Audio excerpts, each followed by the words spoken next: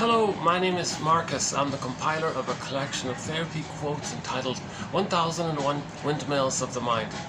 A collection of advanced self-help quotes taken from what's often called the psychodynamic or the psychoanalytic perspective, which long ago, as I understand it, was referred to by some as philosophical medicine or narrative medicine. For the love of narrative medicine, to borrow a line from the singer Steve Perry, who has a song entitled For the Love of Strange Medicine. And it is sometimes strange or peculiar to consider the true influence that the templates have on us. The baby creates an internal working model, an intrapsychic setup in his memory system that he uses to function in the world by.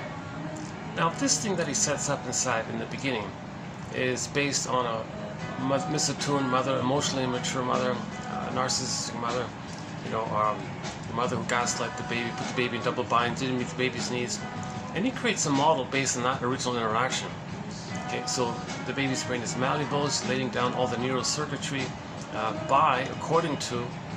based on that interaction with the mother. Interpersonal leads to intrapsychic. Some people say intrapersonal. That's not too bad. Anyways, so that's the basic idea, that the baby has an interpersonal relationship, an outer relationship between him and the mother. It's interpersonal, relational, like this. And he creates memories by that. And these memories,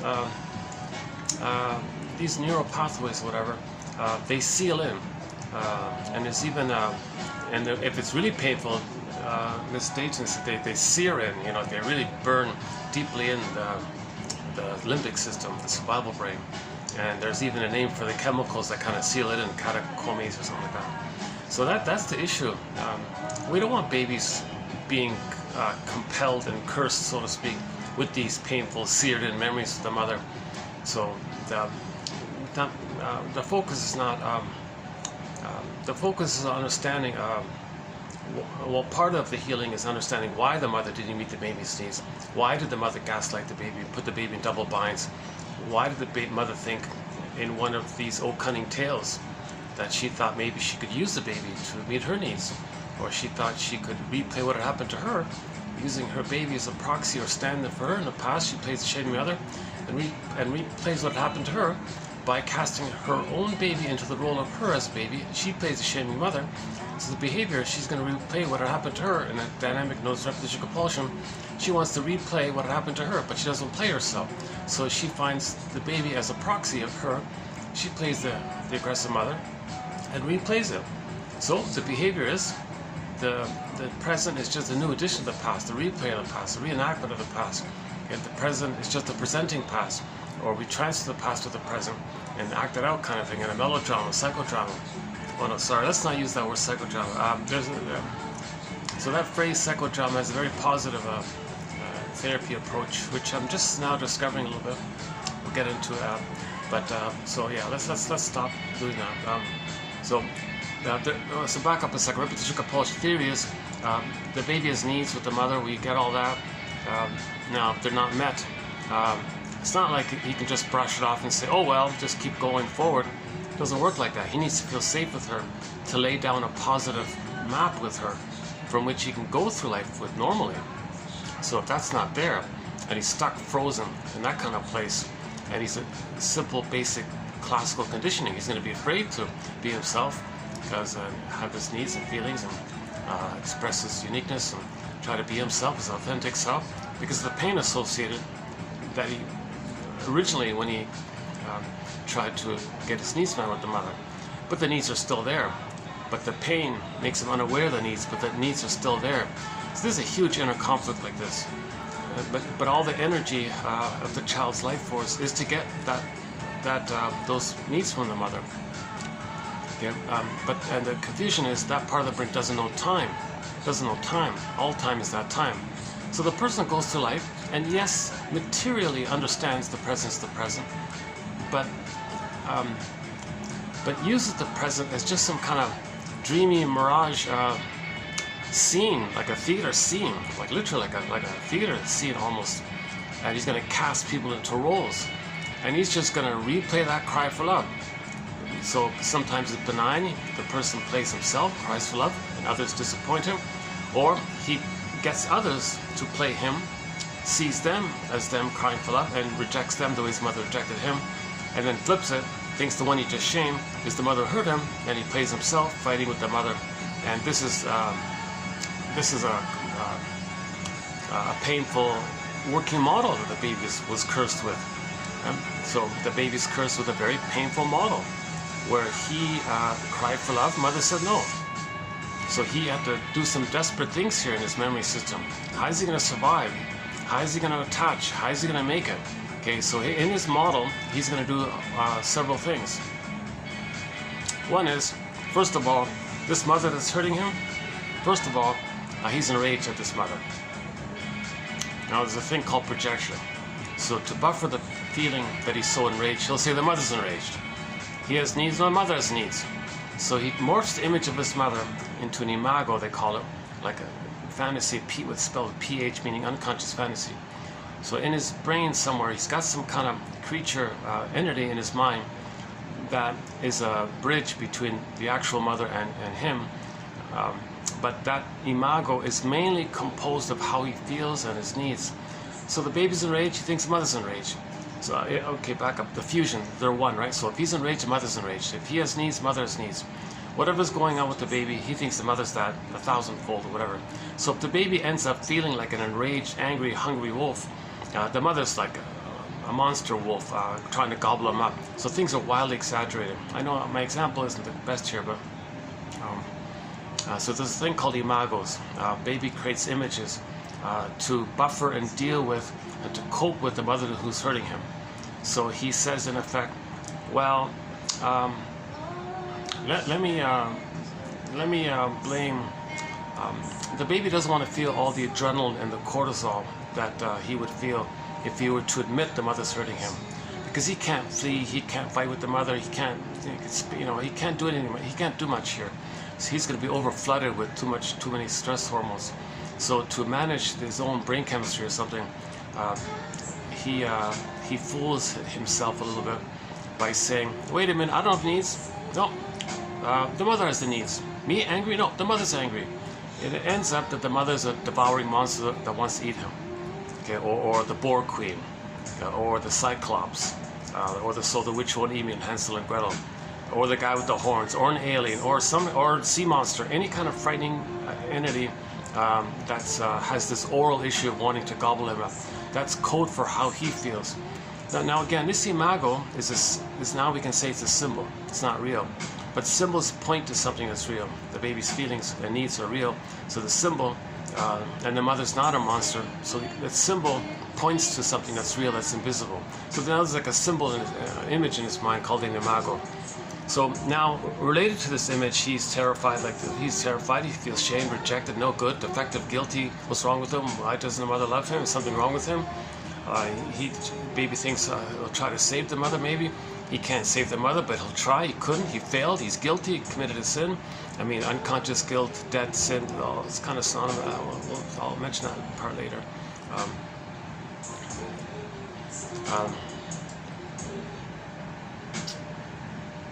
I don't want to disturb this couple near me. See if I can keep my voice down a little bit. But luckily, it's Tuesday here. I got the AC, so I kind of hoping I can stay here today. Yeah. So okay. So we're talking about the internal working model of the world, because the mother is the world for the baby, the whole world, the whole everything. You're my first, you're my last, you're my everything kind of thing. Play Barry White's song. That's the whole world for the baby. Now when something's emotional, you remember it. So it's very emotional for him that the world's going to reject him and not want him or something. So he feels really shamed, unwanted, never good enough, and so on, right? So that's linked to the mother who's rejecting him, who now he sees as a sea monster or something, or an alien or something. The reason some people refer to this imago as an alien is because it's out of the baby's world. It's out of his expectation that the mother would hurt him. So this frightening entity, later on, we make the inference when people are fascinated with the aliens, they project their own image outwardly and imagine, oh, there's aliens out there. Okay, that's code for trauma. The trauma of how they felt with the mother and the image they created around the interaction. That's all it means. So there's no, okay. So when people say, oh yeah, the problem is there's aliens out there. Okay, no, that's code. Okay, that's a symbol that they're projecting because they're trying to get in touch with the truth. So you project it. You say it outward, it's called projection, and it's a mirror to notice within. So they're sort of, those people are sort of, or people saying that, they're kind of like trying to own their story. They're trying to get memory, and so they can stop repeating. So projection is a kind of intermediary kind of step where a person, if the system gets you to aware of what's within through projection, you attribute, you assign, you think, you say, believe, fill in the blank that others are no good or others are dangerous, Okay, that's code for the images within that you created by that original prototype between the baby and the mother. So theory is the baby's gonna cope with the misattuned mother, malattuned mother. Old cunning tales, right? She can replay her past in the present using the child as a standard for somebody in her past. She thinks maybe she can use the child so that she can find herself. Okay, enter the Anne Sexton poem. Sorry, I made you to find me, she said. Yikes. So the mother wasn't there for the baby. Or some others just resent that her career's interrupted, or doesn't want to breastfeed because she thinks she can have power if they fell out the office. There's a whole long list of old cunning tales going on. So that's part of the healing step, to identify which old cunning tale. That's the key Robert Weiss metaphor. How did the mother, or why did the mother not meet the baby's needs? The greatest hurt of all, mother failed me. Okay, go to TQ 2822 by Miss Freeman there. The shrink told her, oh, you're a very good journalist. You know, you ask a lot of good why questions, but you're missing the most important why question of all. Oh, really? Shrinker man, Shrinker man? That's a song by Katie Lee, Shrinker man. Shrinker man, Shrinker man. What's the most important why question that's at the root of it all? We can make a music of it. He said, why didn't my mother love me? And she had to admit it because she felt safe with the shrink. She could admit it. That's true. She wasn't around. She didn't do this. She brushed me off. I think she didn't want me or something. And yeah, why? I think in free association, you say what comes to mind. Okay, that's the image is riding the broccoli boat in Inside Out 2. Then you get back, okay, at the Inside Out 2 Disney film, Inside Out 2, the #1 film of the year, 2024, Inside Out 2. There's a scene where the characters are on a boat made out of broccoli, and they're on a river. It's called Stream of Consciousness, but that's a symbol for free association. As you're free associating, you're going to go back to the back of the mind, meaning the unconscious, and there you find all the repressed memories, all the things you have to deny, all that painful stuff you couldn't feel, you couldn't know. It's called repression. So at the beginning of the film, Joy was popping all the bad memories away. So you have to go back to it, admit it, and now feel what you couldn't have felt. Now understand what you couldn't have understood back then. So that's called the ab reaction. Then you saw the avalanche scene, where all those feelings came up to the present, and a new sense of self that holds the two sides. And that's sort of a healing journey in a nutshell, right? So for more on Inside Out 2, go to 2840. I spent like 3 hours on the topic. #1 animated film of all time, they're saying now. It's good because it's a very good imagery of the healing, of how the healing is believed to take place in an imagination way. So they did a great job, I thought. Free association, stream of consciousness. And then they couldn't find the boat. They're looking around. Where that means it's hard to free associate. It's hard to say what you really feel or what's going on. We don't know. We try looking around. You're lost, right? So they were lost in that scene. That's what that means. And finally they got a glimpse. Oh, maybe I think I know what a feeling is. I think I can say the truth. And they were afraid. No, I don't want to get on the boat. I don't want to say the truth. And you saw the characters saying, "Come on, for Riley. Come on, Team Riley. Come, we got to do that." That means like something within us. We want to heal. We want to heal. Say it. Say it. The truth will set you free. Okay, fine. And they all jumped on the boat. And now they're getting sober. Now you're connecting with yourself. And now you're on that journey called the second journey in midlife, the hero's journey in midlife, to find your narrative medicine, to find your story. Because remember, when the child's traumatized, he can't know it. He can't know it. That's the scarecrow image. Something happened, but he can't think it. Remember, he's looking for a brain. He can't think it. It's called the unthought known. It's known, but he can't think it because he's got no brain. Okay. Likewise with the Wizard of Oz, a person's going to lose the ability to love life and have a positive heart and even love, relationships, love, and just to feel the warm feelings. That's the Tin Man looking for a heart, sign of trauma. It was repressed and frozen and disappeared far away from the person. And the Tin Man, the scarecrow, being like that means that the cowardly lion represents that we don't feel really embodied anymore. So Dorothy's like a part of the system, trying to line things up.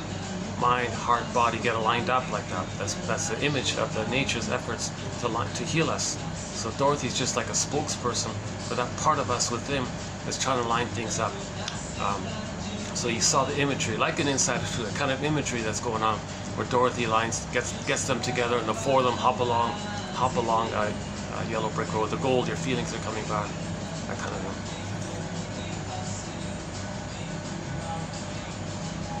Okay, so back to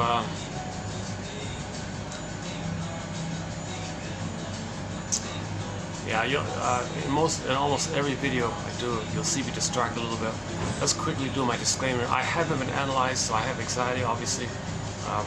I'd love to do this process. If I had the funds, I'd be on this flight tonight. Play Dan McCafferty, this flight tonight. Joni Mitchell's song made popular by Dan McCafferty. And I'd be on this flight to do a full analysis kind of thing. So I'm not a professor, shrink, midwife, doula, nutritionist, gynecologist. I don't have a master's. I never studied psychology or counseling or anything like that. So I'm the compiler of the quotes, and I'm trying to learn this basically. So somebody said, well, if you want to learn something, well, teach it. Just teach it. You'll learn it when you teach it. So it's sort of a compromise. I'm not formally teaching this, but if I'm discussing it, I'm talking about it. It kind of like it's helping me to learn as well. So my give back for these anxious discussions is that the quotes are posted below. Right, so if you click the more link, you'll see you'll get 10 quotes on average. And that sort of fits Robert Bly's advice to men to read psychoanalysis every day, just for 10 minutes. That's it, 10 minutes every day. He says psychology, but the heart of psychology is psychoanalysis. Okay. Regular academic or pop psychology, most of it, 90-something% of it, it's trite, it's vague, it's erroneous or wishful thinking, infantile. It's not that helpful. The heart of psychology, study of the soul, psychology, is psychoanalysis. Okay? Understanding how we study the internalization of interpersonal relationships and how this internalization of how this model, how we use it to see today. So yeah, yesterday she had a line there. We see, what is it? We see today through the lens of yesterday. It's coming up here. It's coming up that way. So object relations theory or psychoanalysis is the study of the internalization of interpersonal relationships. So we create this model, and then we see and expect and operate and live and interpret the world through this model and expect it and provoke it or to induce it or to see it. And since you're expecting it, you're expecting it, you're expecting it, it puts a pressure on people. They're expecting it, you don't believe anything else, you only follow that stencil. Since you're constantly expecting it, self-fulfilling prophecy, it comes true kind of thing. Because that's your model, that's how you survive with the mother, that's all you know. And so how do we free from this curse kind of thing? How do we get out of this traumatic script? How do we use the threads of that traumatic script and use those threads to weave a new, healthier script? Kind of deal. So how do we loosen that script? How do we accept something new? Like how do we get out of that kind of thing? Well, the mourning process, but you gotta understand what the script is. You gotta make inferences. So mainly it's free association, dream interpretation. Okay, Pete Docter announced the other day that they're going to do a spin-off of the Inside Out 2 series called Dream Productions. I'm very much hoping I'll be able to see those episodes and give you interpretation, because no one's going to do it, no one's going to get it. Oh, it's entertaining, very amusing. No, he's teaching us something. He can't spell it overtly, so that's what we're supposed to do. He can't do everything for us, right? I regard Pete Docter as a soul doctor coming out with those two films. The original Inside Out, 2015, 9 years ago, and now 9 years later we just got Inside Out 2, just 2 months ago.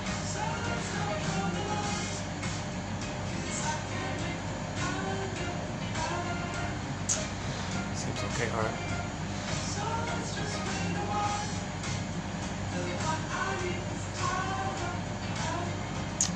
Oh, just this morning I listened to the latest episode of Radio A Go-Go, a new world music, global music channel I just discovered. It's been around for 15, 20 years or something.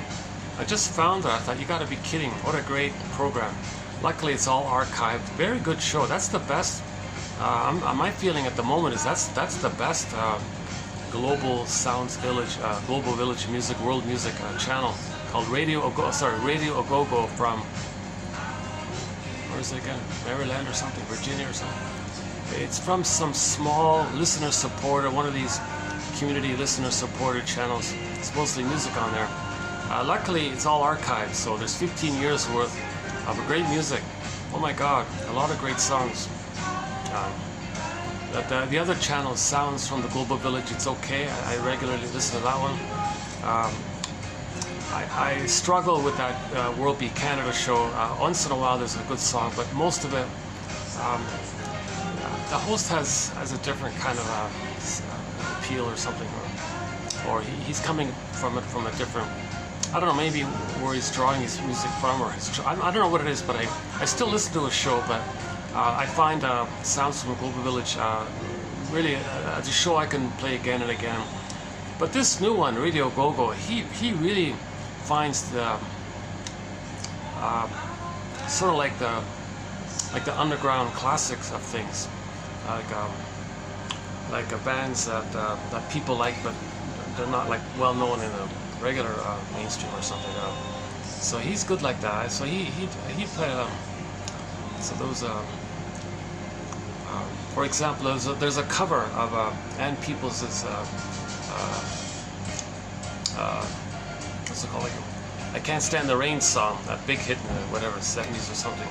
He found some Jamaican reggae singer from the 70s doing a cover of it. A woman named Hortense Ellis from Jamaica. She does an incredible cover of that song. I like Ann Peoples, the singer, but her big hit, I kind of cringe a little bit. I'm not a big fan of her big hit. But ironically, when this Jamaican singer did like a reggae version of it, oh, this is fun. Now I like this. That's just a little example. And he digs up little gems, like mostly from Africa, from all over the place. He got songs all around the world. Geez, his story about the Mali guys, my God, what a sad story about them. Yeah, if you listen to the most recent episode, just came out. I forgot what it's entitled. Well, if you look up, 2024, around this date that I'm posting, what is it? August 13, like that. If you look up August 13, 2020 for that, or 12 or 11 or whatever, that time, that episode there. His story about those poor Mali guys, I really felt sad about that, because we talked about Mali a couple of weeks ago. So yeah, I don't want to repeat it, but it's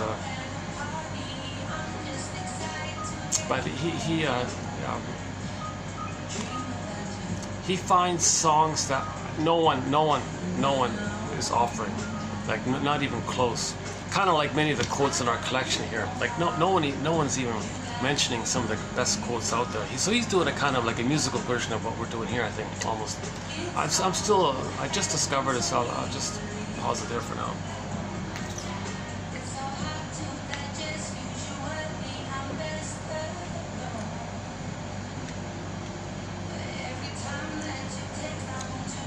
And he has a natural excitement and enthusiasm for the songs. I feel it. Like, you're right. This is fun. This is really soulful, fun, like authentic kind of stuff. They only put out like one CD, or it's like one little MP, one little, somebody saved it, some like somebody, maybe some old German music production company made a recording of it, like just some obscure, hard to find things like that. So he's finding them all the time. I don't know how, but he's excited. I get it.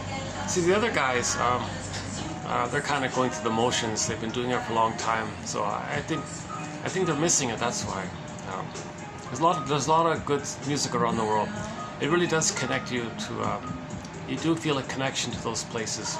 That Radio Go-Go show, I feel now a greater connection to these places that the musicians are coming from around the world, wherever it is, all over the place. Even like Colombia, Peru, and he does a lot of African ones.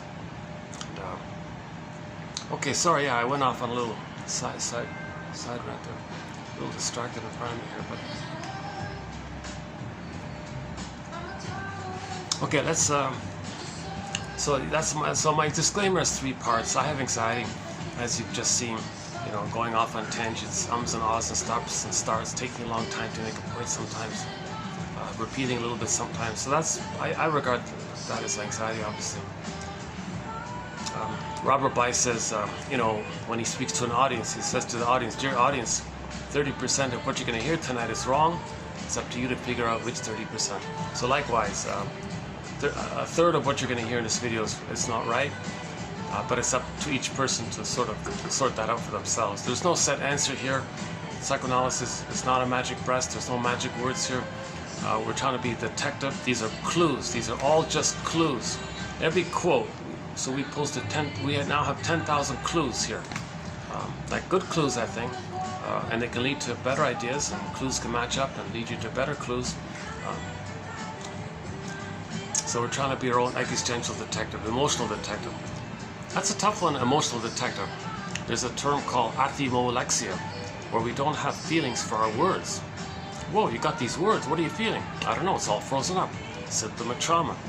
When the child's traumatized, he flash freezes his emotional body, his feelings. The golden ball goes down the well. Snow White's in a coffin in the forest. Okay, the beingness of a person's Rapunzel and Snow White, they're in forests. The core of the person gets pulled down. Okay, the embodiment, Iron John or the wild man, the golden ball, the feelings are far away, and so on and so forth. So myths and fairy tales show this common motif where, okay, myths and fairy tales are like dreams.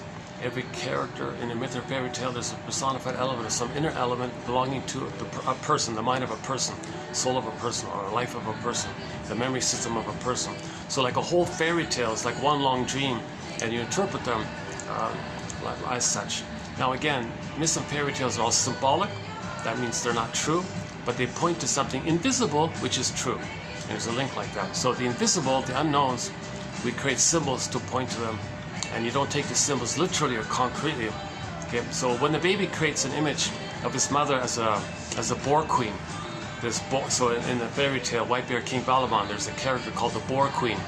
Every time she sees a fellow, whoop, she gobbles him up with one gulp and spits out his bones and uses his bones as toothpicks. This voracious, hungry monster woman called the boar queen. That's a powerful symbol, I thought. That's a very graphic, really in your, blunt, clear symbol. Storytellers, because it's exaggerated like that, to make the stories live, I guess. So these stories have been around for 10,000 years or whatever. So that's a symbol of how the baby felt. The baby felt like that. The baby felt voraciously hungry. He was starving. His mother was force-feeding him, not around when he's hungry, or feeding him when he's not hungry. He's like really angry like that. So his rage and his oral ends up like that. So he projects that onto the mother and thinks the mother's the boar queen. That's all it is. So the boar queen symbol is code for how the baby felt around his needs not being met and which needs weren't met, kind of thing. Oh, what's this? This song's familiar. How deep is? Oh, the Bee Gees. How deep is she? Yeah, okay. We have one song, written by the Bee Gees, the Heartbreaker song, which the Bee Gees wrote, but Dionne Warwick made a pop here. But one of our musical voices in our soundtrack is Katja Epstein, who does our theme song. She does a German cover of the Bee Gees' Heartbreaker, and called Fluschwieger. Why do you have to be such a Fluschwieger? You're a Fluschwieger. You're heartbreaker. You're a heartbreaker. In German, a Fluschwieger. And so we recreate how our mother broke our heart by finding somebody in the present who reminds us of the mother who broke our heart, so we can know that our mother broke our heart. The person in the present didn't break your heart, okay? But you found someone who reminded you of her, so you can know what happened in the past. So if you're blaming the person in the present, okay, hold the phone, okay? Those feelings. That's how you felt but forgot. Unconscious feelings that you forgot, you recreated to know it. So now you know how you felt with the mother. Now you know that your mother was the heartbreaker, not the person in the present. You're a fluschwieger, you lie, you're a deceiver, don't be so cruel.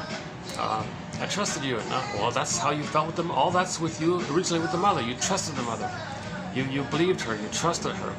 You had faith in her. You thought she had a deep love for you or something. Now you're questioning, how deep is it? And you're questioning her, because the baby expects a genuine, warm, deep love, let's say, a warm love. A little distracting, I got it. Let's wait till the next song. I'm not really a Bee Gees fan, right? I'm not.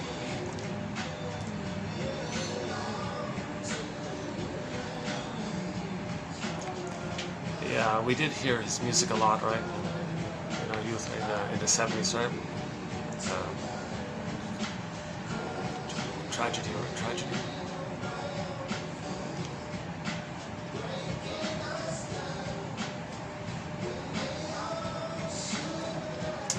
Okay, hurry up, song, pass over. I guess I'm having a little bit of a tired day. I'm having a little bit of an off day today, so I might not be as refreshed, or but let's see how it goes. All right. So yeah. So back to Fluschwieger, heartbreaker, right? So the baby lays down an interaction with the mother. Now, if there's a problem, it's remembered, right? The mother hurt him and broke his heart, let's say, or failed him, and he froze up inside. Now he can't trust, he can't feel, because to cope with mother hurting him, he freezes his soul, exiles his soul. That's Snow White and Rapunzel and all that. Okay, so now he feels empty or something, but he cloaks it over with what's called a false self, which you can live by. We create a defensive self, false self, persona mask, and we can live with it. And with the false self, we can function in the world, get 10 PhDs, get 10 medals, you know, and drive a car, pay the bill. We can function like that, but that's the false self that makes us defensively unaware of the pain of losing the true self, the authentic self, the beingness, the feelings, the authentic self, yeah, the true self.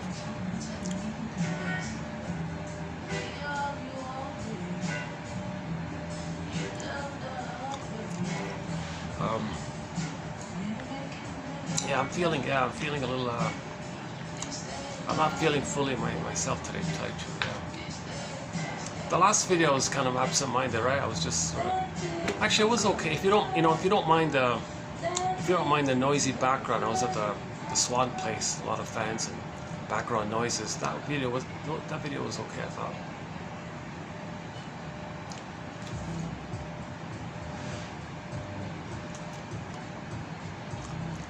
Okay, yeah, let's get back on track here. So again, my disclaimer. Okay, I'll come back to the disclaimer. So first, what we're currently on, the baby lays down neural pathways based on the relationship with the mother. Now, if that's a problem like that, that's considered unfinished business with the mother. So you want to resume development. You want to get her love to resume development, but you're frozen there. You're stuck there. So the person goes through life, okay, looking for somebody with the same psychology like your mother. So then you would think that's your mother, and you can resume development. So you meet somebody in the present, okay, love at first sight, right? You're spellbound, you're hypnotized and all this. You're the one, you're my everything. So you only know them for like 2 seconds or something, and you're like, oh my God, I just know it. It's so familiar or something. Because that person in the present has the same psychology like your mother who hurt you. Okay, that person in the present being like that, that's going to trigger up and flare up the wirings that you laid down with the mother. Now, embedded in that wiring with the mother is the oneness feeling, the blissful oneness feeling that all babies have with their mother before they're traumatized. They feel blissfully, heavenly, oceanic feeling, oceanic oneness, oceanic bliss, oceanic ecstasy, one guy calls it. Like the baby feels really a blissful kind of heavenly kind of feeling. Let's just call it blissful oneness like that. But it's frozen. It didn't finish. It was prematurely interrupted. That development was arrested development, stunted development, developmental arrest. He's fixated like that. He's stuck there like that, right? So later on, you don't know why, but you meet somebody, and oh my God, you think they're perfect or something. You're the one. I've been looking my whole life for you, kind of thing. You don't even know them. You don't even really like know them, kind of thing. So the reason I play this song, I just heard the song "Knock on Wood." Oh, I just heard the song "Knock on Wood." Yeah, Amy Stewart, is that right? Something Stewart, I think. It's written in 1966. A guy named Floyd or something did the original of it, but made popular by Amy Stewart. Oh, I just met you. All of a sudden, instantly, it's like thunder and lightning. It's so frightening. It's so exciting. I'm spellbound. I'm in a trance. Like the typical kind of instant fall in love song, right? So how does that happen? How does like instantly you see somebody? Oh my God! Thunder and lightning, frightening, a trance, spellbound. Whoa, like whoa, bedazzle. Okay, you're feeling now, okay, that blissful excitement that you had with the mother in terms of chemistry with her back in the babyhood time with her. So somebody in the present just triggers that which you felt. The baby felt that blissful, very blissful feeling. Now in the present you say it's frightening because that's good that she said that. It's frightening because it's not. Part of you know it's not going to work. That person isn't your mother in the past. That person can't invent a time machine, take you back to the past and change what happened to give you the proper memories. Okay, that person's impossible to do that. So that's why it's frightening. But you have that excitement that maybe she could be the one, like that she could be your mother that you needed back in the nursery. So you say to the person, oh, you're the one, so amazing like this. Now that person can't do it. That person can't say, sorry, I can't take you back in a time machine and be the good mother for you and give you the proper wiring that you need and take us back to the present so you can see me as a person for who I am in the present, not just someone who reminds you of your mother, and see me as an emotional reincarnation of your mother and say to me that how perfect I am, but could I please change what happened to you? I can't do all that stuff. Oh, you can't? Oh, you're a heartbreaker. You broke my heart. Oh, come on. You chose her to know that your mother broke your heart. That's why you did it. You're trying to know your story. So the very famous essay, 1914, by Mr. Freud, memory, repeating, and working through. So we're going to repeat that interaction with them, that problematic interaction with others, again and again and again, okay, until we remember. Once we remember, oh, I see, then we stop repeating. Now, if we don't do that, oh, I see. If we don't remember, like an emotional knowing, have a belated release of your feelings and a belated understanding. If we don't have that kind of deep knowing, that's the image of the firebird, the phoenix from the ashes. If you don't get that kind of emotional knowing related to the memory that now you can remember, now you can understand, now you know what happened, now you get it, and now you feel it when you get it. Belated understanding, belated release of the feelings, feeling what you couldn't have felt, knowing now what you couldn't have known. When that kind of takes place, that's called narrative medicine. When you get your story like that, okay, then you stop repeating. Then you can love life in the present. But if you don't know your story, you're going to keep on repeating to get your story. Once you get your story, you stop repeating. So memory, repeating, and working through. So this process, this journey to know your story, they call it working through or suffering through, because it's disappointing. You got to face things. You got to face that you didn't get the love. You thought you did. You didn't. Your mother failed you. Why'd you? Oh my God. That's suffering through. You got to suffer through this kind of thing.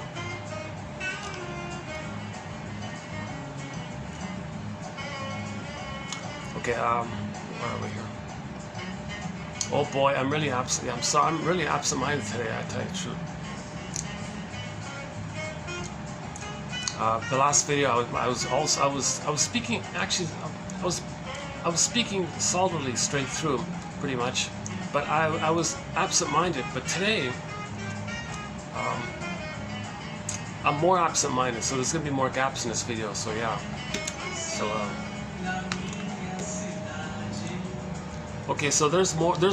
We did about a year ago. We did 5 video special run on this topic called transference love. So there's a huge difference between just regular love, person-to-person love, where you know the person, versus seeing the person as your mother in the past and still having the hope that you can get those needs that you needed back then in the nursery. That's called transference love. You transfer the problem with the mother to the person in the present. You see the person in the present not for who they are, you see them as the mother in the past. So why do we do that? Why do we transfer like that? Well, it's the pain. We're in this pain, so we recreate the painful thing with the mother in the present because of that pain, hoping to get out of that pain, hoping to get a better outcome. But it's A, yes, you're trying to get your story, but B, if you don't think of it that way, then you have this relentless, unreal hope. Come on, be the one. Don't fail me like my mother failed me. I'm not asking much, kind of thing. But you're not seeing that person. You're not seeing that person for who they are. They feel totally unseen. That the other person, gee, don't you ever listen to me? Don't you ever acknowledge me? Kind of thing. They can't, because they only see the past. Because of the pain of the past, that's all we see. Okay, so now they may say what they need to say to in the process of keeping the fantasy alive or the illusion alive, but the other person is going to pick up on it. I don't think you ever really ask me how I'm doing or something, or care about me, kind of thing. You're just focused on getting something from me, kind of thing. So she'll feel tired or something. Now, at the same time, if it's mutual, and she might be doing the same thing with him. So she's saying to him, no, you invent the time machine, take me back to the past and change what happened. No, you invent the time machine, take me back to my past. No, you take me back to my past. So they're battling like this. It's not going to work. So someone's going to be disappointed first and say, you're a heartbreaker, Fluschwiger, you're a Fluschwiger. Why did Okay, so again, we recreate to feel now the thing that we tried to feel back then but couldn't, but recreate it so we can feel it. So, and then if we do feel it, that the jargon is abreaction or catharsis or purification or like a cleansing or something. So that's the scene of Inside Out 2, when all those repressed memories came flooding to the front, and then you saw those cables going to the consciousness, and you saw the conscious mind now being faced with the two sides. Is it this, is it that? It's a little confusion like that. Before she denied how she got accepted.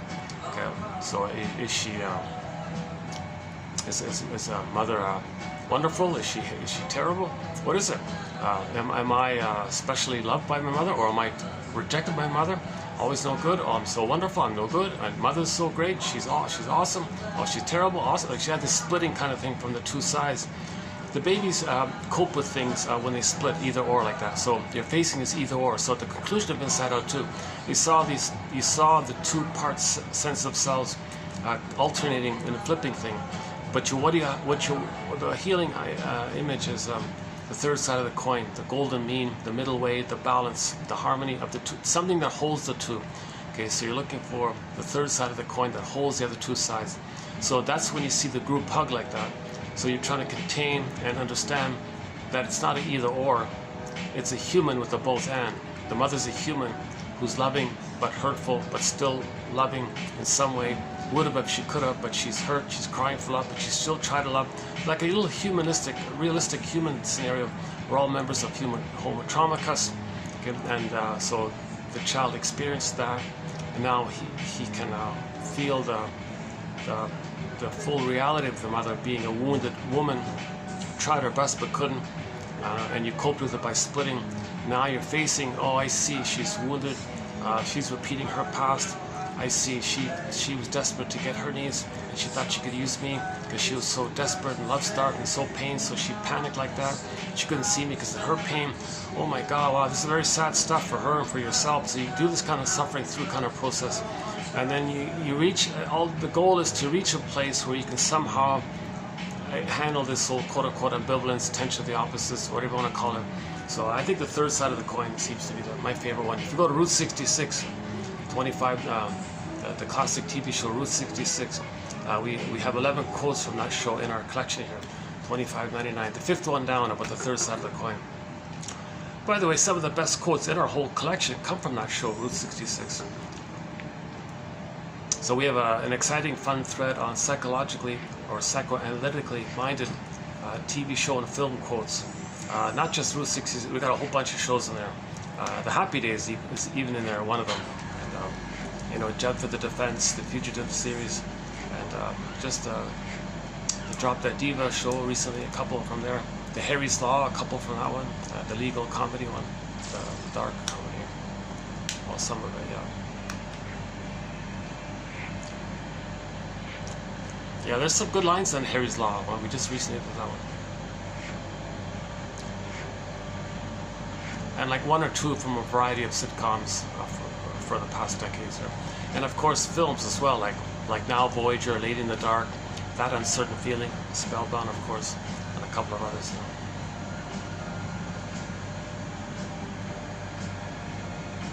So back to my disclaimer, the 3 parts. So the part A was, I'm not a shrink, I'm not a professor, I'm not like a formal authority, nothing like that. I only have a BA, so keep that in mind.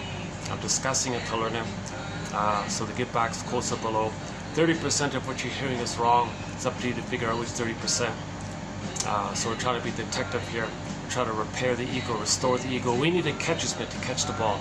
We need the bird makes a nest, and then the egg can appear. So we got to lay some kind of foundation like that to communicate our willingness to know the story, to know what happened, to identify what happened, to face that. Because we couldn't face it back then. Now we can face it when we're older, and then you get a belay to release your feelings. Okay, so we're just brainstorming like this. No set answer here. Okay, the part B is anytime any reference is made to religious stories or religion, it's only, well, first of all, it's jam-packed psychology just in general. But anyways, one knows. Yeah, sorry. Anytime we make reference in that area, it's only in the context. It's only in the specific context of when religion is being used as a tool or a branch or an arm or an adjunct or a part of the plunder and the pillaging that's going on. Okay, so there's a whole topic there. It starts with 1203 as an intro, and then Faber 2118, and we go on from there. There's a whole there's a whole wealth of material about the psychoanalysis of religion. That's just so that's jam-packed with psychology. Paging Johnny Sanford, paging Johnny Sanford. My God, paging Mel Faber, all these guys. So, because when religion is being used for that end, it's to prevent healing. It's to block healing. Because if people are healed, then you don't plunder and pillage. If people are traumatized, they're going to repeat onto others what had happened to them. So if people are healed, you don't treat others badly, like in Mali.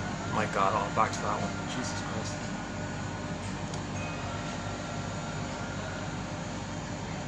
If you look up that episode, Radio A-Go-Go World Music podcast, it's been around for like 20 years or something, or 15, 20 years.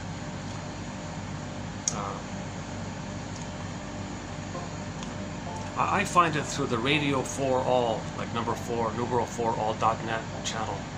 They post it on there, but they post it on other places, including their own website, whatever it is, I forgot. Oh, something IRWRIR something, or is that it? You look up, if you go to their radio station, and under the programs list, you'll see Radio A-Go-Go or something. It should link to their website or something. Anyways, the easiest way to find is the Radio for All. It's very convenient like that.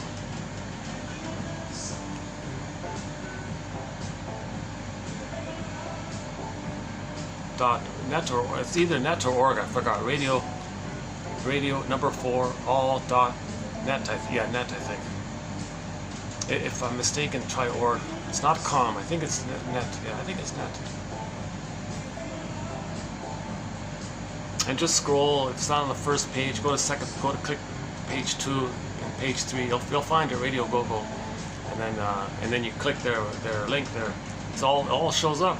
It's amazing. Some of the best music from around the world that no one's ever heard of. My God, it's right there. Can you believe it? Like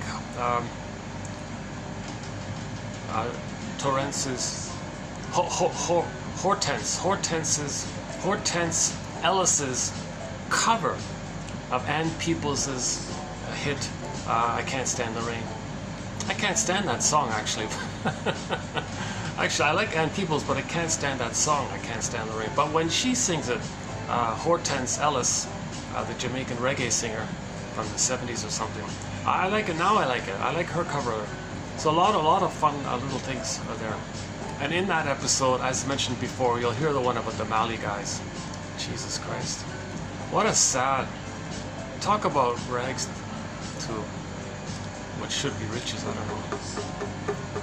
It's a sad rags to riches. I don't know if they ever got richer. I don't know if they got richer or not, but the rag part is certainly there. My God. Gee, I can't. The image is so sad, and you know, and the plunder system creates it like that. In order to pillage and plunder, you create poverty. You see, and then people are desperate to hand over their stuff. Because the baby, when he's traumatized, quote unquote, handed over his soul, his reason, his embodiment. He thought he felt pillaged by the mother, robbed by the mother, exploited by the mother, taken advantage of by the mother. So you identify with the mother, okay, and you do others what your mother did to you, and then you hate them because you hate your mother. Okay, this whole topic, we have a 7.5 hour video on the 48 symptoms of homo traumicus, where we do make an exception and talk about the outer phenomena of the pillage and the poverty, destroying the environment, the ecology, and how the plunder system works. Why we made that transition from village to pillage, global village to global pillage, tolerant to prejudice, personal. Why that happened. So there's a little theory about that. So the basic, yeah, okay, no, I can't start it because it'll be a 10 hour. I need guava. If I'm gonna do that video again, I need like a liter of guava juice. I gotta be well rested kind of thing, and I have my guava juice. I mean the fresh pressed, the good stuff. Then I can do it. Yeah. Just the one cup of coffee. It's not gonna do it.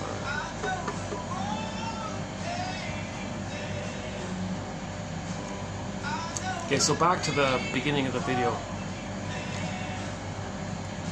Okay, so how does the baby cope when the mother's hurting him? Okay, so some mothers feel that they're entitled to make the baby take care of her. Oh my God! So she parentifies the baby. Very easy to do. It's very simple. She's got all the power. She's got full immunity. That's when people plunder, they give themselves immunity. It says fiduciary responsibility, because that's code for the need for attachment. You see, this issue of as above, so below, inside out, there's another way to talk about this inside out and as above, so below. So the outer sociological mechanisms that we see out there mirror and show us the mechanisms that the baby adopted when he was traumatized by his mother. That's why we're homo traumicus. See, so that's so the step one is just to be aware. To be aware. Are we homo traumicus? Homo sapien traumicus, a traumatized version of ourselves. Some people call it homo economicus, homo neuroticus, homo short-sellicus, homo secret psychoticus, homo anxieticus, homo dysfunctionalicus. Whatever it is, there's something off here. We're off. There's something off here. And we're meant to be with the natural temperament, with our golden ball feelings, and our temperament is caring, and we have empathy and feelings for others, and we're all one family. That's our natural temperament. But when the baby's traumatized, zoop, joy, sadness gets zooped away. Okay, Miss Snow White's in a coffin, far away, etc. That's our beingness. So Snow White is a symbol for our beingness. It's a personification of our beingness, a metaphor for our beingness, our authentic self, our true self, our real self, our embodiment, sense of embodiment, our beingness, like your beingness, right? And then your beingness is frozen, it's far away from you, and unconscious like that. So that's a trauma, because we're meant to come from this inside out, this beingness and feelingness place. Then your doing is normal, and that's another way to say inside out. When you have your beingness, that's the feminine element, the feminine principle, the yin. Lou Graham sings the Midnight Blue, this kind of beingness like that. And when you have your beingness, you have your feelings, your golden ball. If you have your feelings, you naturally feel, but you naturally have your temperament's normal. You'll feel for others, you'll have empathy for others. You make a mistake, you feel badly, you want to make amends and make it right kind of thing, and do what it takes to make it right kind of thing. or do the best you can, and just communicate it, show your regret, feel empathy, feel gratitude. Yeah, that woman, that singer, I've just found before coming out here again, what's her, Ellis, Hortense, the Jamaican reggae singer, Hortense. Yeah, she has a gratitude song. I just, we gotta thank, I forgot. In the reggae culture, there's a name for the Great Spirit. Jah or something. Oh, we gotta thank Jah. Every culture has a name for the Great Spirit, right? So they call it Jah, is that right? We gotta thank Jah, you know, we got Jah, nature, like meaning nature. Show our appreciation to Jah for all that we got here in nature. It's our one home. Back to Katja Epstein. Her first big hit was Diese Welt. Diese Welt, our world, this world. Okay, look it up on, yeah, check it out. Katja, K-A-T as in Tom, J-A, Katja, and then Epstein, E-B as in Bob Stein, yeah, Epstein. She also sings, that song's also on her soundtrack. That was her breakout song back in '69 called Diese Welt. And so, okay, let's not go down that path for now.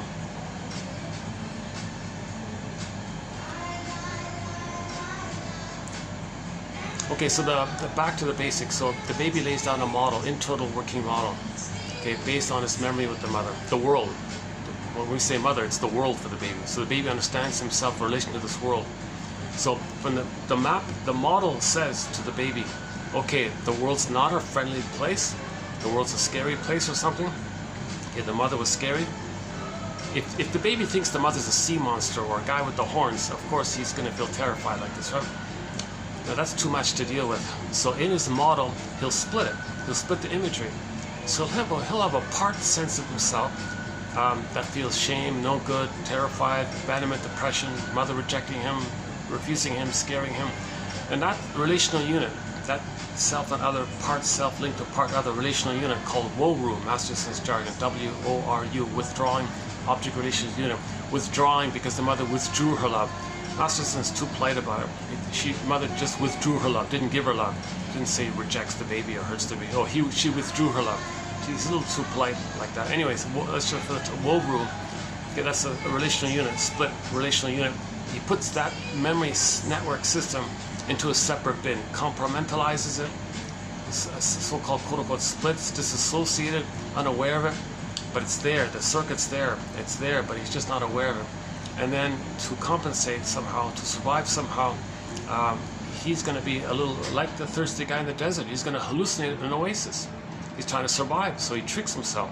He just, it's more than a fantasy, it's like a psychotic, whatever.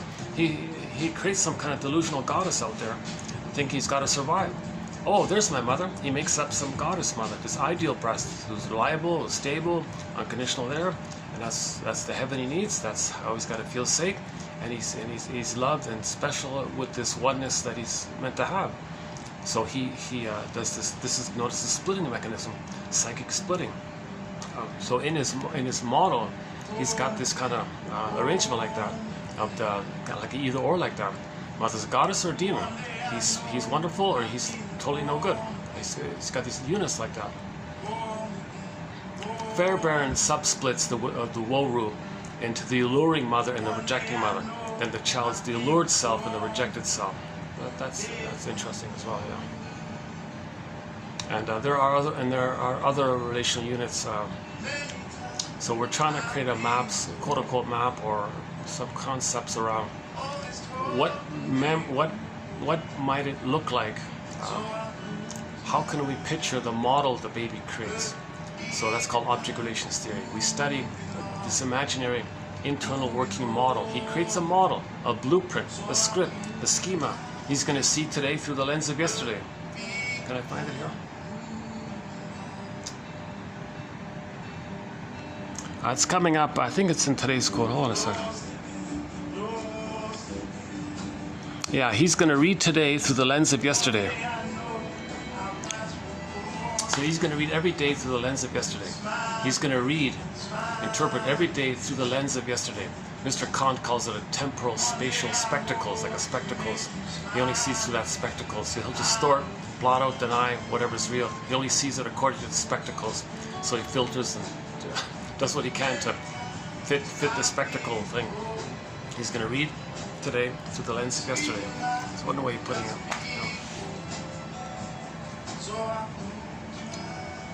Okay, now that's a trauma to have the thing split like this, and part self there, part mother there, part mother there. Whoa! He can't feel and love and live. He's in this panic state like this. This is psychic pain. Now he's gonna go in a swoon.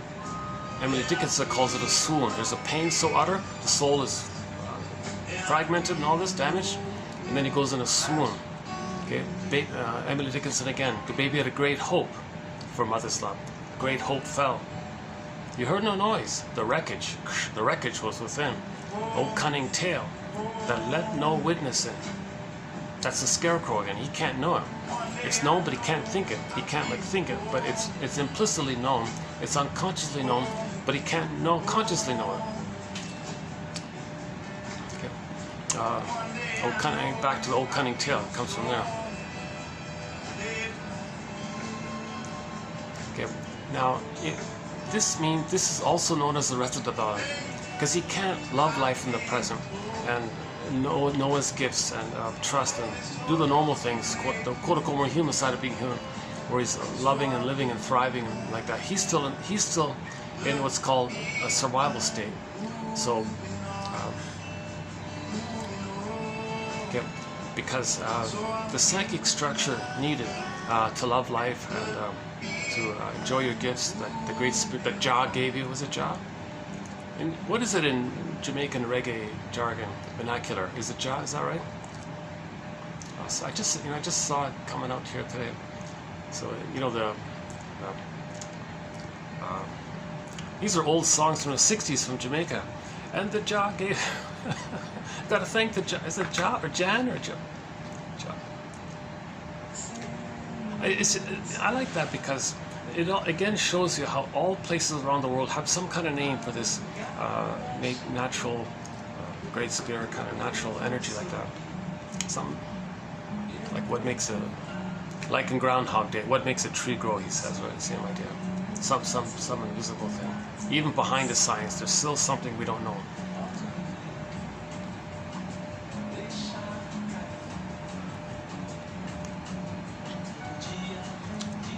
The Great Spirit likes everything unique.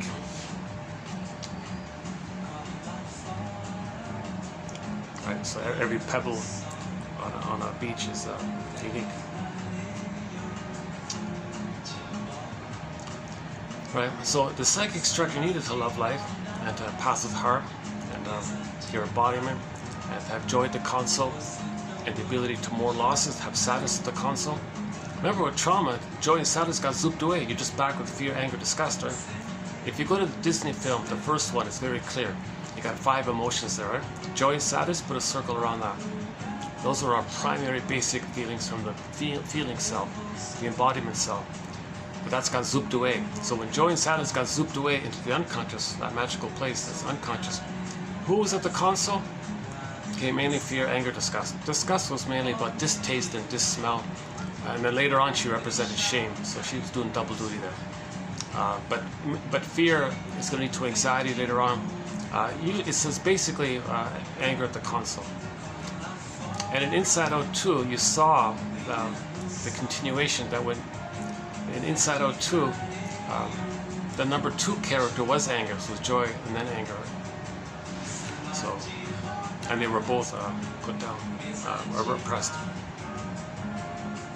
But anyways, stick to the first film for a moment. You got 5 emotions. Put a circle around the first 2, joy and sadness. That's the basic primary feelings of our beingness, the golden ball. Joy runs the console, the serene, inexhaustible fullness of being, pleasure, loving life, and you know your gifts which you expressed. That's meaning, path with heart. Okay, pleasure, natural pleasure. It's a calm. Like in the conclusion of Inside Out 2, Riley was kind of calm and relaxed and easygoing kind of thing. Now joy's a primary emotion because we need sadness is there because So joy will step aside, let sadness run the console when there's a loss, and then all the joy for which you pray is 100 tears away. So you let sadness run the console. When there's a loss, then joy can come back, kind of thing. And that was one of the main messages of the first film, to admit sadness, that it's an important part of ourselves. We need sadness to get the joy. You want the joy, you got to get the sadness first. But in the first film, she resisted that. Remember, she drew a circle for the sadness character.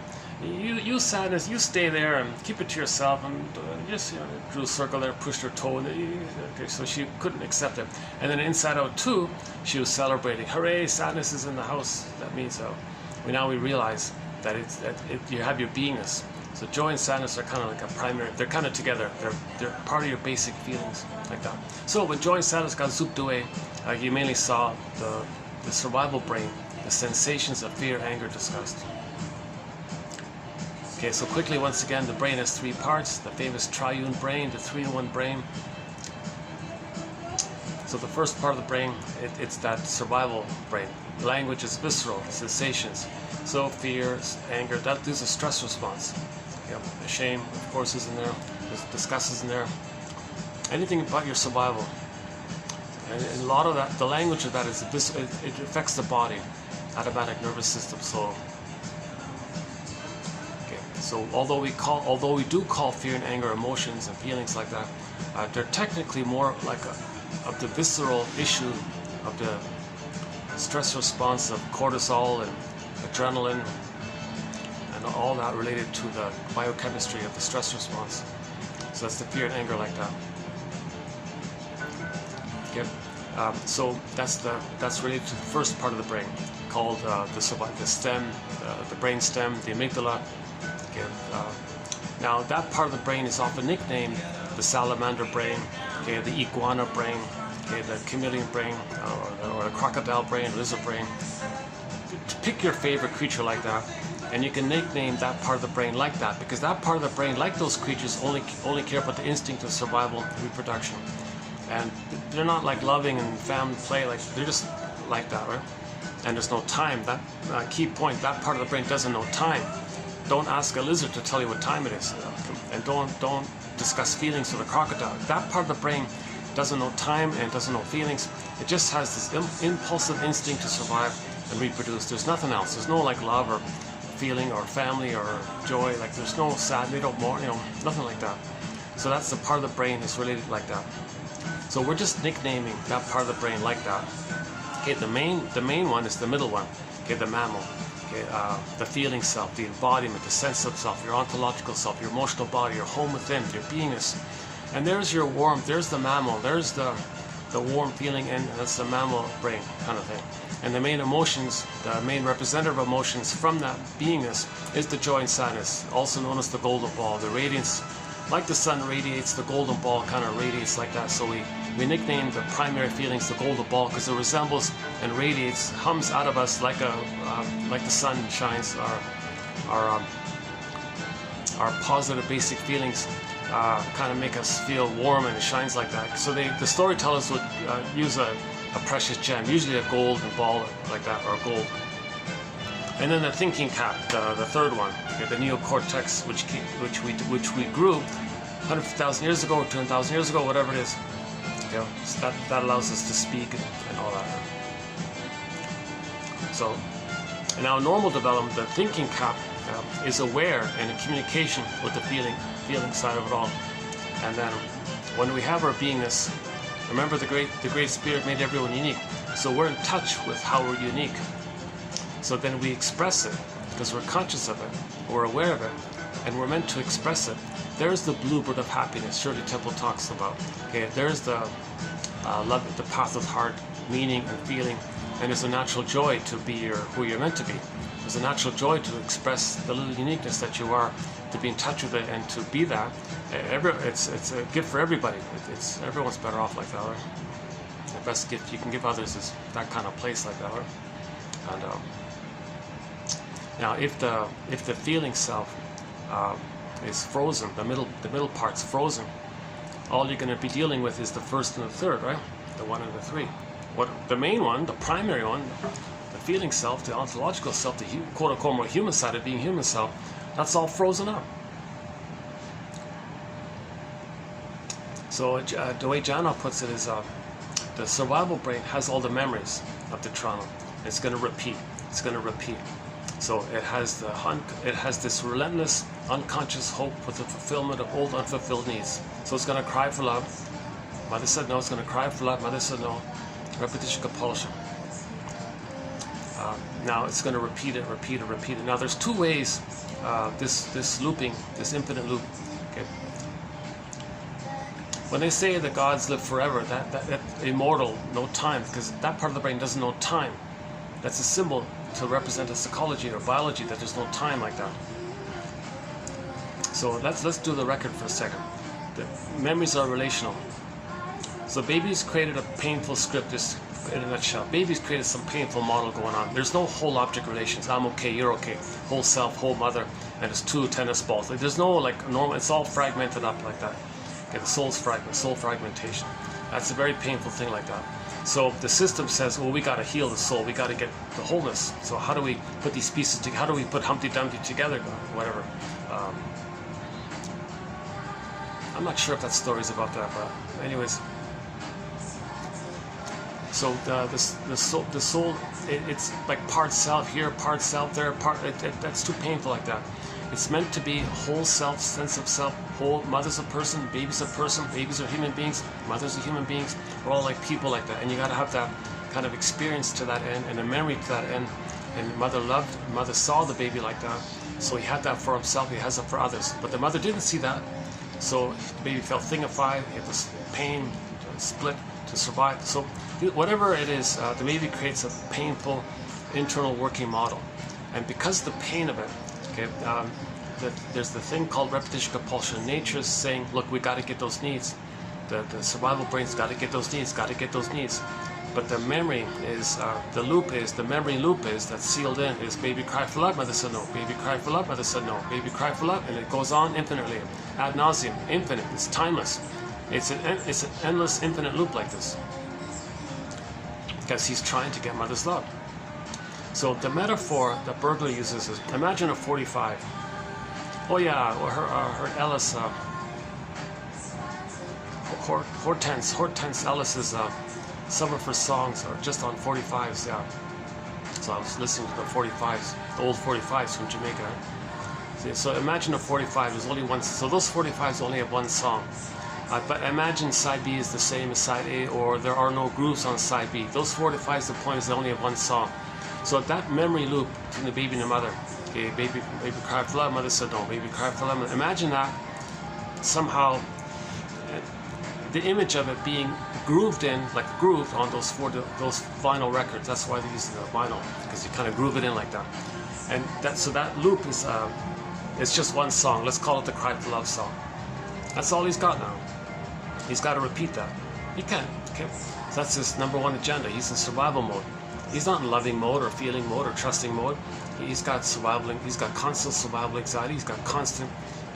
That's why he doesn't feel. That's why he doesn't trust, or that's why he's so cynical and angry, because he can't like play and enjoy or something.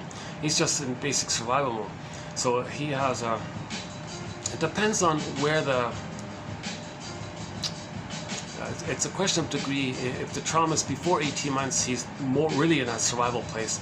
If the trauma is between 18 months and 36 months, he's still in the more human, quote-unquote, more human side of being human, but he's childlike, he's kind of childlike.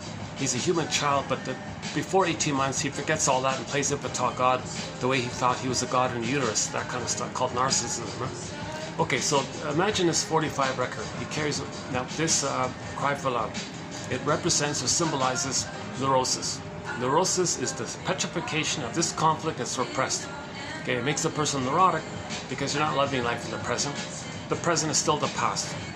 Even though you materially understand the present's the present, you're relating to it like you're still in the past.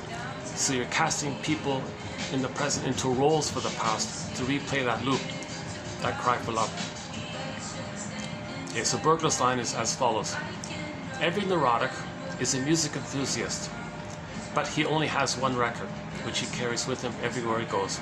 And every time he sees a turntable, with never-ending fiery ardor, he says. Okay, he spins that tune, he plays that tune. Okay, the metaphor, the new situations, he can't see the present for what it is.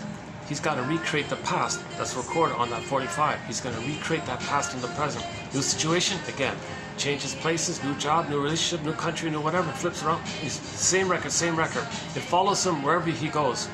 You think you leave a place, you're going to leave your conflict? No, that conflict will faithfully follow you everywhere he goes. You only have this one record. So he carries his record with him everywhere he goes. A burglar has a book called The Guy Thought If He Divorced His Mate, He'd Divorce His Conflict. He said, oh no, your conflict will faithfully follow you wherever you go. So every new situation, okay, he's going to reenact like a melodrama. Okay, he's going to stage like a theater thing, that actual scene with the mother in the past. So, yes, he materially sees people who they are like that, superficially, but emotionally he's relating to it with the psychology or the feelings and the needs and the pain around the past. He's transferring that pain into the present to get out of the pain. So he's going to recreate that cry for love. If the trauma is before 18 months, the more disturbed one, the more painful one. When the person cries for love, okay, new situation, plays the record. What does the record say? He cried for love, mother said no. Now, if the trauma is before 18 months, he can't play himself anymore. Because if it's before 18 months, he didn't get enough love to get past 18 months. There's way too much pain going on there. So what the baby did to cope with it all is he flipped. He identified with the aggressor and forget about himself. His unloved self, he see unto others and say they're no good, and he'll play the aggressor. So he gives up his emotional, human, quote-unquote, he gives up development. He gives up emotional development, psychological development, this like embodiment kind of place development. He doesn't want that anymore. He just flips it. It's called identification with the aggressor. The deal with the guy with the horns. Because remember, the first part, a baby creates wild images of his mother, and he becomes that. And he thinks he has her power and lives forever. That's, oh, I get to live forever if I make the deal. That means timelessness. So you're always stuck. You don't admit time. You don't admit the reality of anything. You just this blissful union with the mother, because you are the mother now. If you are the mother, you have her power, and you shame yourself, find proxy to play yourself, but you play the mother side. That's called identification with the aggressor. Paging Sandra Frenzy. Sandra Frenzy wrote about this. Elizabeth Howell adds to it. Okay, so when the person plays the record said he cried for love, mother said no. But wait a minute, if the version is that he was frozen prior to 18 months, he can't play himself. He can't cry for love anymore. He's got to be the one who says no to himself. So he'll say no to himself. But wait a minute, there's already too much pain around now. And because of that pain, he identified with the aggressor to not feel the pain of it all. But in every new situation, he's got to replay the record. Whoa, what does he do now? Okay, he does another desperate thing. His own soul, his vulnerability, his humanness even, his own human soul. Others can have it, he'll say. So he'll cast others and see others as proxy players of his own soul.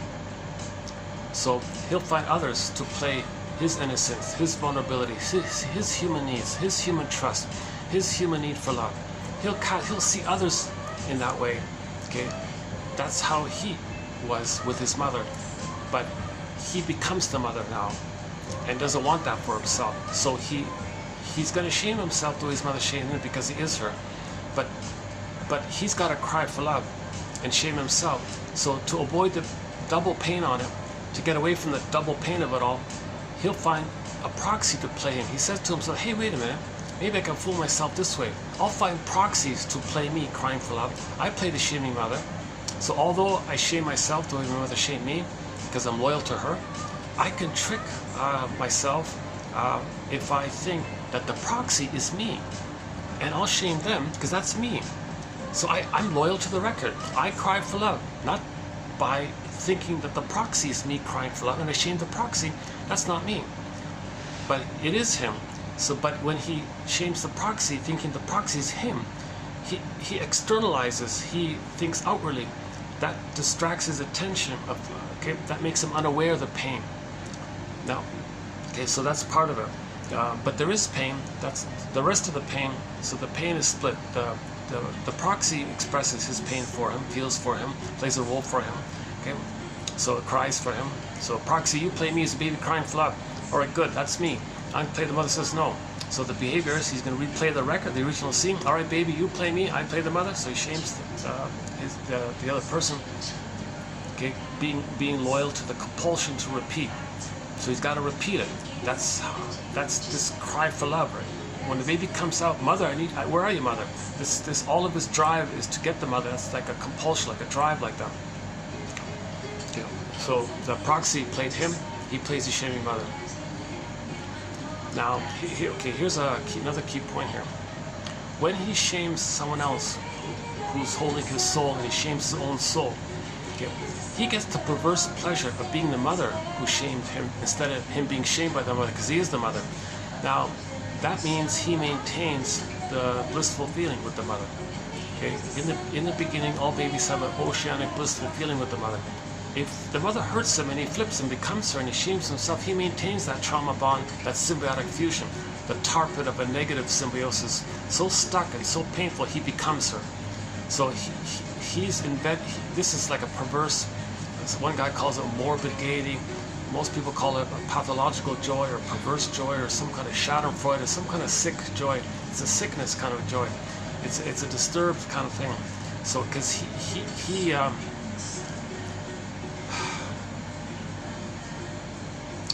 because if he's still one with the mother, he keeps that blissful part of being in a blissful place.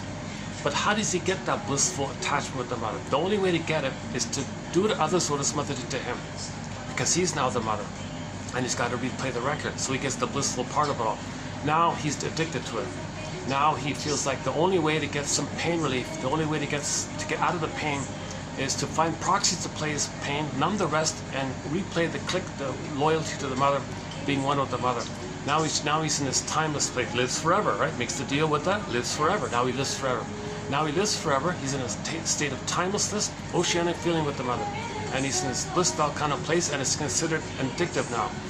The symbol for this, the Greeks came, it was the narcissus flower, the little white flower. Okay, so you saw the little white flower, right? Let's quickly run through that story briefly. So the image of, so Narcissus and Echo are not separate characters. They're both symbols. Remember, symbols are not real, but they point to something that's real but invisible. So Narcissus and Echo are not separate outer characters, some kind of outer story. No, they're personifications of what's going on within a person, the psyche, the soul of the psyche of a person, the mind of a person. So Narcissus looks into the pool of water. He sees himself there, right? He's in a blissful oneness. Okay, so he doesn't. So they say he's in love with himself. So that's a solipsistic, self-sufficient, blissful kind of condition. So that's the symbol that the baby felt like that. The baby felt this blissful ooh-ah. Everything's about him. How amazing is. He's transfixed and stunned in this blissful kind of condition. So that's an approximation to create a symbol to approximate this invisible quality. The baby feels this blissful oneness of it all. Okay, because in the uterus, the baby thinks the mother's him. So they're one like that. It's oneness. He thinks everything's one. So he sees his reflection just one. That's all. That means like that, right? Now in normal development, he'll get out of that. But that image, that famous painting, Michelangelo, or whichever one you want. Oh, let's not talk about Michelangelo. Oh boy, that'll take me on the Olympics. Huh?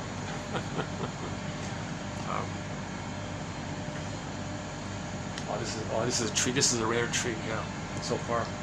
Knock on wood. I'll play the knock on wood song. Yeah. Amy, what's her name again? Amy Stewart. Hey, is that right? Something Stewart. I forgot the first name. Eiley or Amy or. They made her into a big disco diva or something. She was just a one-hit wonder, right? Wouldn't that be funny if you just played? See, let's say it just played. That'd be a pure coincidence. But some people who favorize the theory when there's coincidences, they project their need for fusion. Synchronicity. Something is one with me. So they're trying to recreate that awareness for themselves. They didn't get the symbioticness. So a lot of this synchronicity stuff is, he says, is code for not getting the blissful oneness. Because you take some benign little accident, some coincidences happen all the time, right? Once in a while, coincidence. You say, oh no, it's not a coincidence. This is something. This is some invisible power understanding me and responding to me. This is not a coincidence. This is the blissful mother with me, and I feel this ooh feeling, and I'm not alone. And so you project that hope, that unconscious hope for those old unmet needs for symbiosis.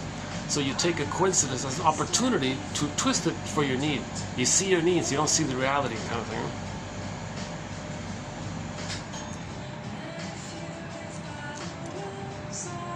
Now, of course, there's at some point, yeah, if somebody is pranking you or something, then that's different.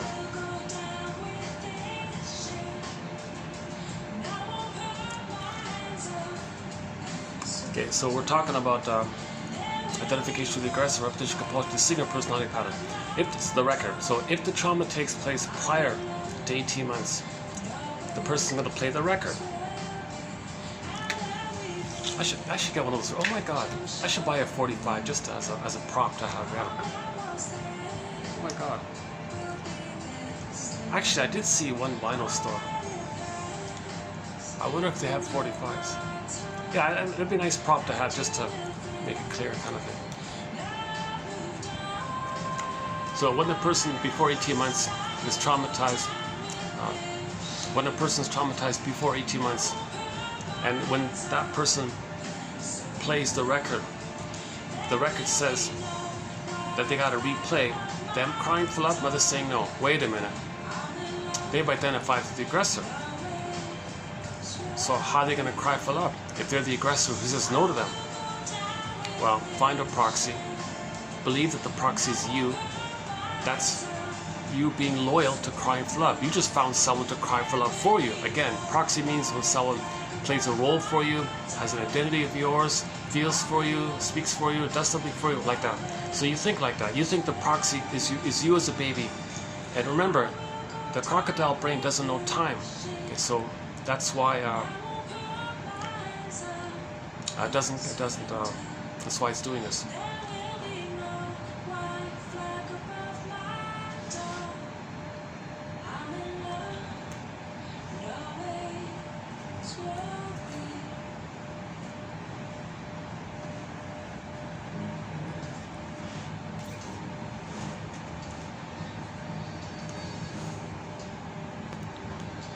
Let's try this.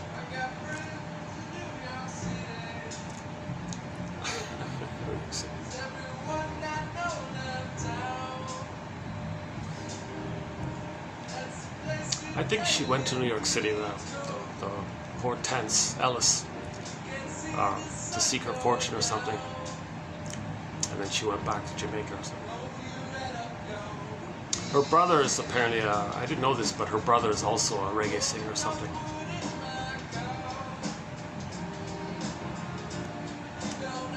And the brother does a cover of Knock on Wood, I noticed, yeah. I just quickly, I thought it was, it's okay. Knock on Wood. Yeah, today's song, Knock on Wood, yeah. By A.B. Stewart, I think.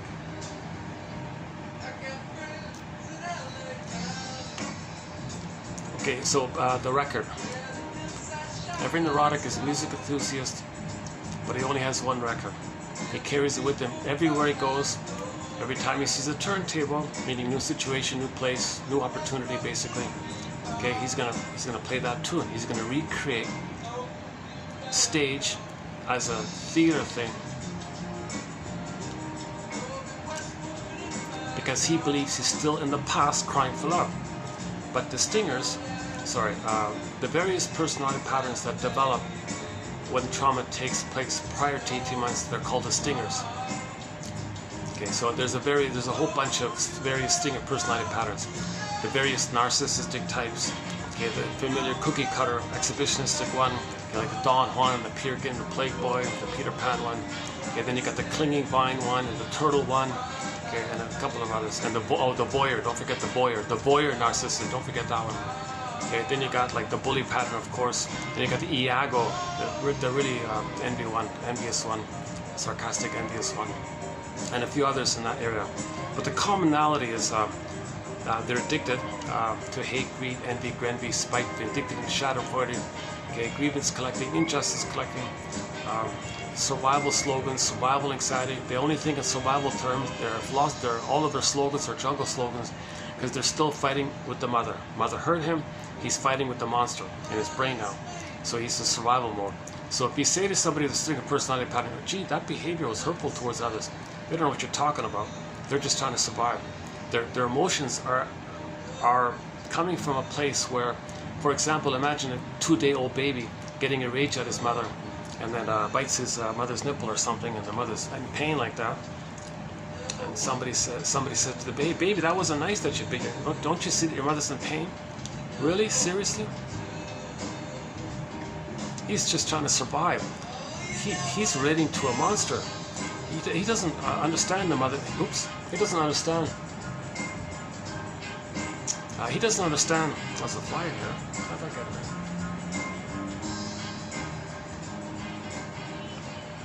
it? Okay, he doesn't understand.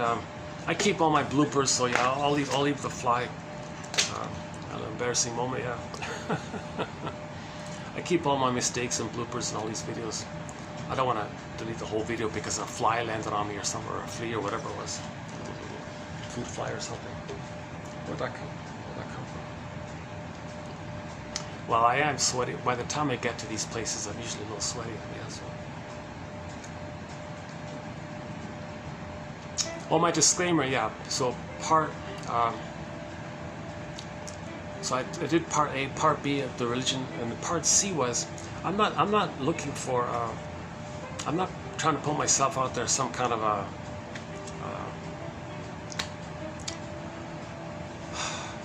to be seen or something. I don't. Problem is I'm focused on trying to learn this, so I'm willing to accept the embarrassment a little bit on my side. So I'm not looking in that area, kind of like that, right? I had mixed feelings about presenting it because I know I'm not a healed representative of this material. So I'm gonna show it. Well, geez, I gotta talk to somebody, kind of thing. And you know, it's hard to find that. You need to cost a fortune to be able to talk like this to somebody, right? Even on this topic, even the moment you mention psychoanalysis, the knee-jerk reaction from most people is, "You're blaming my mother. My mother was the greatest mother in the world. How dare you blame her? How dare you blame her? What's wrong with you?" He said, "There's that's a defense mechanism. Over-idealization. Okay, that's a sign of splitting, idealize, devalue. Okay, when something's either or like that." But the baby needs to see the mother's good to survive. So if you're still in that mode where you can't accept the reality that the mother was a person, no, my mother wasn't just an ordinary person, she was a goddess. Oh, brother. You got to see your mother as a person, not just as a mother. See them as people in pain who are traumatized. And most of them, quote coming up in a future video, many parents, when they have children, they don't realize that they're in over their head, she says. Like they don't know what they're doing, kind of thing. So a lot of parents, when they have kids at such a young age, they don't really know what they're doing.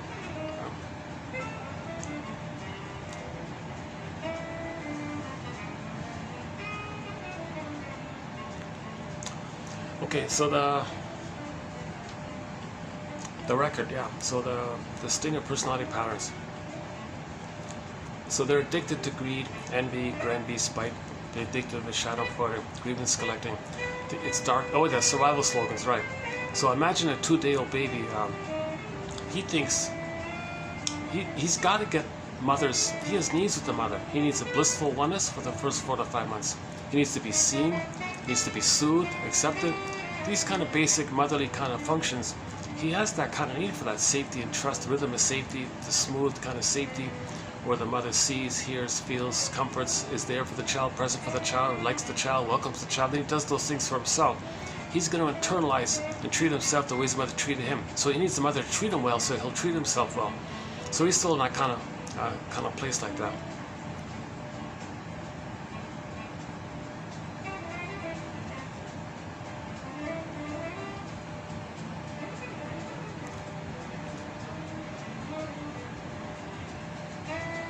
Right, so if he doesn't get it, so whenever the baby doesn't get his needs met, he thinks he's a goner. He thinks he's a goner. He's terrified. He thinks he's not going to make it. So he's in survival mode already. Baby doesn't know time.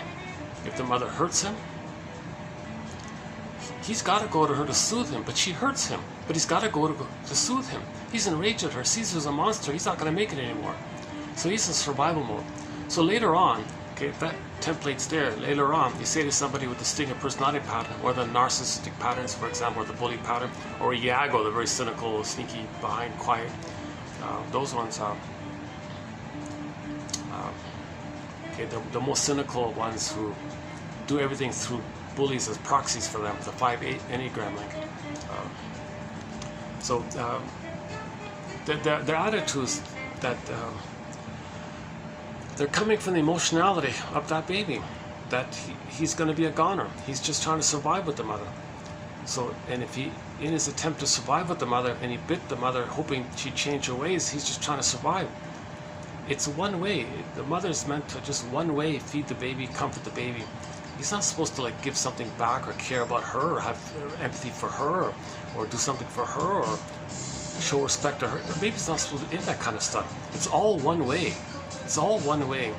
Okay? Baby senses, communicates his needs. The mother responds. So the need provider is one way, and the baby's the receiver. The mother's the giver, like that. It's meant to be like a little flow like that. So if that doesn't take place, he's a goner. Mother's a monster, and he bites a 2-day-old baby bites his mother's nipple. He didn't get to the place where he has a sense of personhood and sees the mother as a person. He's only in the place of just being this little godlike creature, this dispersed, timeless, infantile.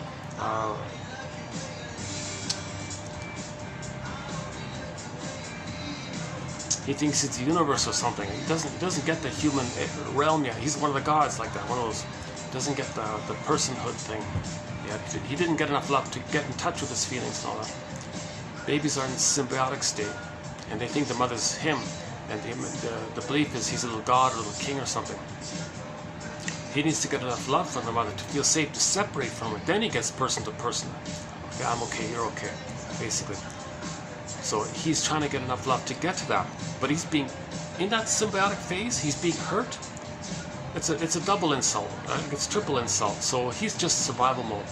So later, that's why people with distinct personality patterns, they have the BPD amalgam in their mind. They can play a Hall of Mirrors, House of Mirrors, now you see me, now you don't catch me if you can, because they can't emit a feeling, they can't make I statements, they can't tell you the truth. They're just in survival all the time. It's always got to deceive and flip and propaganda, and rhetorics and lies, duplicity, little crumbs of truth to confuse you. Okay, so there's hundreds of ways people can avoid their feelings. So they're doing that because they're trying to survive. Why? Because if they have a feeling, look at the pain. So they froze up their feelings, and they want to protect their feelings. They're not going to bring up their feelings again because the monster's going to eat them. So they keep their feelings frozen and protect the frozen. So the false self it protects the frozen Snow White in the coffin far away. You're not going to bring Snow White up if the Wicked Witch is going to gobble up or whatever it is. So you want to. So the baby's still in survival anxiety. Okay, so the stinger personality patterns have all the jungle slogans, survival slogans like that. So they don't make I statements. They don't intimacy or trust or feel like they don't share their genuine feeling. They'll say whatever it is to fool you. That's surviving. If they're always fooling you and you're confused, well, they're surviving because they're just in survival mode, right?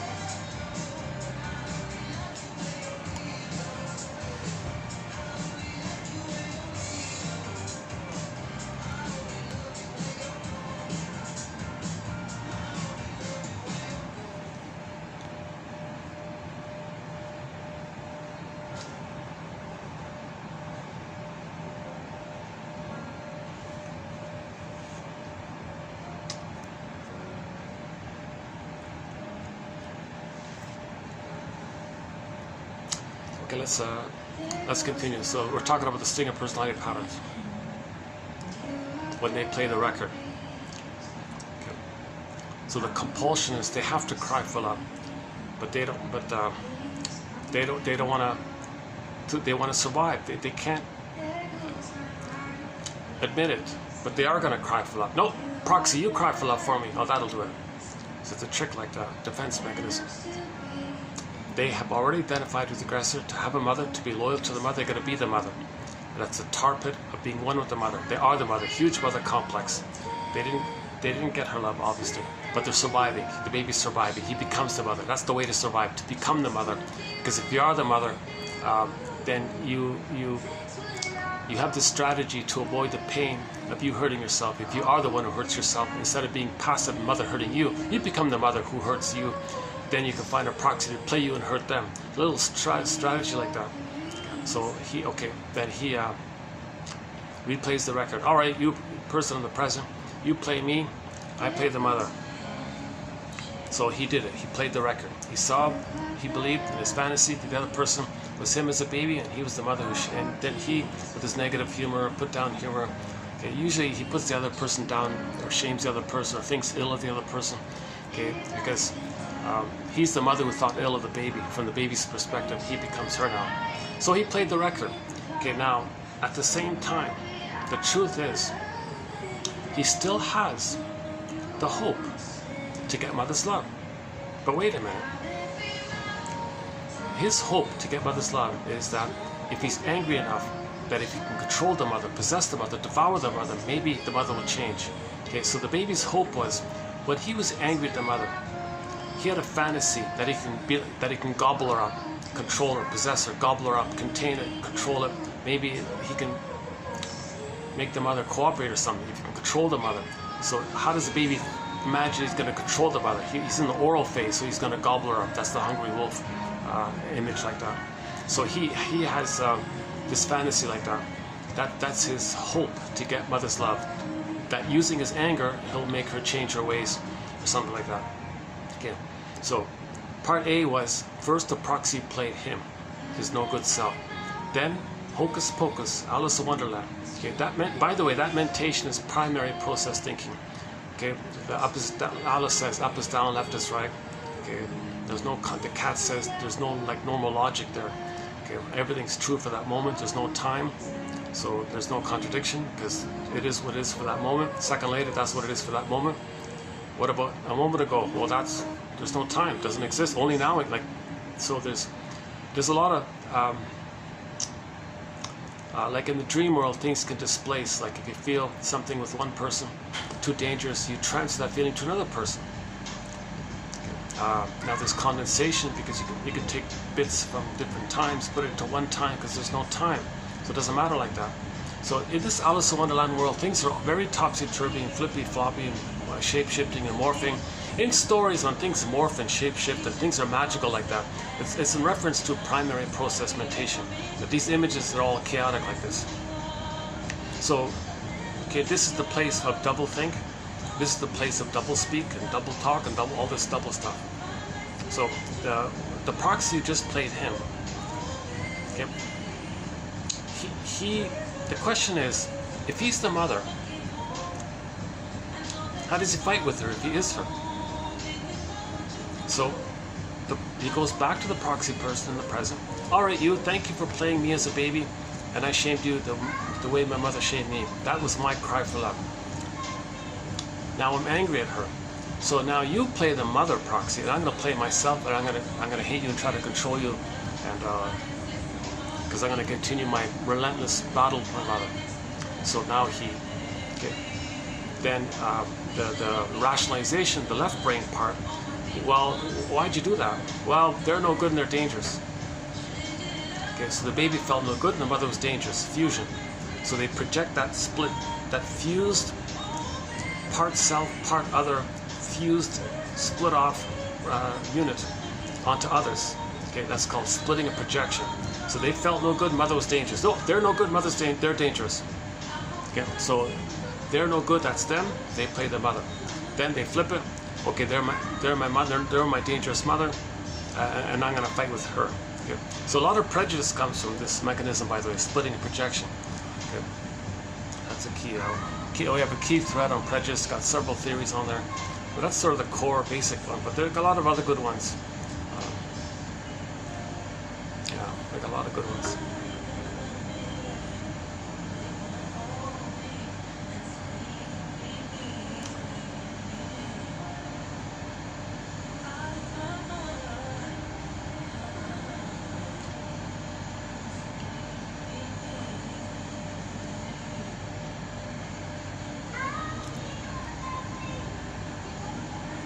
I wish you're feeling a little calmer today.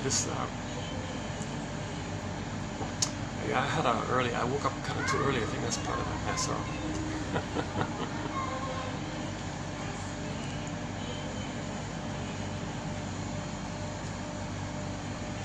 You know, you ever have that? You wake up and you think you want to go back, but just get, you know. But then you're a little more edgier that way. Right? You're a little more anxious like that.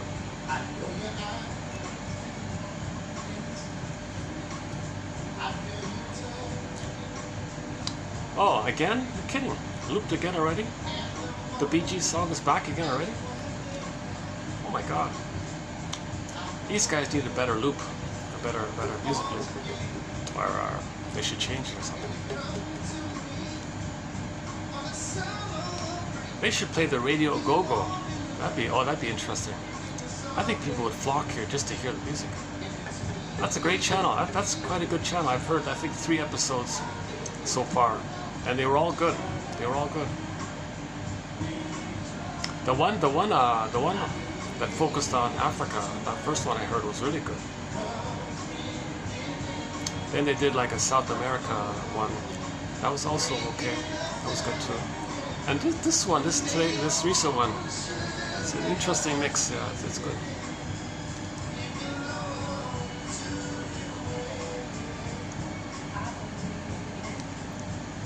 I think about the Putumayo series, right? They're all kind of like for the mass appeal kind of thing. It's like a neutral kind of thing. These guys are like, I don't care about numbers, I just want to get the good stuff.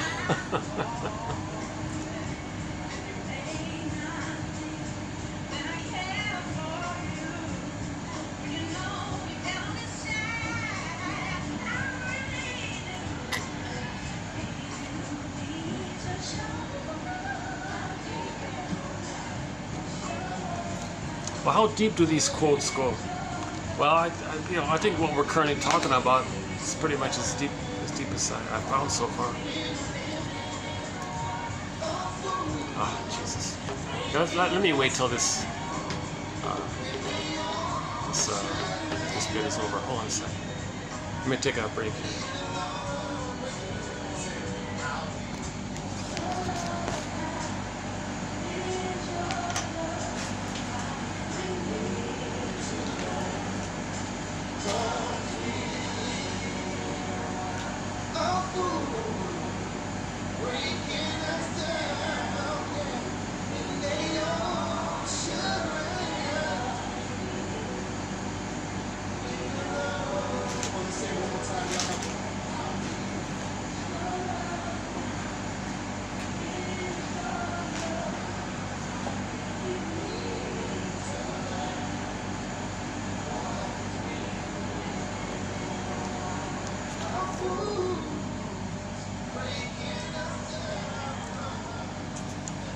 Well, the clingers are foolish. The stingers will say others are foolish, not them.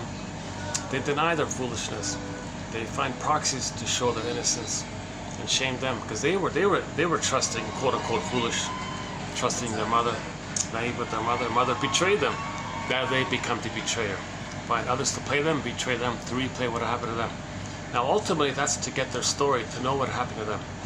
The way they're treating others, that's an inference around what had happened to them. And the idea is that this is the psyche's attempt to make you conscious. Okay, so you make the inference that if your humor is kind of negative all the time, put down humor, schadenfreude humor, stoic humor, bitter banter, all this down kick, you're repeating the loop. Okay, that your mother criticized you, rejected you, criticized you, rejected you, you identify with her. then everyone is you, and you're the mother, and you're shaming everyone, all the time, and you get excited. This is a perverse pleasure like this. See, that's the inference you got to make. That the way you're treating others, that's code for how your mother treated you, and you're doing it to know that for yourself. And then you shame someone, then you hate them all of a sudden by saying, well, they're no good and they're dangerous. That's why. Okay, that's code for you felt no good and your mother was dangerous by your perception. Okay, there's a whole body of material about the Stinger personality patterns. Each of those Stinger personality patterns mentioned earlier is sort of like a separate kind of thread. There's a wealth of material about the narcissistic types, okay, the bully type, and Iago. That's a major one with the Iago. Iago is the sneaky one who does all these clandestine and covert, like just behind the scenes thing, and finds those of the bully pattern to be proxies of them. They want to be the bully, but they're afraid to, so they find those of the bully pattern to be, they're bullying for them, and they sneakily key when that happens, because it feels to them that they're doing it through the proxy doing it. So don't be too impressed with Iagos who have this ability to covertly spread rumors against others and see things damaged that way, because they're in survival mode.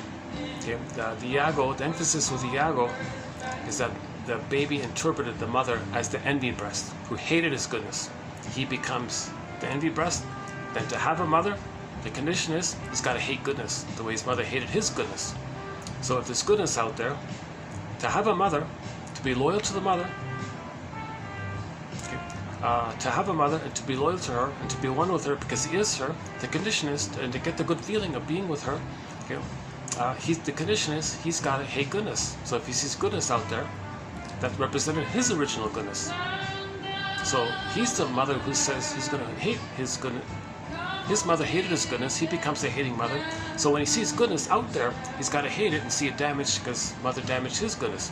Now he feels glee because he is one of the mother who did that. See, mother, we're one. He's in a fusion like that. Now the added thing with the Iago pattern is they don't want to do it directly because they're so detached. So they notice that those are the bully pattern, the extroverted version of them basically. Then they enlist those of the bully pattern. Now the bully pattern is very destructive in their behavior, so they recruit them, I guess, or whatever, and then using those of the bully pattern, okay, the -8s on the Enneagram, they manage to spread rumors around and get the goodness in A and the goodness in B, get A and B to damage each other's goodness, and the Iago behind the scenes is giddy like that, and it's he has the ability to layer it like that to protect himself, okay, because he's one with the mother. See, mother, you destroy my goodness. See how I destroyed other goodness out there. Are you happy? Are you pleased with me, mother? Am I saving you, mother? Do you feel one with me, mother? Do you feel like am I redeeming you? Do you feel seen? I'm imitating you. I'm treating others the way you treated me. Does it work? No baby can be the mother for the mother. No baby can redeem the mother, save the mother, cure the mother. But Iago was actually trying to save his mother because the mother wasn't seen when she was a baby. The baby and Iago was a baby. Said, "Don't worry, mother. I'll see you. I'll save you. I'll fix you." What did you want, mother? And that mother said, "Well, I wasn't seen. My mother ignored me. Well, I'll be one with you and I'll imitate you and mimic you. That way you'll feel seen, right?" It doesn't work like that. But to have a mother, he's got to keep on trying, and he's addicted like that. So Iago has this detached quality of spreading rumors around to get others to damage themselves. Then he sees all the goodness out there. So the world has goodness, right? So A has goodness, B has goodness. But how does he damage that? So he's insistent to see it damaged. So he's more energized to be more covert and clandestine or something, and all his energies in that area. He's got to see goodness damage, got to see goodness damage, right? So one short seller said, "Yeah, we're destroying the planet for a quick buck. It's not because of greed, it's because of envy. So envy is driving the why we're damaging the planet. It's out of envy, not just pure greed. Greed is just like a tool of the envy. It's called envy. Yeah. So they find those of the bully pattern, who of course have a greed, of course. They're more aggressive because they're more demanding to find laxies to play the mother for them. So Iago doesn't bother with that. he doesn't bother. He just wants to see goodness damaged. Those are the bully pattern who want to overtly, aggressively control lackeys, thinking the lackeys could be the mother. And if they get the lackeys to be the mother, maybe they have this hope that the lackey will be their mother. It doesn't work, so they're aggressive. Come on, they try harder. They're more demanding, controlling, and frightening like this to get a trauma bond with the lackey, to get the lackey to respond to them, to see them, to do what they say, hold their coat, quote unquote, all these things.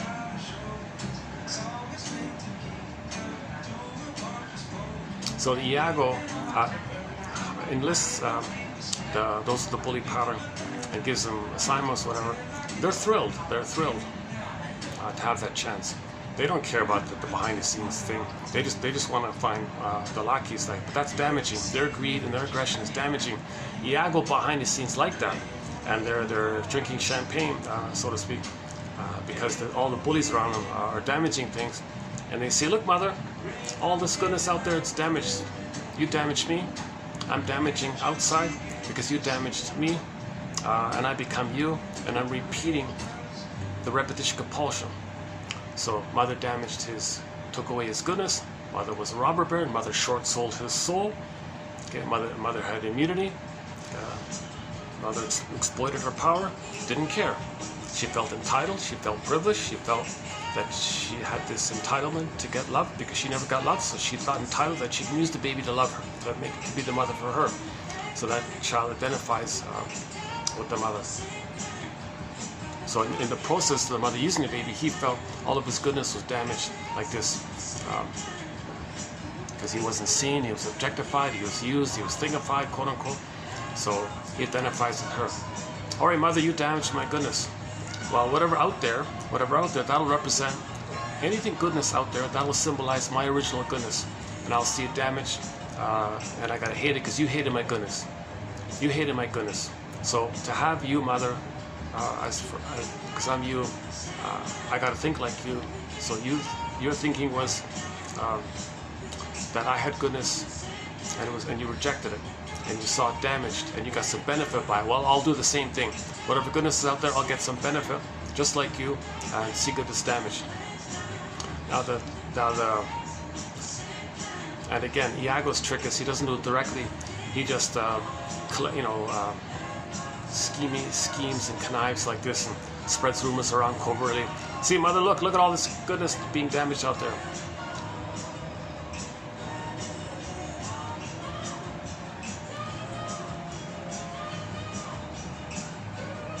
Attachment theory, paging Dr. Bowlby. So this is called attachment theory. The baby has to attach to his mother. Okay, the title of Margaret Paul's self-help book is entitled, one of her books is entitled, "Do I Have to Give Up Me to Be Loved by You?" So the child gives himself up to have the mother. Repetition compulsion, he's got to replay it. He's got to replay it. So the world is innocent. That's him. He's the mother who robbed it. That's how he has a mother. Attachment theory. Paging Dr. Bowlby. Baby must attach to his mother. No baby would make it on his own. No baby would make it without a mother. So the only way to have the mother is to imitate her. But he's angry at her.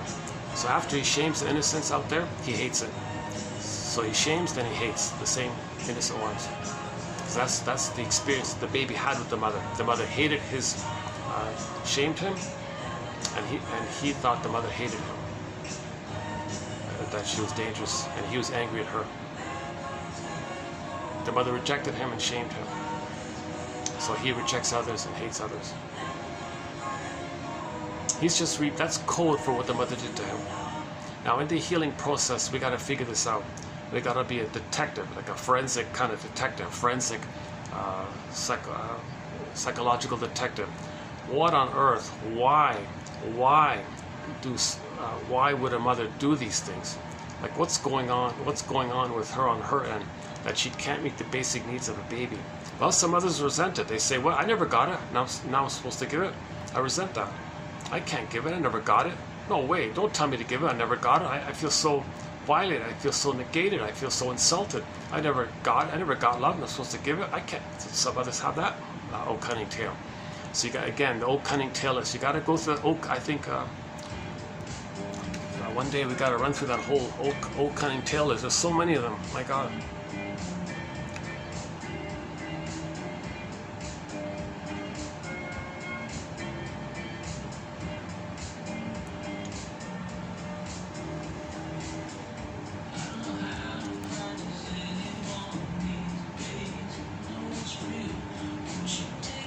Well, let me check the battery. Is it holding up? Battery's holding up. Okay, good, okay. Okay, let's leave it there for the stingers for the time being. Just quickly about the clingers. If the clingers, if the trauma is post 18 months, they can play themselves. They didn't cross over, so they're still like little children in a way, emotionally. So when they play the record, they play themselves disappointed. That's for them to know they were disappointed. So they repeated it to know what happened in the past. Then you know what happened in the past, okay? Suffering through, working through, memory, feeling, then you stop repeating. When you remember, you stop repeating. When you don't remember, you keep repeating to remember, then you stop repeating. So clingers are in that mode as well. So we got a body material, but the clingers, okay, pleases and all that. I'm not okay, you're okay, but the stingers, their not okayness, no, they project others not okay. They revert to the time in the uterus where they were one, like the narcissist image, and self-sufficient, and don't need anybody, don't care. One of their slogans, right? They say, well, I'm okay, you're not okay. Huge irony with the stingers. They say, I'm not okay, you're not okay. I'm okay, you're not okay. Their image of not okay is this image, it's this illusionary image that they were a little god or a king in the uterus, of the throne, in the uterus. They take that, they take refuge in that, they regress to that. That's their safe place to have some identity. If their soul is rejected and they project their soul into others and hate their own soul, and see others as having their soul, and they gotta hate it to have a mother, what's left of them? All they got is that regression, that time in the uterus. So out of that, they say, since I'm a little self-sufficient king, I don't need anybody. I'm a little infantile god, they call it infantile megalomania. From that, they say, well, I'm okay. Okay. Now, when they say you're not okay, they mean their own soul, which they projected onto others. They mean it like that. So the stingers have the mindset, I'm okay, you're not okay. Clingers maintain the original setup of I'm not okay, you're okay. Okay, so sidebar here. Why do all babies begin with I'm not okay, you're okay? Okay, so babies just are trying to understand what's going on. If the mother rejects him, he thinks, is there something wrong with me? Maybe I'm not okay. But the mother must be seen as okay to survive. So mother must be seen as okay, even if it's a lie, and then he feels not okay. Plus, he thought it was his job to save the mother, redeem the mother. He couldn't, he failed, he feels guilty. Is that because he's defective, something wrong with him? Unconscious shame, unconscious guilt? So, and a little more like that. Okay, then, so the conclusion is all babies begin with, I'm not okay, you're okay. Now the clingers hold on to that, like they still have this hope. They still maintain that original setup of I'm not okay, you're okay. That's why the clingers are kind of childlike and idealize others and feel no good, and others are so amazing, but they're always no good. Stingers don't bother. Their development is derailed, flipped around kind of thing.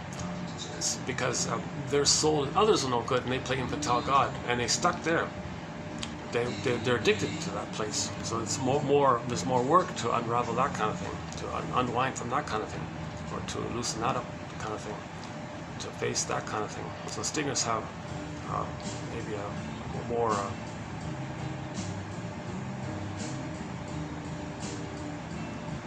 this melody's familiar. What's this?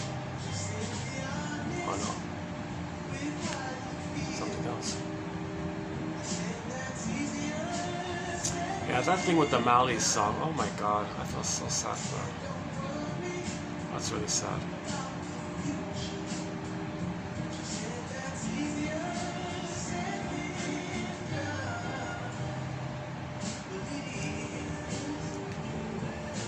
See that people doing that to others.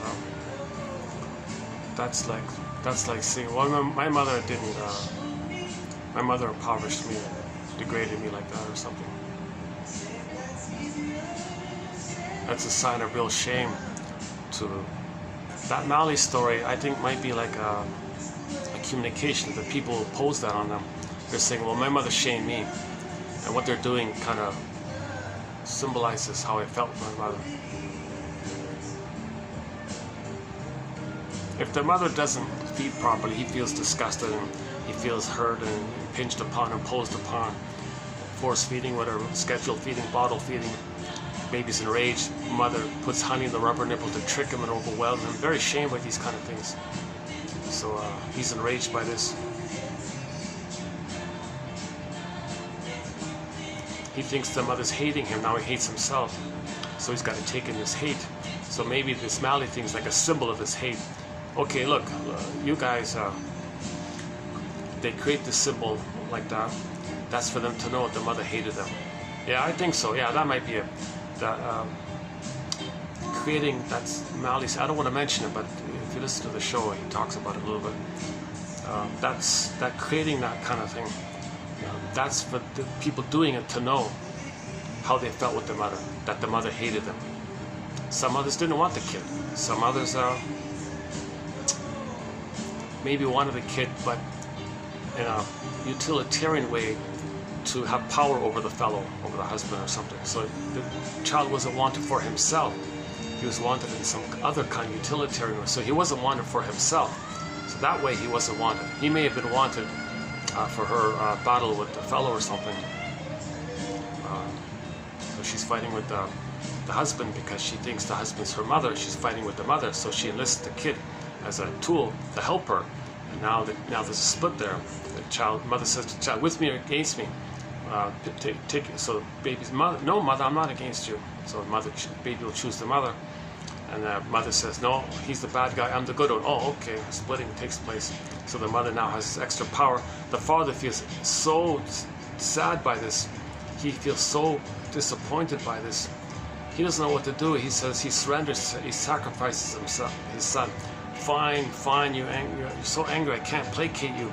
Okay, so sacrifice, this famous image of sacrifice. So fine, you take him, let me free.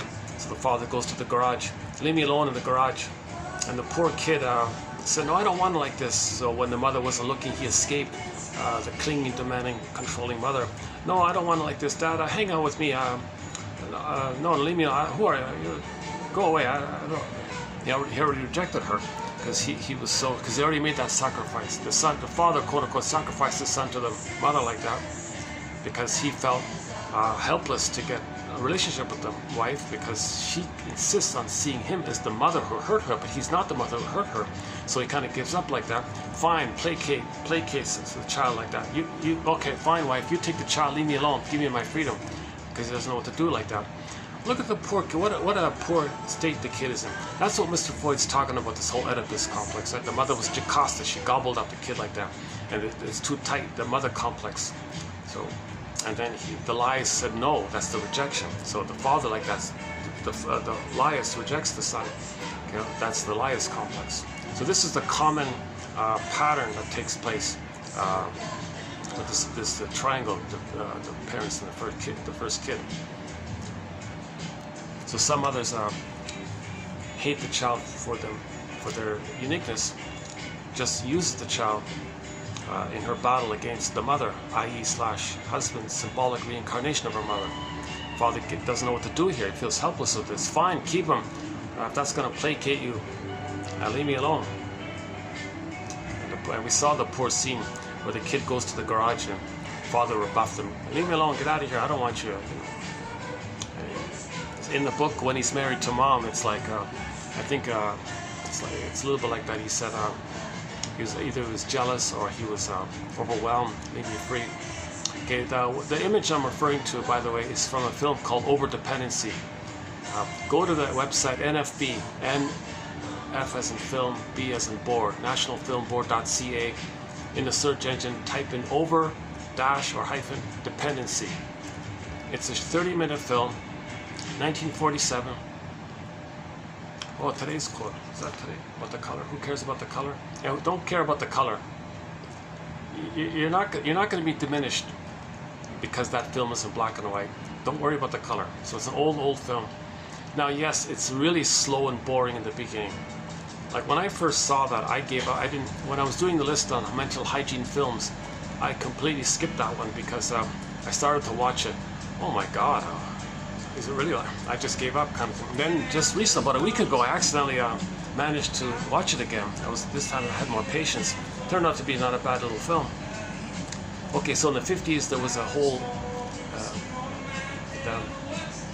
the shrinks were passionate to give the public emotional hygiene, mental hygiene, spiritual hygiene, moral hygiene. So they carry all these films, mental hygiene movement. So I've listed the top 20, now 20, added new ones, so 21 now. I've listed the top 21 of these films. So the most newly recently added one is this over-dependency one. But yeah, like, bear with it. The beginning is slow, very slow. Just stay with it. And then it sort of begins when the shrink comes on the scene, the doctor comes on the scene. And then things pick up in the second half. It's only 30 minutes, so it's well worth the 30 minutes because you'll see the basic pattern. You'll see the basic pattern. Where the kid tries to escape the mother. Come on, Dad, connect with me. And he rebuffs him. And the mother engulfs the kid like this. She makes an excuse around why she's got to do it. It sounds like a reasonable excuse, but she uses that to slip at her deeper issue. And she may have created that problem with the son to have that opportunity to engulf the kid. And then the older brother brushed him off, and then he ended up with psychosomatic symptoms. Now he was getting physically ill. All this emotional stress like this goes to the body, and then he was getting physical issues. Anyways,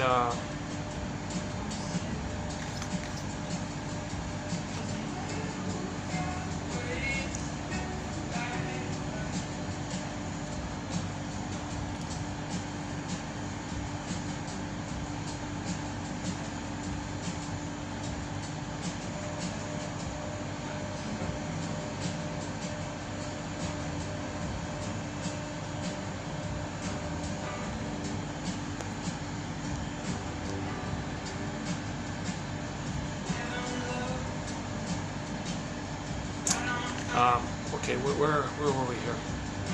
Mental hygiene films of the 50s, okay. The famous Oedipus complex, meaning, again, it's a symbol. It doesn't mean what you think it means when you hear the story. It doesn't mean it like that. It's the imagery that counts. Okay, Jocasta is the mother. Okay? So the reason they say there's a marriage there is because the oneness is there. The baby couldn't separate, so they're one like that. You could say the mother wanted to marry the kid, called childhood partnerification. You could say it like that, but the imagery is the fusion. So that's what it means by the marriage. The one is the child's sense of self is meshed in union with the mother's sense of self, and the mother made that happen when she engulfed the kid and used the child for her agenda. So that the son didn't want that. That's the point. So the way pop culture describes it, it's misinformation or something. It's a symbol for the imagery within. Okay, so that's why the father was absent like that. He didn't kill the father. It just means the father wasn't around. So the mother engulfing the kid like that means the father was poofed away. He wasn't around. Doesn't mean it directly like that.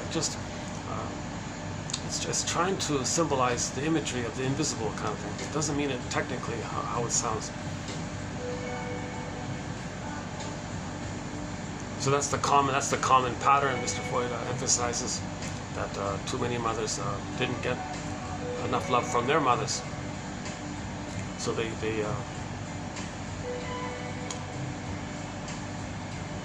use the son as a proxy, as someone to express, to be allied with her, like express her anger for him, for her. And the two of them gang up against the mother-husband. Poor kid doesn't want that. That's the problem. That's the famous so-called love triangle issue. This problem like that. It's meant to be that the mother accepts the child for who he is, allows the child to separate, then he's more himself, then he's gonna hang out with the dad more. And the mother's okay with that. Now, if there's a problem with the mother, that kid may have too many demands on the father, because the unmet need with the mother goes to the father. That's a problem. That's a huge problem. Father's getting blamed for what the mother failed to do. Now they hate the father. So that's another complication like that. Too many fathers getting blamed for the trauma of the mother took place. And nobody knows this because nobody sees it. When the mother's nursing, nobody sees it.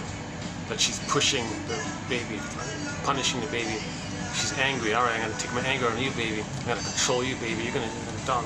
I'm gonna control you, because if I control you, baby, it's like me controlling the breast, the mother. You see, she thinks she's controlling her mother when she controls her baby like this. So these little subtle little things that nobody sees between the mother and infant in the privacy of their aloneness like that. And she's got full immunity. Mother knows best, right? So, oh, good. No one will question me. And she's got all this unmet need from her childhood. She's going to try to use it onto the child. She's going to transfer that pain of the past to the present. The present is still the past, so she's still fighting the mother of the past, using drawing in the child in her battle in the past. And nobody protects the child like this.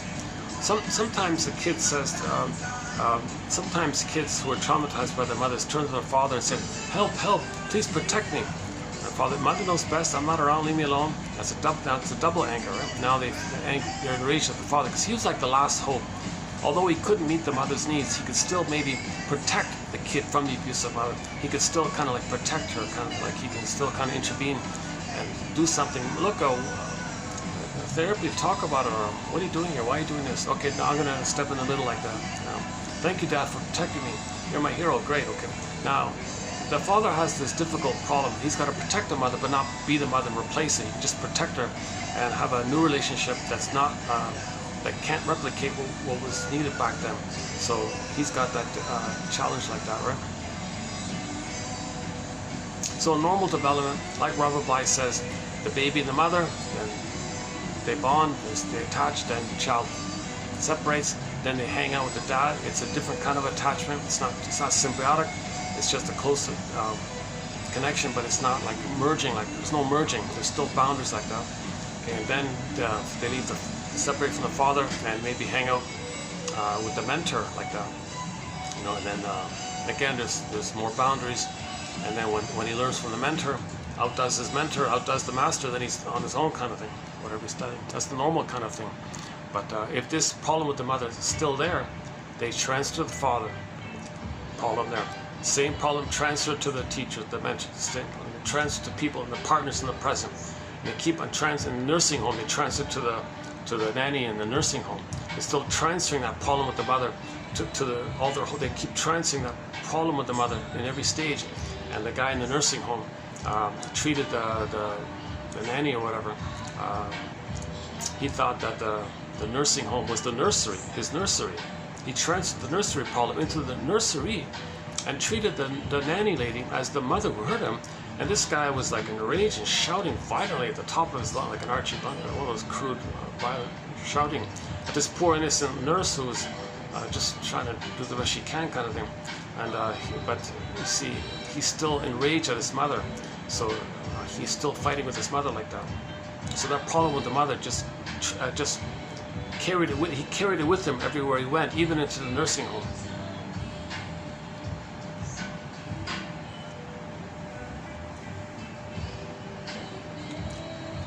Okay, the clingers. So the clingers say, "I'm not okay, you're okay." So they just get disappointed. They just get disappointed.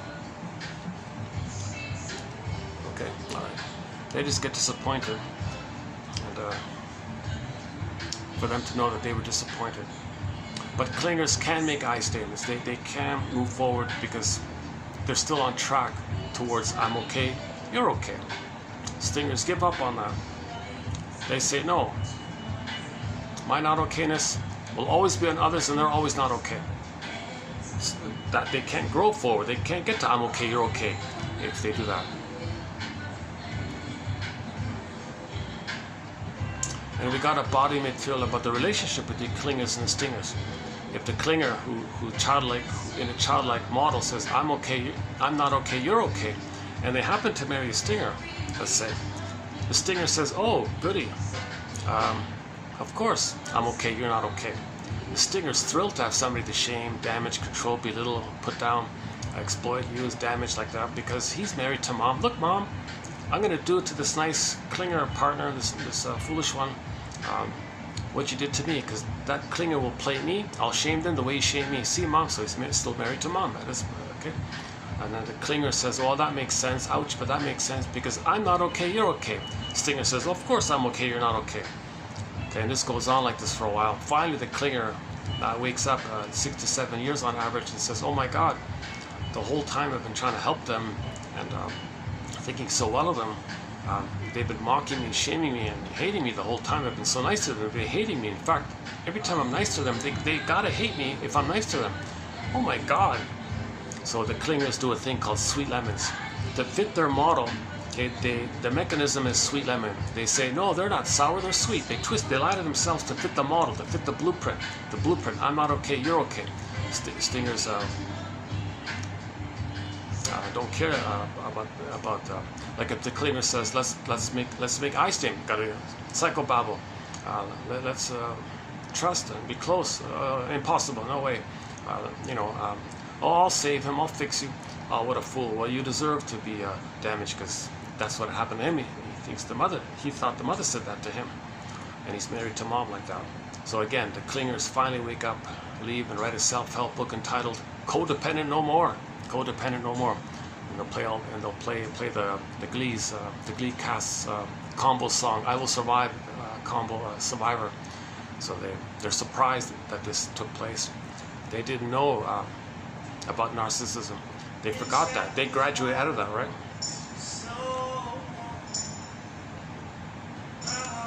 And the clinger has tried. Can you make an eye sting? I can't make. Stingers are in survival mode. They may mock it, they may make fun of it, they may lie about it, they may fool them. Oh, they told the truth? They lie. Haha, they fool. So easy to fool, they hate them. And the clinger is trying to help them to get on track, get on the developmental track. So they won't free associate, they'll mock anything about therapy, they mock the feminine element, they mock the feminine principle. They're just in manic denial, and they're survival like that.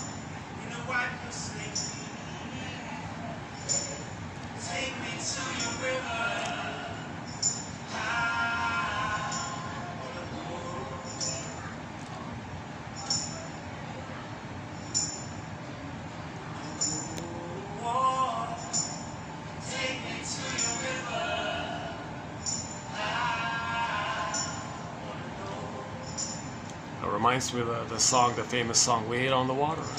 Wait on the water. Yeah, she sang some of those kind of songs. Hortense Ellis, just found her this morning. She sings this kind of gospel-y reggae. It's funny, she sings like gospel a little bit, but the background is reggae. It's a funny combination.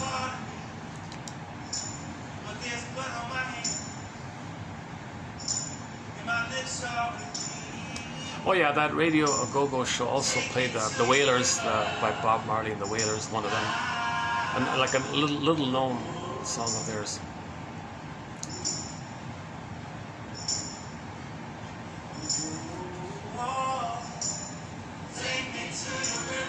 Oh yeah, Bell, yeah.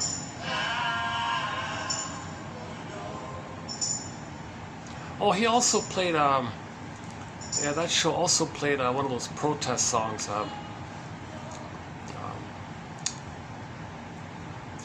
Like the guy sent a letter, "I'm coming home soon. Tell everybody I'm coming home soon." And then another letter, "I'm sorry to inform you, he's a goner." That was, I didn't know that, but that was a bit of a Jimmy Cliff, his song. It's simple lyrics. Hey, I'm coming home from this, so get ready, I'm coming home. I'm looking forward to seeing you all. And a month later, they get another letter. Sorry to inform you, your son is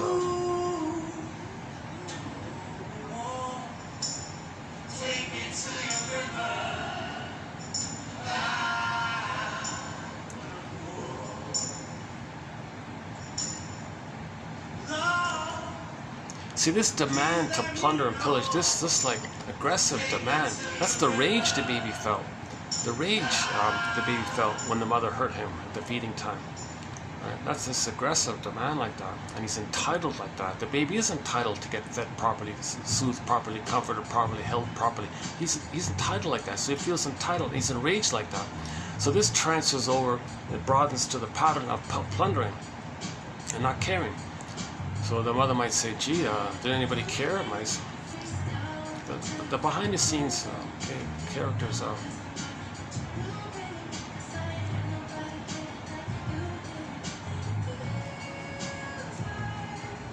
Well, the theory is that maybe the most traumatized, the top 20% most traumatized, feel the most pain, hence the most unconscious guilt, hence they put others in debt because they feel guilt. And if they're in debt, then they owe. Well, you owed. Okay, others hand over because you had to hand over. There's the feelings around it. So you see the images like the Malley story. So okay, there's yeah. Once again, 27-25.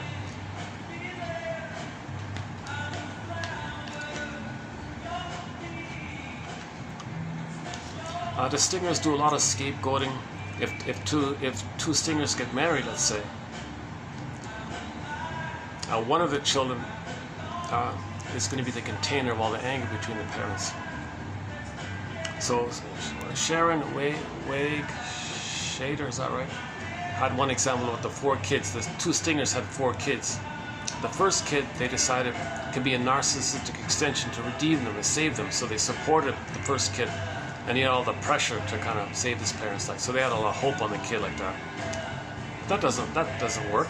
So the second kid comes along, and now all the anger, pent-up frustration, they're going to scapegoat the second kid. So the first kid is considered like the hero kind of thing. They said, the star of the thing. I mean, the kid is given all the support, the good schooling, the money, the funds, and all that, because they thought that kid will save the parents, redeem the parents. If he's a star, they'll be. If he's important, the parents will feel important. If he's seen, then they'll feel seen, because like a proxy. That doesn't work. So the anger now goes to the second child. So he's going to be the scapegoated one. So the mother will deliberately not love that child to create the condition for him to be naughty, and he'll be delinquent. He'll be an angry, disturbing child. To give the parents the excuse under the cloak of the youth of the slogan "Spoil the Rod." That's just a cover for the under issue that the parents feel out of tension and they need an excuse to blow off steam.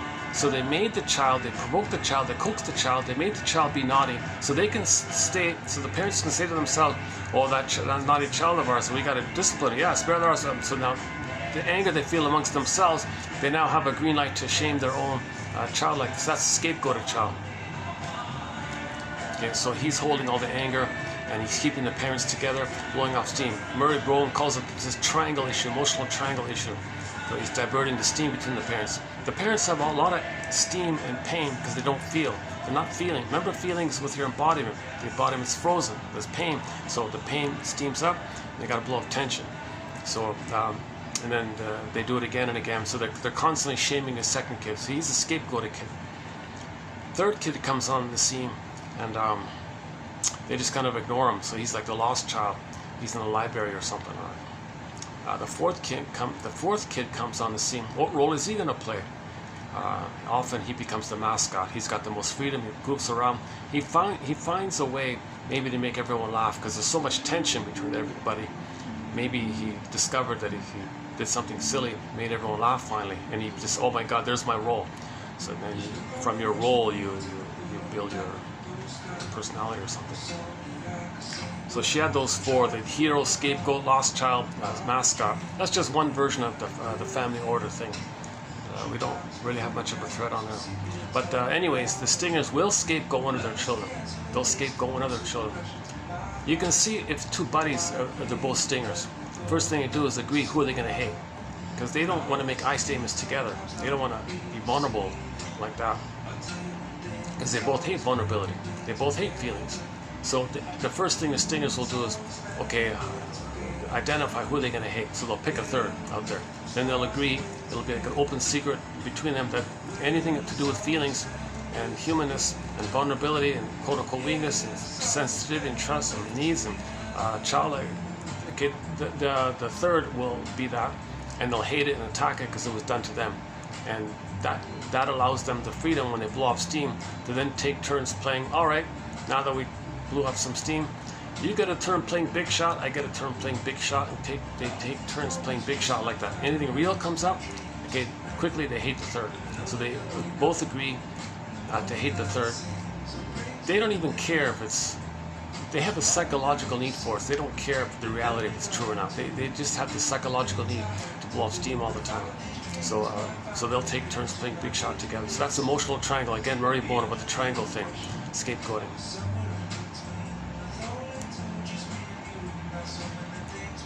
Okay, now there's a few more points about the Stinger personality patterns. So let's. I noticed today I'm a little.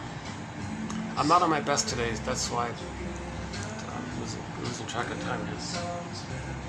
I'm a little bit struggling a little bit getting through this video. But the conditions are so rarely nice, like AC, no one's around kind of thing. That couple left already. So this is a rare. I wanna enjoy this. Maybe once a week I might find it quiet like this. Once a week.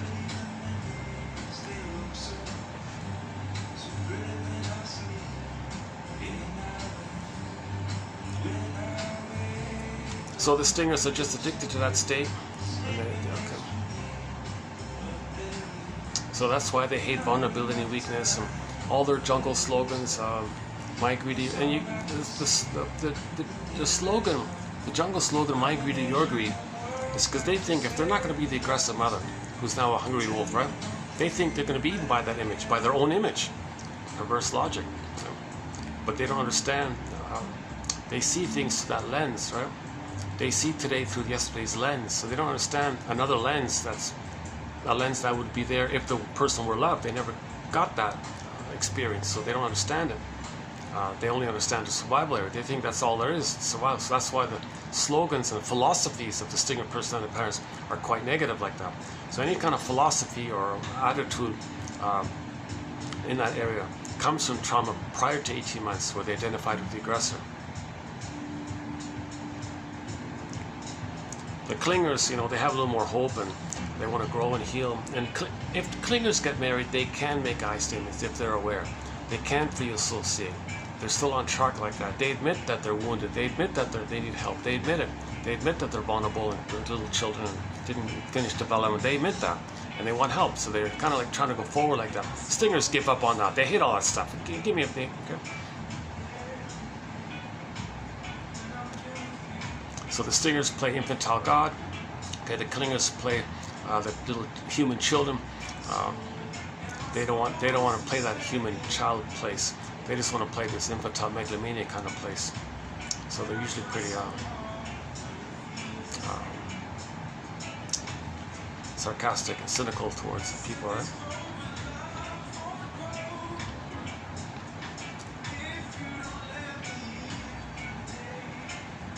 Oh, here's, speaking of reggae, here's a reggae kind of song, right?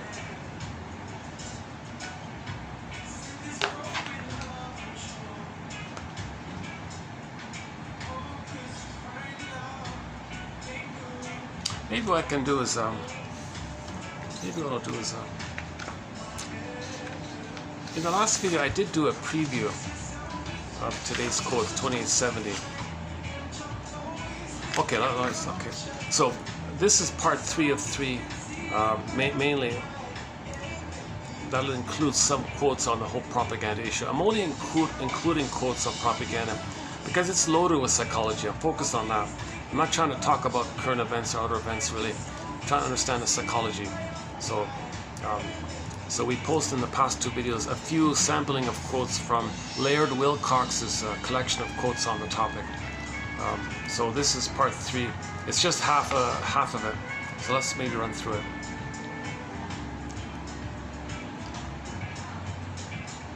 Cosmetic manufacturers are not selling lanolin. They're selling hope. We don't just buy a car, we buy prestige. Okay, so product advertising, propaganda, they're kind of blurred together.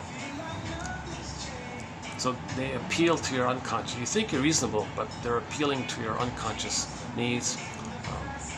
To be a somebody. Talk about the muffler thing, the muffler shop. Oh yeah, if you come to our shop and buy a muffler for your car, you're a somebody. That's their slogan. Very good slogan. Sales skyrocketed after that ad came out. People are thinking, gee, I can be a somebody? You mean I can like have an identity? Or if it's narcissistic, well, I'll be a somebody, I'll be important, I'll be above others, I'll be a somebody. Or so it played on both. It played on your narcissistic somebody, false self somebody, or an authentic somebody. It played on both, so people flocked to buy mufflers. Your muffler's fine. No, I need a new muffler. I want to be a somebody. At this shop, you're a somebody. So that the products will appeal to your unconscious needs for love, for identity, to discharge steam maybe, to soothe yourself somehow, to deny reality of time, because you don't want to face the truth of time because you're still looking for the blissful oneness. So you don't want to admit time. It's pathological nostalgia. So a lot of products are kind of in that area. The real persuaders are our appetites, our fears, our vanity. The skillful advertiser or propagandist stirs and coaches these mental persuaders.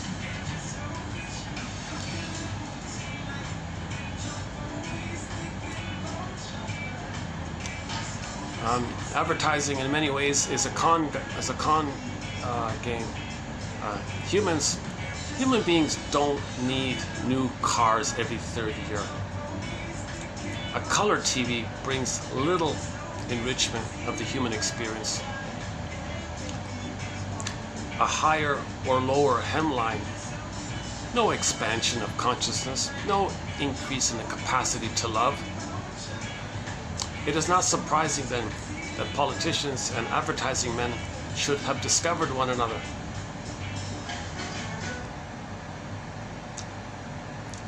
It is only our words which bind us together and makes us human. If we realize the weight of lying.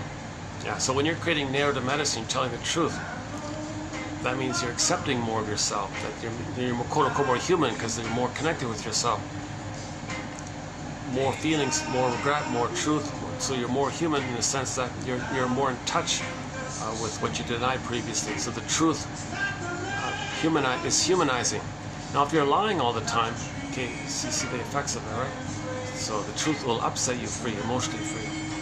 So, but propaganda advertises all lying. It's all about lying.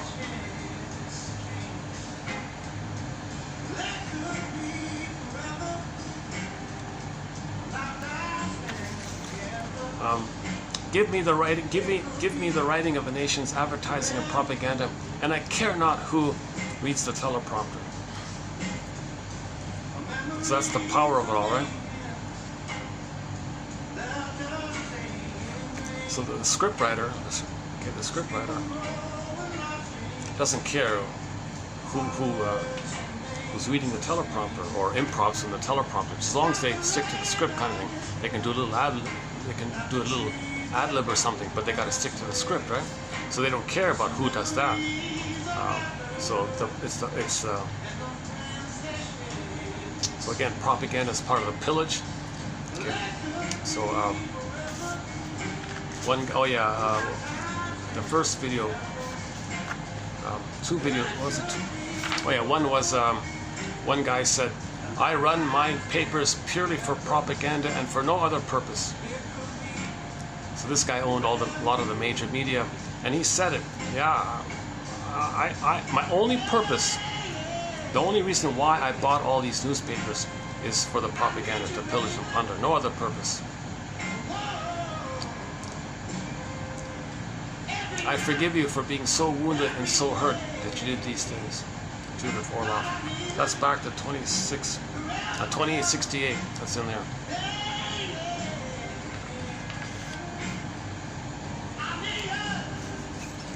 So this quote about I care not, give me the writing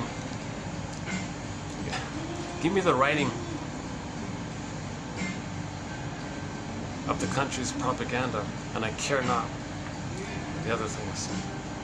It's a play on the famous bank one, right? Give me the printing, and I care not anything else, right? Something like that. But again, this is all about plundering and pillaging, right? Propaganda is a tool or an arm to pillage and plunder. By the way, religion prepares people for the propaganda, because the purpose of religion is to keep you blocked from healing by maintaining the splitting. Okay, so as part of trauma, the child splits. In the healing, you want to resolve the splits, which is what you see in Inside Out 2. Religion says, no, don't do that. Blasphemy, don't watch Inside Out 2. Don't understand that film. Maintain the splits. Maintain the splits. So one of the gambits of religion, techniques to maintain the splits, is to get you to idealize your phantom placenta in the sky. So first, babies are traumatized when the cord is removed from them in the beginning. The only time you can remove the cord is after the blood flow does its thing and the cord turns white and it flattens out. Then that's the only time you can remove it. If you remove it prematurely, there's this phantom feeling. Where's my placenta? Kind of, oh, I found your placenta. It's in the sky. And imagine your umbilical cord to it. It's feeding you. It feels good. Oh, wow, I feel good. I don't know why I feel good. Oh, good. Put money in a basket. See you next time. So it keeps you infantile like that. So that's the paradise that you needed, right? The good, or then you transfer the phantom placenta, and then you describe the good breast mother. Then bountiful, knows you, loves you, unconditional for you, never leaves you. You can always there count on. You can always count on. You go on and on like that. Never abandon you. Never forsake. That's you're describing the good breast to the baby, basically. But you don't use the word breast or placenta. Now the gambit is to be poetic or be suggestive or be emotional about it, to trigger the fantasy that you did have at one time, that oneness with the mother. If you can blip up that feeling, if you can trigger up that feeling that you once felt, you feel amazing. You feel that, oh wow, it's amazing. Oh, you're a believer. Oh, good. So this speaker at the podium doesn't create something new. It's trying to trigger something old, Faber says. So you triggered up something old, and then you feel that's an amazing. Oh, you're a believer. Oh, I'm a believer. Oh, wow. Okay, well, you've got to come every week like that. So now you found a way to feel amazing. So you're convinced you're a quote believer and all this stuff, right? That's just part A. That's just part A. The purpose of keeping people infantile to look for the good breast is to make you unaware of the splitting mechanism. Okay, the speaker at the podium doesn't want to help you resolve the splits. So if you idealize the good breast in the sky, then you're denying the mother was the monster. Okay, and then you create the stories. Oh, good, bad, good. Heaven, hell, either or, good goddess and demon, you maintain the splitting. Focus on the goddess, the bad one is no, okay, deny. No, that demon imagery, that is your mother. Not purely, it's closer to your mother. It links you to the mother because you were angry at her, but you created an image of her like that. Your mother is not that, but you create an image of your interaction with her. That image, that is what you're dealing with. But that links you to the mother who hurt you. So if you deny the image, you deny the mother. So then you split it. No, only the good, none of the bad, either or. Like Joy said, I keep only good memories, I pop away the bad memories. That's the splitting. So in nature's drive for healing, we would normally try to heal the splits. The purpose of religion says, don't heal the splits. Babies are traumatized to have splitting. Religion steps in and says, don't resolve it. Maintain the splitting, because splitting is needed for prejudice. Because one side you're going to project and then repeat. So babies are traumatized to create the prejudice mind, and then religion comes in and says, maintain it like that. Keep you infantile. Okay. Now again, I'm talking about the pillage side, right? So the religion keeps people in either or, keep the splitting, okay, either or, right? The speaker at the podium doesn't help you to understand that those are images that you created in your brain when you were hurt by your mother. When you were removed from your mother prematurely, you saw her as a monster like that. Hell, you felt like hell. Okay, that's shame. Hell is a metaphor for the emotion of shame. Shame is the burning body feeling. Hell is a metaphor for this emotion of shame. Again, the hell scene is a symbol. It's not real. Symbols point to something invisible that's real. Well, the emotion of shame is invisible, but it's real. You feel it's real, but the picture of shame is not. So the storytellers you'd have these stories of heaven or hell kind of thing. Again, when the baby's feeding, it's heaven or hell. You can't do ambivalence. He can't understand the confusion with the mother. Mother's having a bad day, or oh geez, oh it's okay. She means well, but she's just in too much pain from her past, and she can't see me in the present. Oh, I'll forgive her for that. Babies can't do that. It's got to be heaven or hell. If the mother's not doing it, if the mother's not meeting the baby's needs, quick, he's in hell already. Splits it off. Heaven. It's splitting. Babies begin with splitting. Either or. Okay. Paranoid schizoid position. Paranoid schizoid motive experiences.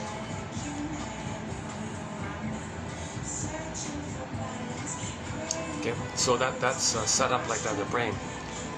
Then you're swamped with this conditioning to maintain the splitting.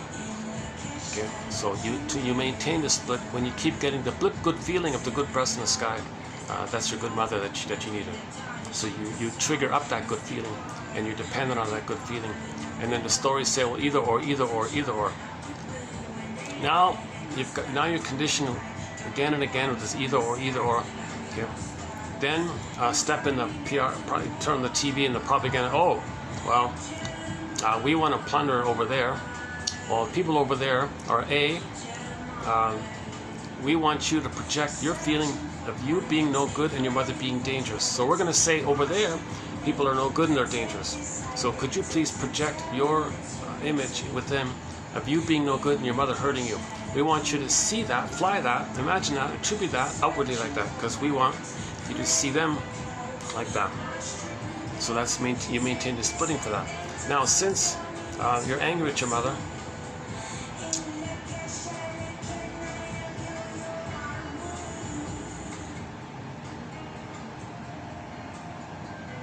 well, there's tension. Now you want to blow off steam. So they say,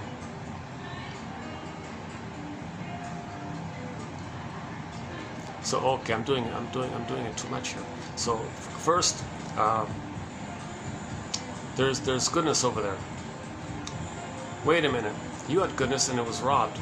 You're the robber now, so rob the goodness over there.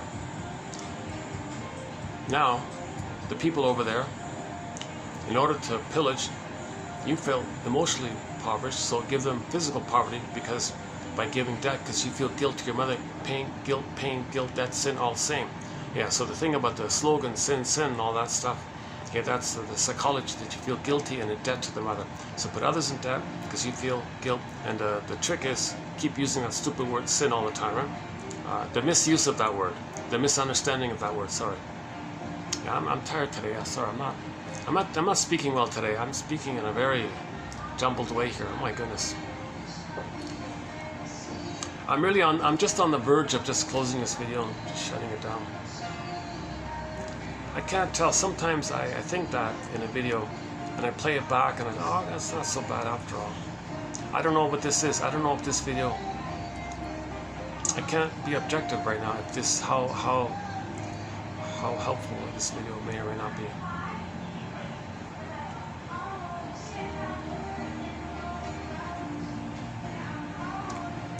That sounds familiar, right?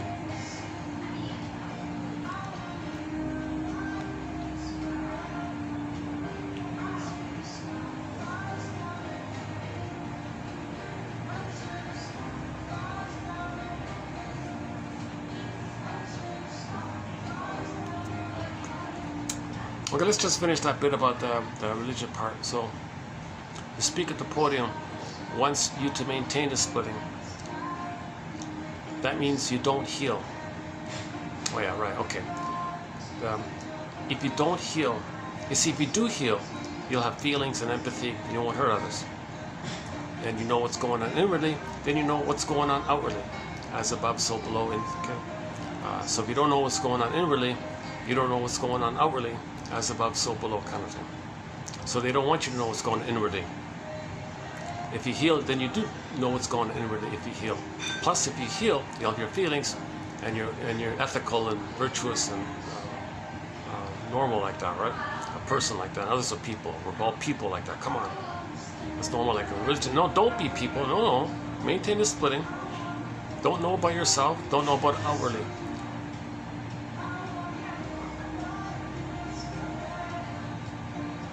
So the 20% are needed to act out the repetition of what happened to the whatever the selected few at the very top or something.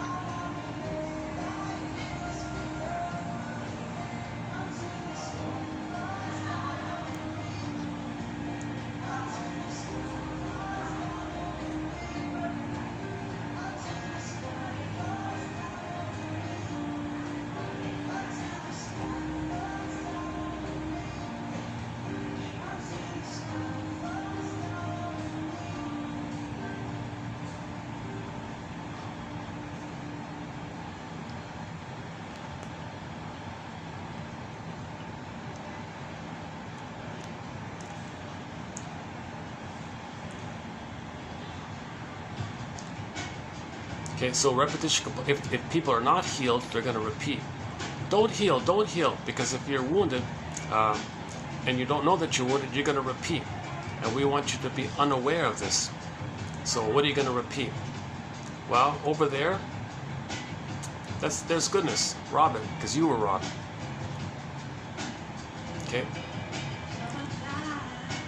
You were given emotional poverty. You were given guilt, sin, okay? Meaning you feel guilty because you couldn't save the mother, meaning sin, pain. Pain means guilt, and something wrong, that you couldn't save the mother, so you're wrong. You feel wrong because you couldn't save the mother, so you feel debt, guilt, sin. You weren't meant to save the mother, but they don't tell you that. The speaker at the podium doesn't tell you that the slogan, guilt, you're all guilty, you're all sinner. That means you're guilty. They don't tell you that's code for guilt. They don't tell you that the guilt is you falsely believing or innocently, naively believing, well-meaningly tried to save your mother and failed, and then you put it upon yourself that you're guilty. Guilt, debt, sin. Guilt means like sin, you committed a crime. You're a sinner, you committed a crime. Unconscious guilt, guilty. Guilt is debt, it's the same word in German, Schuld. So you give others debt because you feel sin and guilt, pain, sin and guilt. You can't use that word sin. That word is so loaded, you can't even, how do you say that term, right? Sin means that you did something wrong. That's called guilt, unconscious guilt. So babies are not born like that. Babies are born to be loved and held and have a mother. If they don't get that, then they feel guilt. That's what, but they speak to the podium, you're all sinner. Oh, come on. Seriously? That's insult. That's insult to the poor. That's insult upon insult. Baby tried his best to save his mother, and to have a good relationship, sure, he felt he's no good. So you're born. Oh, come on. It's just the baby's coping strategy to get along with his mother. So he blames himself to try to save the mother. That's all it is. He failed. That's all it is. Don't discharge your hate to your mother onto the practitioners, whatever, like that. So the people they don't analyze themselves, obviously, right? They're just parroting the same old.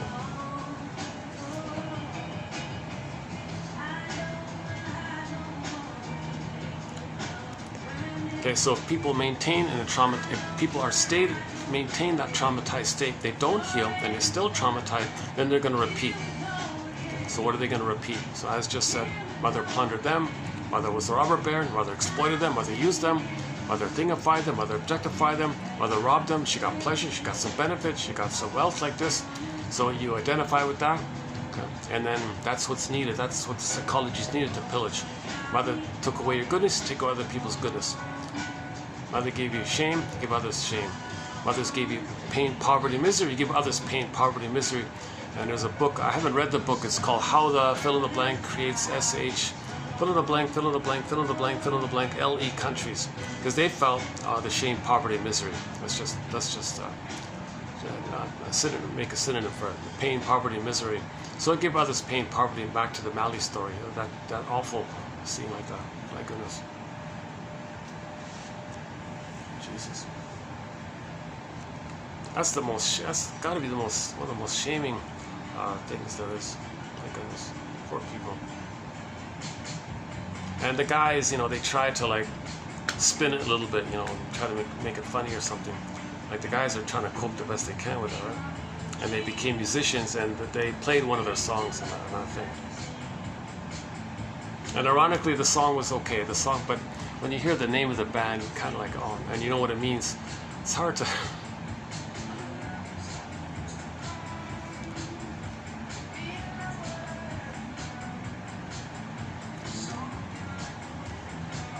Now, just in case someone starts to get in touch with their feelings, well, then you got the layered over propaganda bombarding people, and advertising is just a spin-off branch of it, just cycling the same kind of thing. Give me the writing of a nation's propaganda, and I don't care who reads the teleprompter. Okay, where are we here? Exaggeration is a standard weapon in the propaganda's armory because of the triple function of attracting attention, expediting perception, biasing the facts. Exaggeration. Here's a good one. Doublespeak. Doublespeak is language that pretends to communicate but doesn't. A language that avoids or shifts responsibility. It's at variance with its purported meaning. It conceals or prevents thought rather than extending it. So that's survival anxiety. All this double think, all this double talk and double think, double hocus pocus, double focus, auto hypnosis, double talk, double speak, all this flip flopping stuff. Okay, that's survival anxiety. At the hall of mirrors, house of mirrors. Now you see me, now you don't. Catch me if you can. So people talk a lot, and it contradicts and flips and contradicts and flips, and that's meant to for the speaker to survive, to not feel, to confuse you, to dodge and hedge and flip and flop like that. So if someone's lying to you, they use double talk all the time. And if you can't answer a man's arguments, well, all is not lost. You can just call him a name, says Albert Hubbard.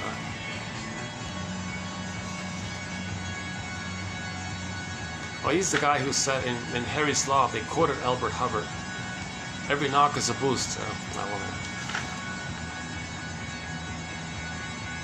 Disinformation. Dissemination of deliberately false information with the intention of influencing the policies or opinions of those who receive it. Okay, and a variation is the weaponization of disinformation. Look at that, eh? The weaponization of disinformation. You take disinformation, and it's like, now, listen.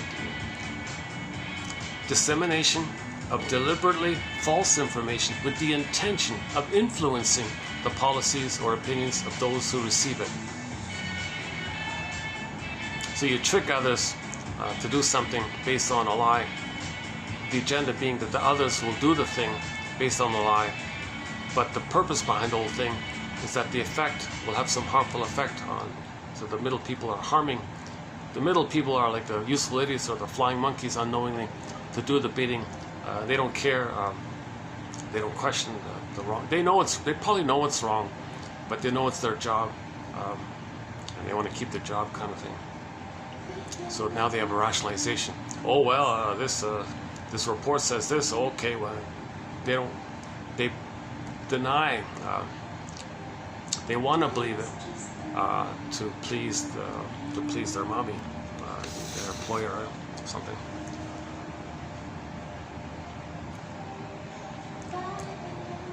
Okay, again, for the pillage and plunder, the propagandist's purpose is to make one set of people forget that the other set of people are, okay, this dehumanizing thing. So the baby felt dehumanized. So when you're pillaging and plundering, you say others are less than human, because you felt less than human by your mother. Okay, enter the book, Babies Are Human Beings. I haven't read it yet. Babies are human beings. If the mother doesn't do that, doesn't think that with her baby, then they identify with you guys. They think others are not human beings. That's the setup. That when babies are removed from the mother, cords separated prematurely, put on a scale.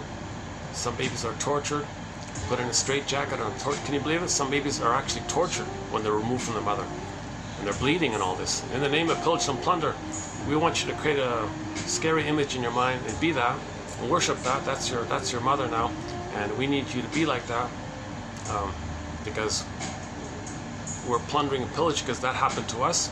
We need more like that. In the name of pillage and plunder, we're going to traumatize you and calcify your emotions and freeze up your emotions so you won't feel.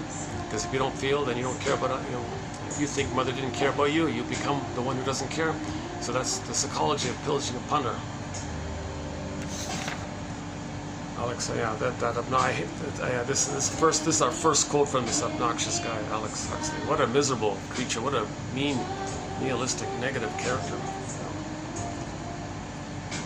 Oh yeah, news today. Yeah, they decided not to legalize that stuff, but he was promoting it, right? This Mr. Huxley. He was trying to peddle that stuff, right?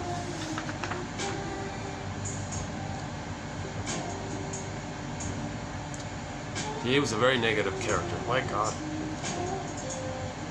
And Jesus Christ. So he was peddling it. Yeah, he was a pusher, I guess. But today they announced somehow somebody must have mustered up enough courage to say no to the Alex Huxleys of the world, I guess, whether handlers or whatever.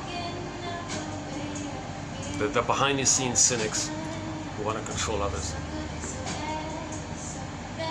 So I'm referring to the documentary called Hoffman's Potion. I talked a little bit about it recently. It's on YouTube. Also, it's a Canadian one, nfb.ca. 1F, Hoffman's Potion. He's the guy that created the synthetic imitation of the hallucinogen thing, and he shipped it off to different people, right, to experiment on people. And they said it was meant to be kind of like a weapon or something, to pillage a place. So you distribute it, people are all spaced out, whatever, and then easy to plunder the place.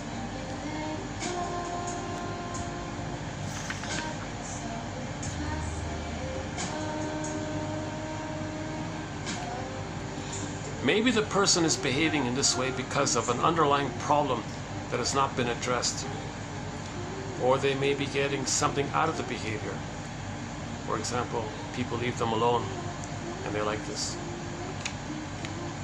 So however negative person of behavior is, they're operating from survival anxiety. The amygdala is flared up, the feelings are frozen, and they're only operating as survival. So if they project the mother as a sea monster onto the world, they don't think anything's wrong fighting with the sea monster. That's human psychosis, right? That's like, but we don't appear it. Like, we look reasonable. We function materially normally, but our behavior is coming from the place I'm fighting with the sea monster. No problem. You gotta get sick. So that's homo traumicus, homo secret psychoticus. So in conclusion, babies should not be traumatized. All you got to do is hand the baby to the mother. And the role of the father in the room is to be the sacred masculine, is to protect it. The gynecologist, no, in the name of pillage and plunder, we got to calcify your baby's soul. We got to traumatize your baby. That's a procedure. We got to traumatize you. No, you don't traumatize my baby. There's the sacred masculine where you can stand up and protect this baby. But the gynecologist, no, my paycheck is a procedure. I gotta weigh your baby. I gotta weigh your baby. See, we gotta weigh your baby. Okay, BS. You protect? No, I don't care about that bureaucracy. That's an excuse to traumatize. You're not gonna traumatize my baby for life for a piece of an administrative, meaningless number on a form that nobody cares and needs about. That's just a cloak to make an excuse to traumatize. You don't traumatize my baby. Okay, I'm gonna you gently hand the baby over to the bosom. No, proceed. No, it blocks. No, you've got to protect, sacred masculine, protect the baby, because the mother is helpless in all this. So the father can be around to protect their own baby in the delivery room. Some gynecologists are in a rush. 5 o'clock, got to get out of here. Induced labor. Maybe he's angry, and who cares? No, gentle birth here. So I'm going to change gynecologist or something. Or change the doctor or something. He's got to protect the baby in the delivery room. Such deep imprints take place during the birthing time.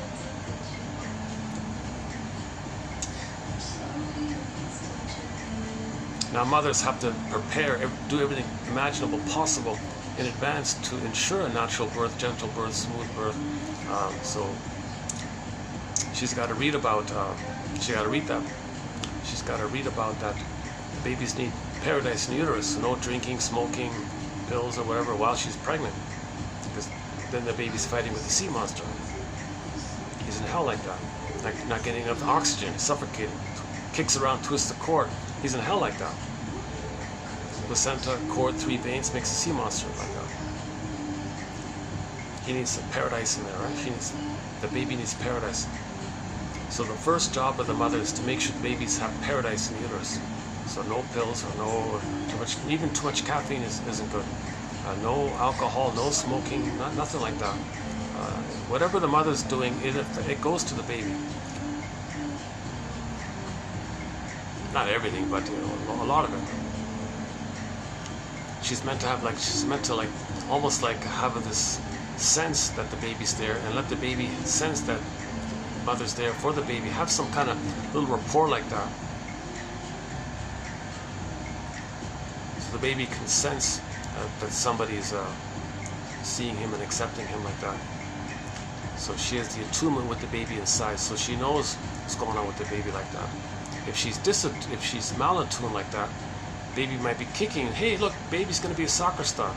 No, the baby's under stress. You went to a heavy metal concert and he's frightened, he's kicking and he twisted the cord. He's not going to be a soccer star. He'll be out of breath when he runs half a kilometer. He'll be huffing and puffing. How can he be a soccer star if he's not getting enough oxygen? So she's malattuned like this. So mothers are meant to give the baby paradise in uterus. And then, gentle birth, Laboyer, Klaus and Kennel, about the time sensitivity, the hormones, the lotus birth, you leave the cord, and the positions theory, the tailbone theory, the pelvic spacing theory. She can minimize the chance of birth trauma by doing things in advance. She can increase the chances of a gentle, normal birth like that. But if there are problems, then part 3 is she's got to reestablish the paradise. She's got to get back that paradise for the baby, because then the things will be healed. It'll be okay, because the baby's brain is malleable and the new wiring will record the loving paradise, so she can heal it, kind of thing, because things are tender like that. So mother can heal it if there are problems at birth. But if you remove the baby, that chance will be gone. But the gynecologist might say, no, in the name of pillage and plunder, we got to calcify and traumatize your baby's soul. We got to put him on a scale, and so he'll freeze up inside, and then so that when we return the baby to your mother, it'll be too late, and she'll have a hard time to reestablish the paradise. Maybe she can't. The hormones will be gone by then. That's why we remove the baby, to wait to let the hormones dissipate. No, the hormones are created at the moment of birth to allow the attachment to take place, so the mother-infant dual unity can continue. Doctors, no, that's why we remove the baby, to give birth trauma. The sacred masculine says, no, you don't traumatize my baby.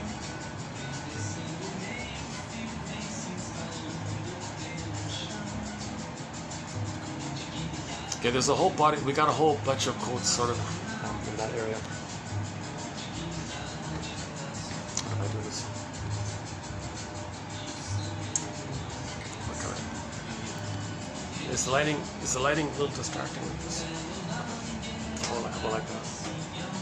I got the reflection of it.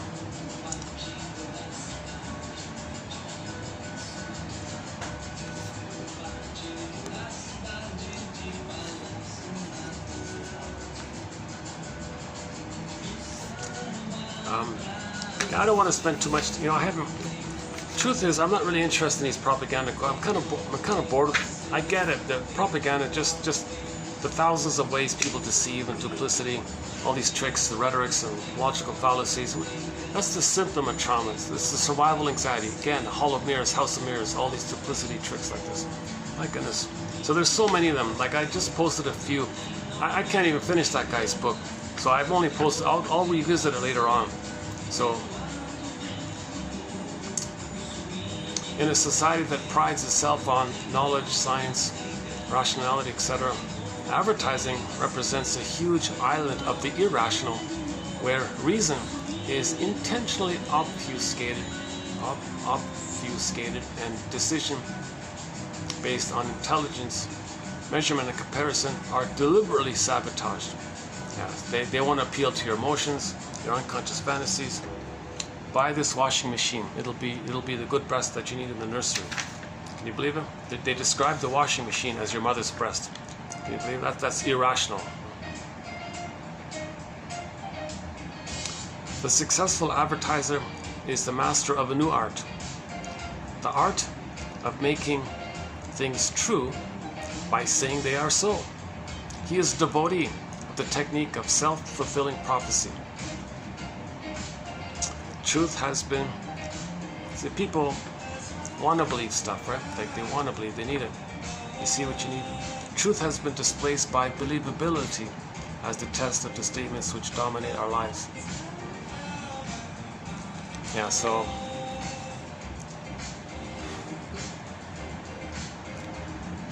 I gotta get better lighting. Is it always like this? Maybe I can change over. Hold on a second.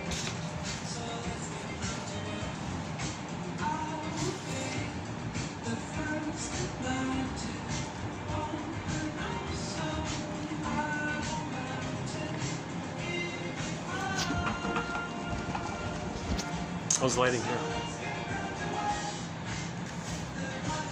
Oh, this is a treat to have this place. Like this, my goodness.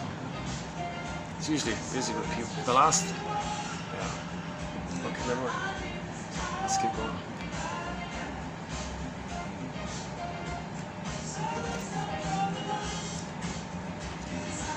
Okay, next one. Vilify, vilify. Some of it will always stick.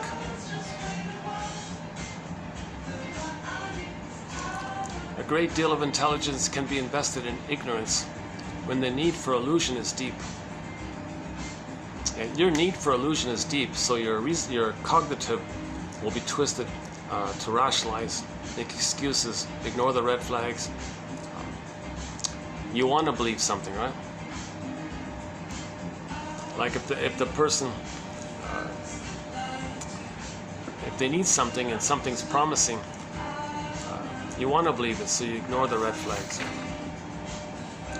Then you make excuses to believe the lie, because you want to believe the lie, because the lie is a symbol of the fulfillment of your old unfulfilled needs. It has been the practice of many persuaders throughout history to use the existing frustration, magnify it, and then direct the aggressive behavior towards some target, person or group, or to rhetorically create frustration based on some situation that has not been perceived by the receiver, and then to show how the tension created can be reduced or eliminated by attempting the persuaders' recommendation. Okay, so displacement, okay, blow off steam, same old thing, right? You felt no good and your mother's dangerous? Oh. You don't wanna feel that. You don't want to admit that. That's with you. So they're no good and they're dangerous. Oh, okay. So projection means it's painful to admit something about yourself. It's painful to know something about yourself. It's painful to admit something, what happened and what you felt about it and the beliefs you had around it. It's painful. So to not feel the pain around the truth of the trauma, you say others possess, think, feel, do, are the thing about you that you don't want to know. Now, at the same time, projection is the means of bringing repressed material to your consciousness. Now, remember, when you're truthful, you're owning your personhood. You're getting more of your story. That's people making. So that you're getting your identity more. Okay, you're reuniting with yourself. When you admit that what you're saying about others is code for how you feel about yourself, projection is confession. If you confess it's yours, then you're more whole, hence healing and wholeness. But if you deny your soul by saying others are no good, that's your soul you're saying. You're saying your own soul is no good. So you're fragmented like that. So you're making yourself, quote unquote, less human, quote unquote. Okay, but if you own your projections, okay, look in the mirror, own your projections, then you're accepting more of yourself. Now you're being more moving towards wholeness. That's more healing and wholeness.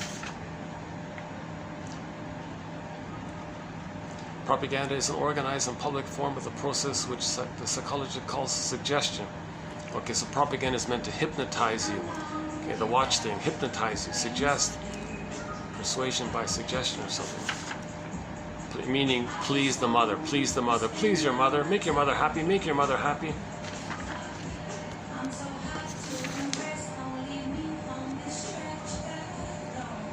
Journalists say a thing that they know isn't true in the hope that if they keep on saying it enough, it'll be true. Okay, some of these are weaker than others. Yeah, okay. If people become slowly conditioned to judge political performances for dramatic qualities rather than other features like truth, principle, observable consequences, annoyances like duplicity, inconsistency, may be forgiven in exchange with a compelling dramatic performance. So if the actor, if he's making you feel better in some way, if he's the mascot or something, or if he's a proxy of who you could be or something, it makes you feel better somehow, not get better. Then you ignore.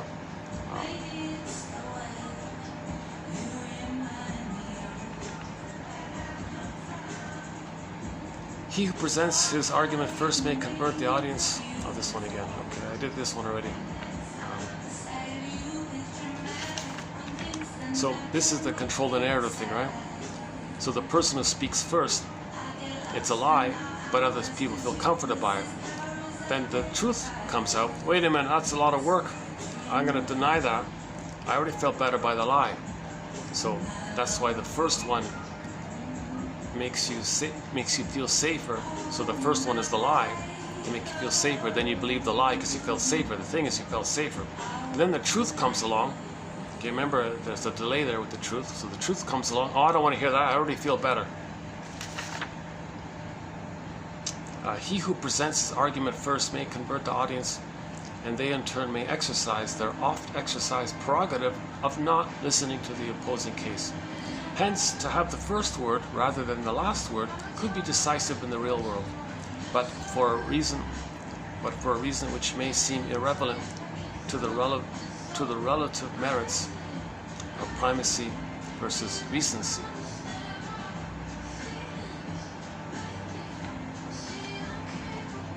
Collusive lying occurs when two parties, knowing full well that what they are saying or doing is false, collude in ignoring the falsity. They hold it between them as an open secret.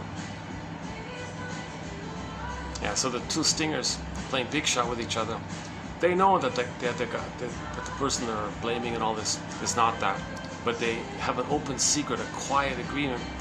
We don't care because we need to feel better. We need to blow off steam. We don't care that it's true or not true. That's an open secret like that. We don't bring it up. We don't bring it up because they can't make I statements with each other. They can't bring up real feelings with each other because they can't be vulnerable and trusting because they hate all that stuff. They hate trust and vulnerability. If someone is going to bring up something between them that's real or something, you broke the deal. The deal was, the unspoken deal was, the open secret was, we blow off steam by blaming the innocent one, because that innocent one was our innocence.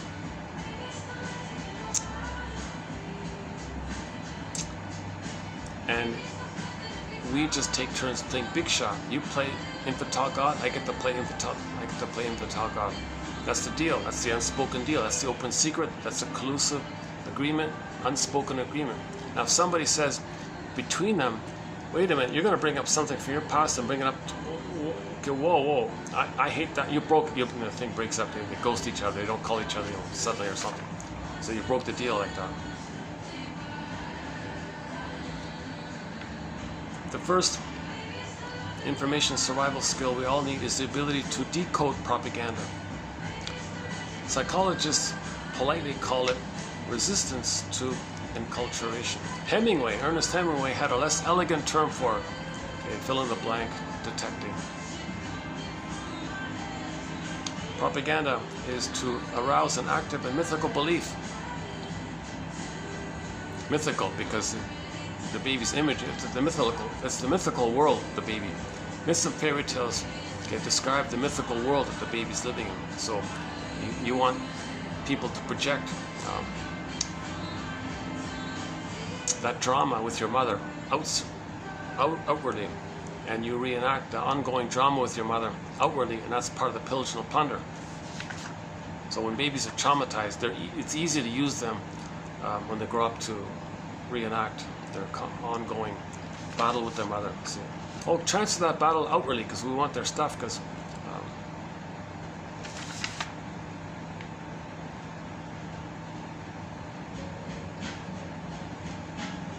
the real struggle is between education, like knowledge, insights, and propaganda. That's the real struggle, he says here.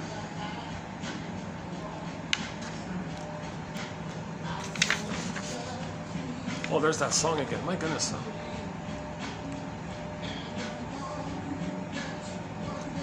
Where are we here?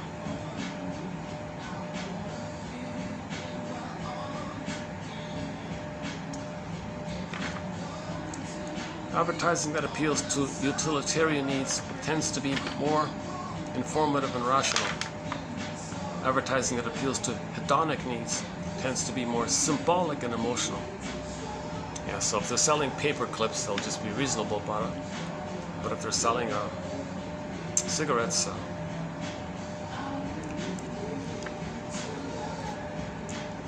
torches of freedom, that's the famous one, right? So they wanted women to smoke, right? So the advertiser would say, "Hey ladies, don't you want freedom from your abusive mother? Don't you want freedom from your mother? Buy the cigarette. It's a torch of freedom." You gotta be kidding. So you ignore the rational thing. How does hurting yourself separate you from your mother? You think you're gonna hurt your mother inside and separate from her? Because if you damage yourself, you're gonna damage your mother? Because of the fusion, you think if you hurt yourself, you're gonna hurt your mother and then separate, have a chance to separate, torch of freedom? Very irrational, right? You think hurting your lungs is going to get the love that you needed from your mother in the nursery so you can have your freedom? Whoa, wow.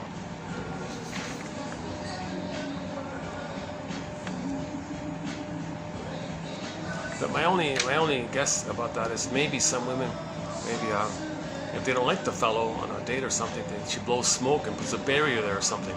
Then she gets her freedom. Maybe she uses the...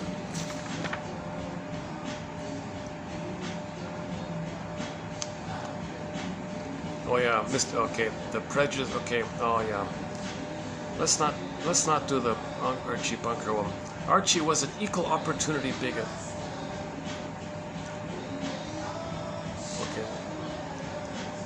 Okay, quickly. The prejudiced personality. So you got the tolerant personality, which is a normal personality, the tolerant personality. But trauma before 18 months leads to the prejudiced personality. Okay, he was prejudiced toward anyone who was different. Okay, so let's pause here. Different. If someone appears different, okay, that's the other. Other. Mother. Dash. M and the O. Between the M and O, put a dash or a hyphen between the M and O and the word mother. Now, for a person to get their difference from the mother, they need mother's love to get the difference. So if somebody appears to be different, that triggers the memory that you didn't get enough love from your mother to be different. So you have immense envy like that. Or another version of it is the other suddenly is your mother who didn't give you the love to be different. Get it? The other people, different language or whatever. You're not seeing the reality of the context of that their land was plundered and pillaged, and my God, they lived in dire poverty or something, and they had no chance for anything, and then you judge them by people who grew up with all this benefits. No, let's be reasonable. Right? So, oh, they're the other. Wait a minute, other. Other means mother in my prototype, but the mother hurt me and didn't give me a chance to be different. And they're different. I'm not different. I didn't differentiate from the mother, and there's somebody who appears to be differentiated. Okay, cross over to mother who didn't give me my differentiation. And you hate your mother, so you hate the difference. That's one. Okay, that's one flip theory on prejudice. That one there. Prejudice personality. What are the odds? So let's be reasonable here. He was prejudiced toward anyone who was different from him. So anyone who was not like him, not exactly, if there was anyone who's not a bigot like him, he hated them equally, right? So he was an equal opportunity bigot. So anybody who wasn't like, exactly kind of like him, right? What are the odds? What are the odds that someone, what are the odds that someone will find faults with so many different groups? Like, wow. What are the odds that all these groups will truly have these shortcomings? The more likely explanation is that there is something about the perceiver that colors the way they view the groups, such that fault is found with all the groups. Explanations for the prejudice exhibited by Archie Bunker are attributed to a flaw in the perceiver's personality. He only sees the world through the lens he created. The lens he created was the other, the mother hurt him. Okay, this phrase, okay, and there's a, oh yeah, okay, we have quotes from some other areas. Okay, and the other, we did 3, right? 1, 2. Oh yeah, I mean the third one here. Okay, let's just quickly finish up though. I'm going to take a break from this propaganda quotes. They're kind of...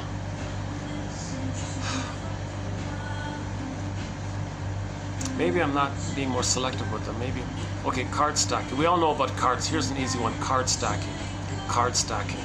Cherry picking. Or selective omission. Selective omission. What they're not telling you. The process of choosing from a variety of facts. The process of choosing from a variety of facts. Only those which support the propagandist's purpose. Okay.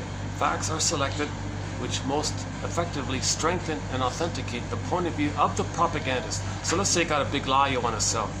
Well, cherry pick some few little crumbs of truth, only select it. Okay, cherry pick those to fuel or energize the lie, kind of. That's called a card stacking or selective omission. Propaganda itself, pretending to be truth, does not rest solely on the people's love of truth. It's more subtle. It is aimed partly at their love of wish fulfillment, to make them feel safe, proud, strong, right?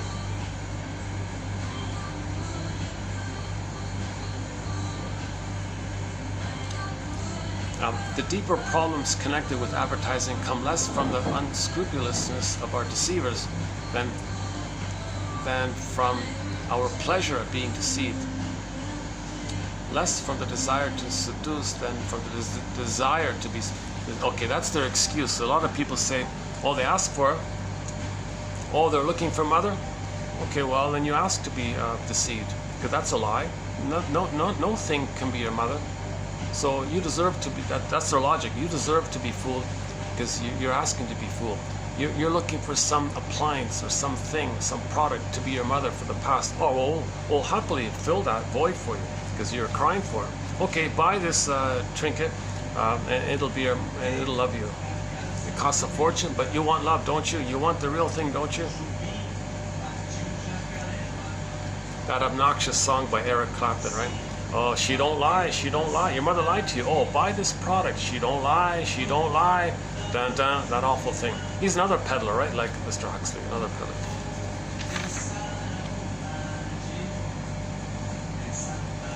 Yeah, so describing that illegal powder, okay, as your mother, like milk, like But this white material doesn't lie to you. You got problems in your life? Feel unhappy in your life? Oh, she don't lie, but this stuff don't lie. And I remember he had tens of thousands of people chanting this thing. He was a peddler, like Mr. Huxley was a peddler. Doors of perception, altered consciousness. So we talked about this thing, similar thing. If you can't even interpret your dreams, why dredge up earlier repressed memories which you won't analyze? The excuse is, well, you were healthy in the womb. Let's bring you back to the womb. Maybe you'll be healthy again. Then you can carry that. You can't be healed like that. You only can heal if you admit the truth. If you skip over the truth, you won't be healed. So I won't redo that part there. I spent a couple of videos on this, the Groff quotes. So we did a couple of videos on this whole Groff thing, the Hoffman's potion documentary. But there it is again, right? This thing about lying. Oh, you want to be lied? Well, this don't lie, she don't lie, she don't lie. Unbelievable. People revere this character, you know, people.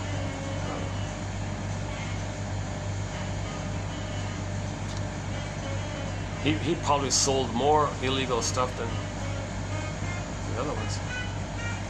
People may be seduced by advertising into purchasing products, but in a real sense, they themselves are in the market to be seduced. Yeah, same idea.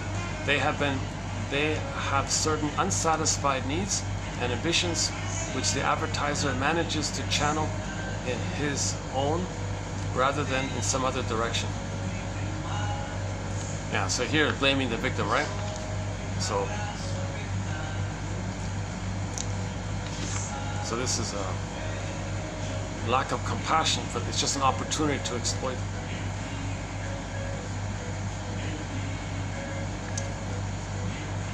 Okay, another thing, something called guilt by association.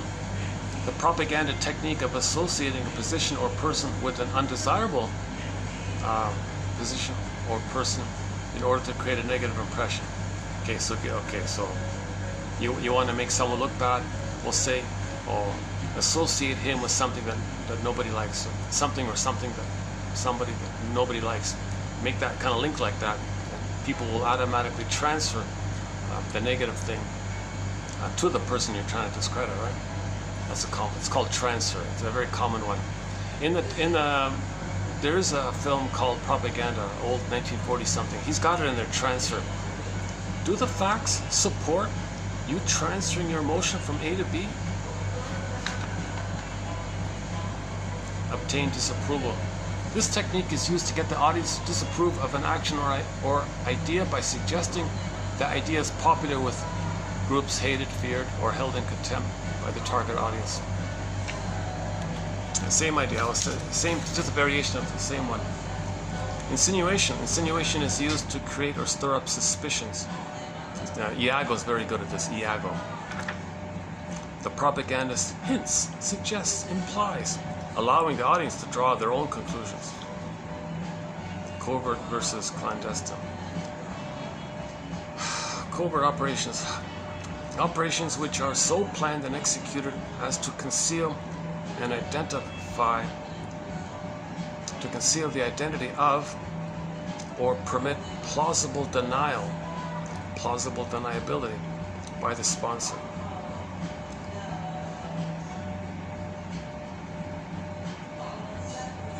So it's designed so that if they're caught, they just say, we didn't do it. Oh, it's possible they didn't do it.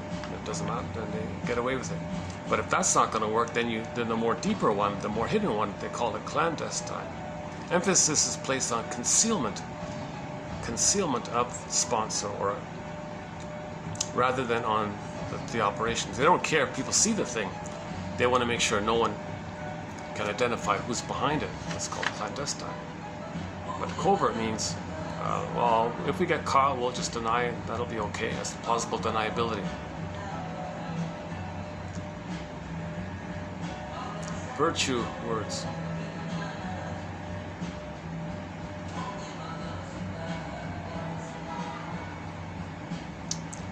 Okay, virtue words. These are words These are words in the value system of the target audience which tend to produce a positive image when attached to a person. Okay, so you use words like peace, happiness, security, wise, etc. These are virtue words, okay, also known as goody-goody words. Goody-goody words are like the currants in a currant cake. There is no doubt about the goodness of such words. Their value is inbuilt and accepted by everyone. The words have long been established as convenient ways to saying the words have long been established as convenient ways to saying, okay, for example, good, right, proper, ought to be done, etc. The response to such words is emotional because they were set up in the first place as emotional capsules. Emotional capsules. So the currants in the currant cakes are emotional capsules. Such words like dignity, courage, honesty, justice, tradition, decisive, reasonable, flexible, responsible, firm. So just include these trigger words and you get away with stuff. That's called krivda. You take something that's appealing, but it's used and crooked, twisted to deceive. This is called one person. There's a word called krivda about this. I don't buy all of her theories, of course, but the term krivda is you take something that's kind of true, but you make it crooked to deceive. This it's not a blunt flip lie. It's something that starts off as true, but then it's angled in a way, insinuated in a way to deceive. It's called krivda. Men do not commonly see what is before their eyes or hear what rings in their ears unless it is pointed out to them in the tone of an accepted authority and given public appearance.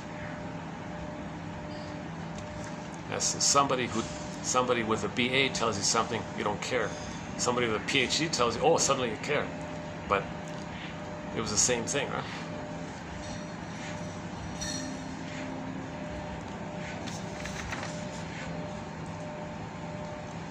What are the main jobs of the advertiser? It's not so much to sell the product as to give moral permission to have fun without guilt. Yeah, okay.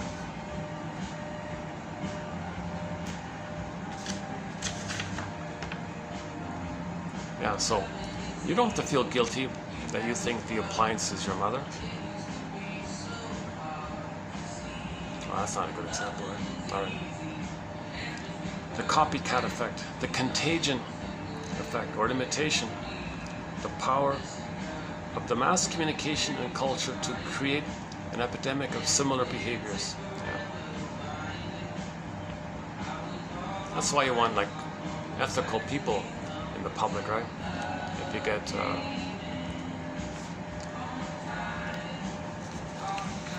you get like cynical people, then there'll be more cynicism, right? If you get kind of people who are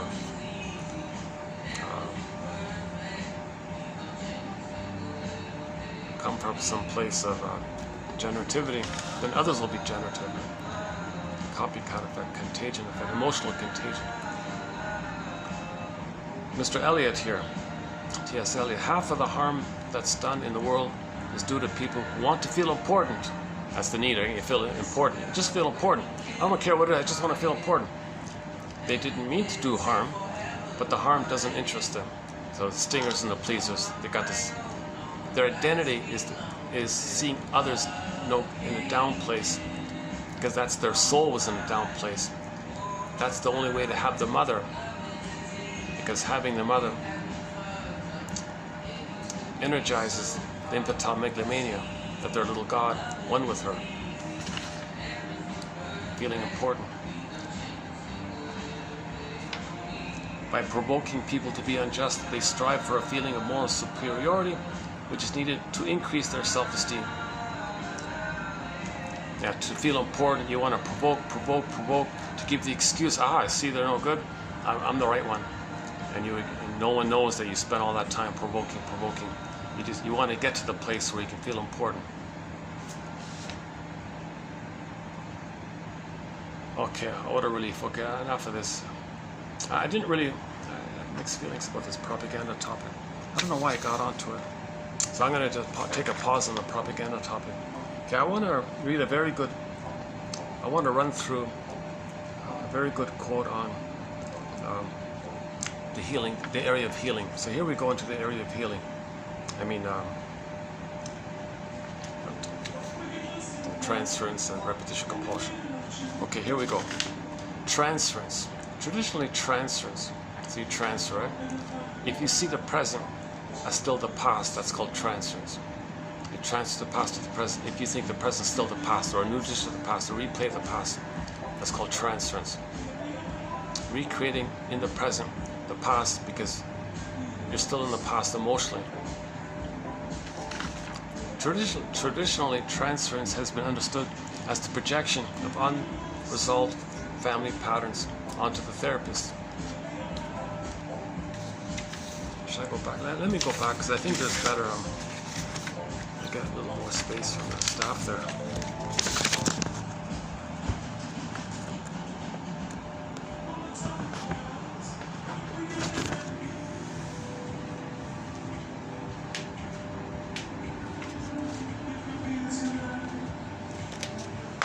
Oh, still?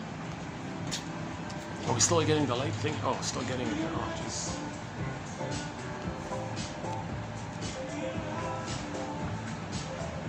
How about here? At least the light is consistent.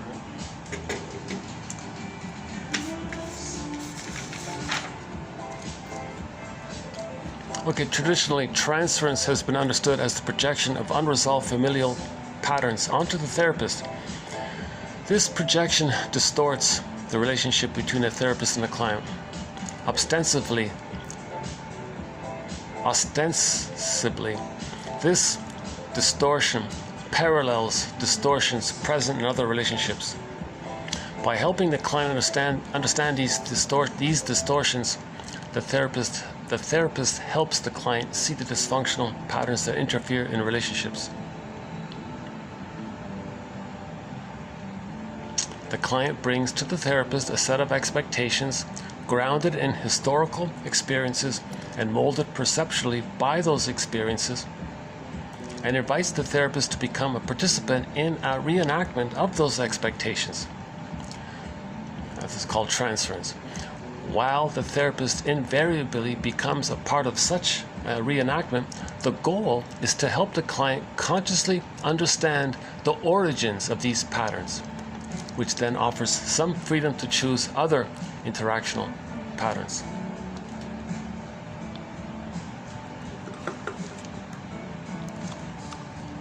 So he's going to recreate that past. He has a model. In the present, he wants self-fulfilling prophecy for that model because he's hoping to get a better model. He wants to change the model. But the person in the present isn't the person in the past, but you don't know that. It's called transference. And if you do it with one person, you generally do it with everybody, right? Relational trauma tends to sear, deeply imprint particular behavioral dynamics into place if it remains unprocessed and unconscious, and can create in us a compulsion to continually recreate and repeat the same relational dynamics that originally caused us pain and left us feeling helpless and rage-numb. Because our feelings may be frozen or split off from consciousness. So frozen, that's the Snow White, and split off from consciousness, she's exiled into the forest.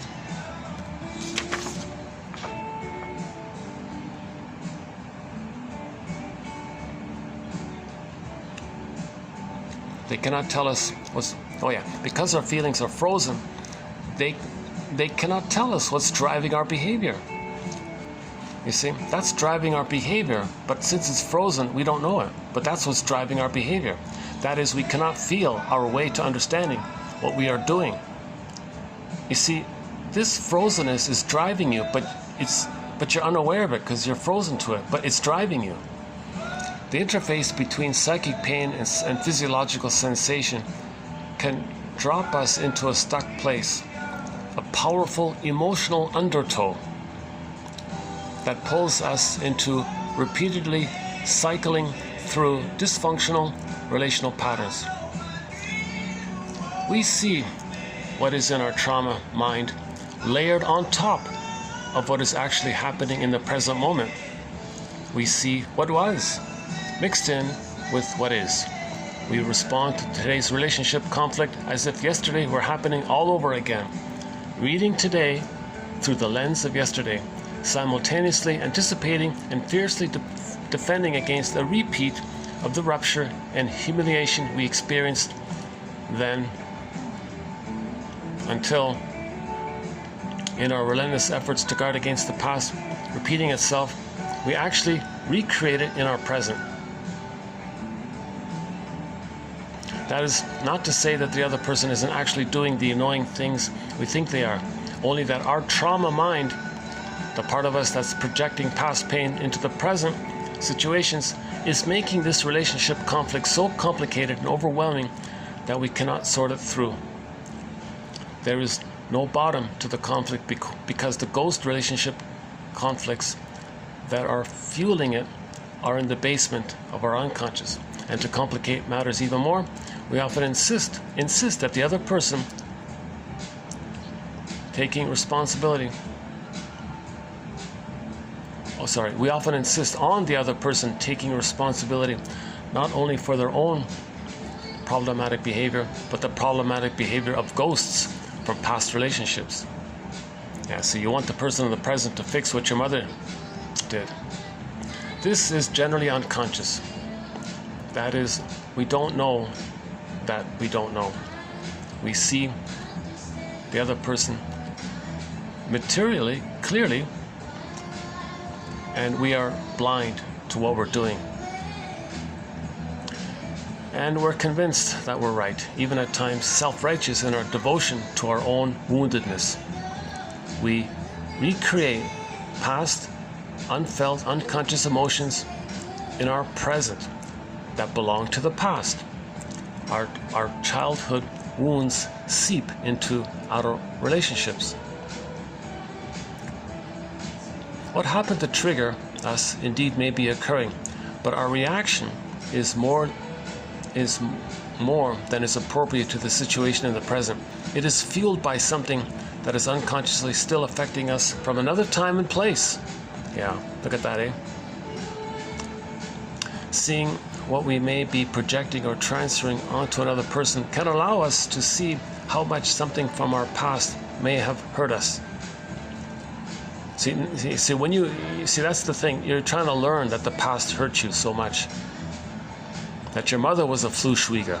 Your mother broke your heart. So recreating the present is to know the pain of the past, and not to realize really the truth of how much pain was there in the past. Again, seeing what we may be projecting or transferring onto another person can allow us to see how much something from our past may have hurt us.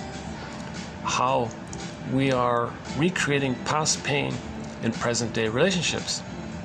By making transferences conscious, we take some of the air out of the emotional balloon so it can float back towards ground.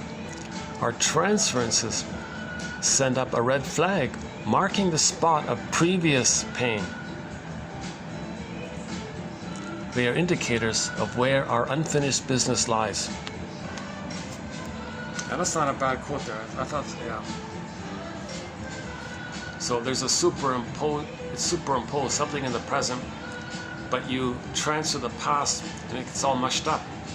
And you don't know what belongs where or what. And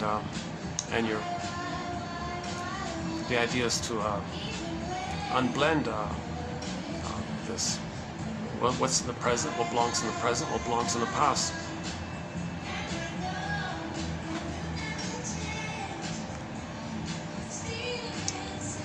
the strong emotions you're feeling about something benign in the present, okay, the recognition of it takes the air of the present, and then it points you to the past, and you put a little pulse there.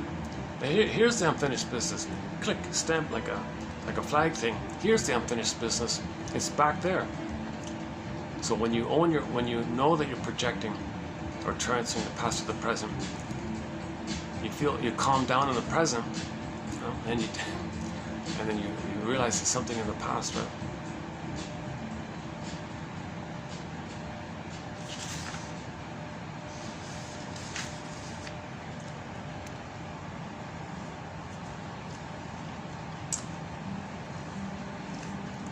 Yeah, I've done some good videos lately, so I gotta tolerate myself as well, that some videos are weaker, some videos are more confident, some videos I'm calmer, I'm relaxed, I'm happier, I'm smiling a little bit. Some videos I'm a little groggy like this. I'm very absent-minded today. I'm not even speaking, I know, because I'm not speaking very clearly this time around. Let's just comment on what's coming up here. I like Miss Dayton's writing so much that although she's not a shrink, we do have some self-help quotes. So that last one there was from Dayton. So the next 3 videos, I've got them lined up actually.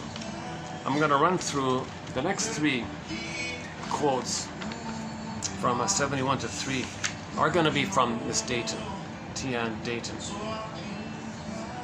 from what I could find. She wrote 15 books.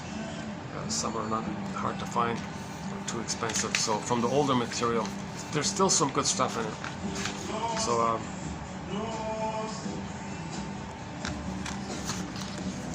so maybe I can do a partial. Let's see. Can I do a partial preview of it?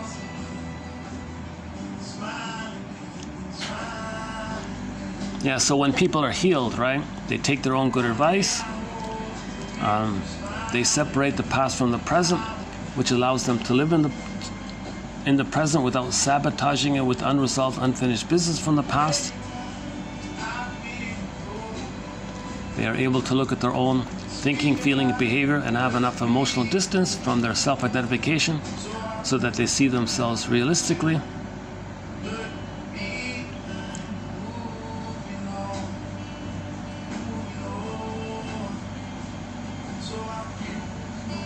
Okay, so one about still hoping for mother's love, unfinished business, okay.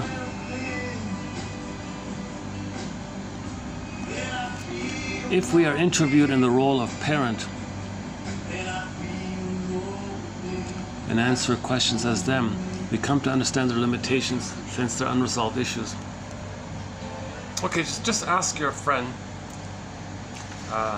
to interview you, and you play the role of one of your parents, and you speak in the voice of one of your parents. So this Miss Dayton is followed Moreno, Mr. Moreno, the guy who did psychodrama. So you ask people in the group, okay, you play my brother, and you play my father, you play my mother, and you position them in the room however it feels right. And you play the grandmother, and I play myself and all this. Now when you play yourself, you have the option to have you to step back. Hey, you play me, and you coach them a little bit, so you can observe yourself. So you create your family dynamic in the present with the people in the room like that. Then you say, okay, thanks, I'll play me now. Wait a minute. You can then ask someone, okay, now you play me, I'm going to play my parent. So you can play the parent. You can flip things around a little bit. So this is called psychodrama, right?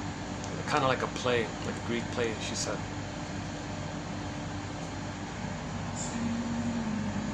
And if you role play your mother or father, you might have a little more empathy for them.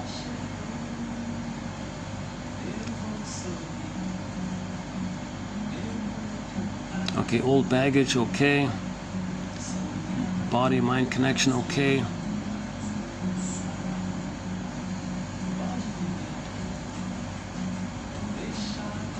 One about divorce.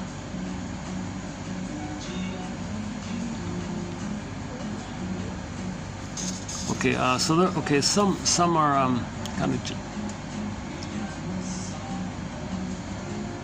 Okay, one about the grieving, one about anger. Rebound relationships, okay.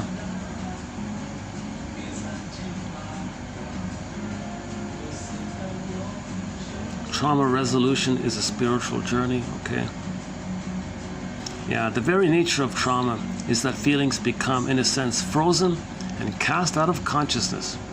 Yeah, so that there's a Snow White, she's in a coma, and cast out of consciousness, so she's sent into the unconscious. That's the forest. So Snow White is in a forest, that means that's your unconscious, and she's frozen, that's why she's sleeping like that.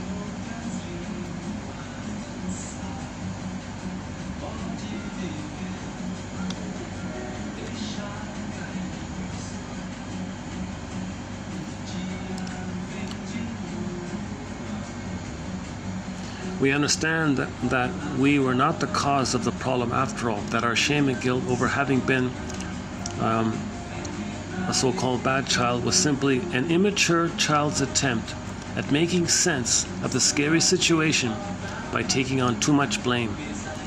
We may also see that our parents were fallible people, not necessarily bad, but perhaps stressed, immature, and without resources themselves, that they were in above their heads. Okay, so this is what gives me a little comfort, that 1 out of 10 will be a good quote. So I might post 10 quotes, 9 might be okay, whatever, but one, hopefully one clicks. I think this is a good one. Okay, so this idea that you're a sinner, you're guilty, you owe your mother forever, you got to save her. This nonsense. Well, okay, you just realize that this is because as a baby, it was your immature babyhood attempt to make sense of a scary situation. So that was your way to organize things, understand things. So Fairbairn's jargon is the moral defense. As a baby, you're going to be this little moral judge, the baby's going to decide with his gavel on there. All right, I'm going to make a decision here. I'm going to be the judge of the situation here. Mother, you're going to be seen as okay. Click, you're good. Now, I feel pain. I guess I'm rejected. I couldn't save the mother. I'm guilty. All right, I'm no good. That's how the baby makes sense. Like the Fairbairn calls it the moral defense, like making these moral decisions. He's good. You're good. I'm no good. That's the baby's attempt to make sense. He wasn't born guilty sinner. He wasn't born like that. The baby's trying to make sense of the situation. So he makes these beliefs, try to make sense of it all. That's all it is. He wasn't born genetically bio like that. Come on. So that's once again, that's how religion takes your psychology, twists it against you. Okay. You as a baby tried to make sense of the situation, so you did the moral defense to cope with the situation. Mother must be seen as good, judge, okay, make sense like that, because I gotta survive, I gotta take in the powder stuff, I gotta survive to survive. I must see her as good, so I'll make the moral decision. Mother's good. Okay, now you feel pain. Okay, wait a minute.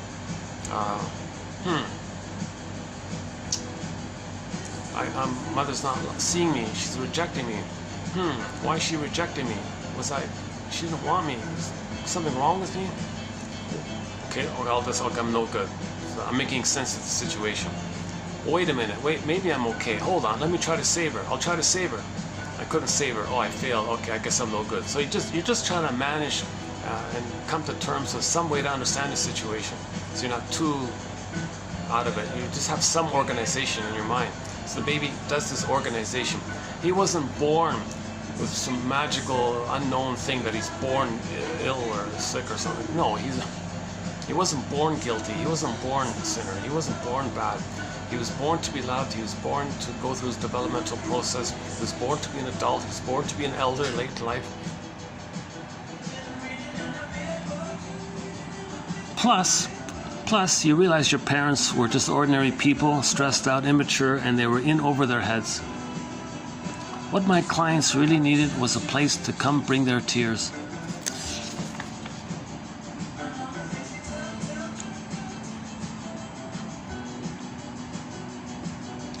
Yeah, this is what caught my attention here. The ancient Greeks used drama to illustrate issues close to the human heart. Through role play, the stage became a safe arena in which to explore and explain psychological and emotional themes. Audience identification with the characters portrayed was one of the earliest forms of therapy. Today, psychodrama, group role playing and all that, basically, provide for a controlled acting out in the service of healing. They are a modern adaptation of an ancient form.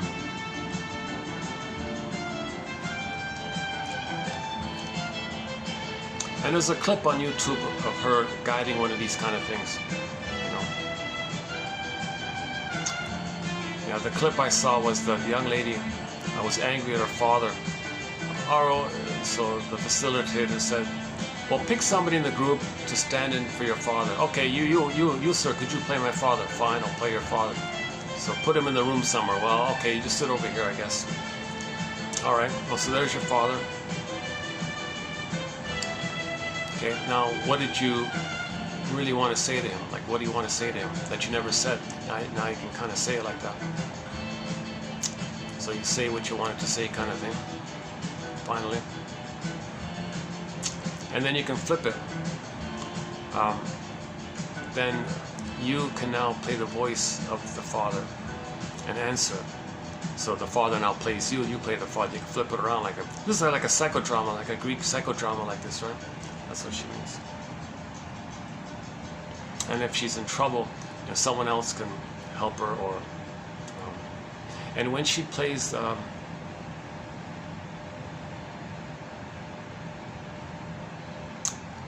what else?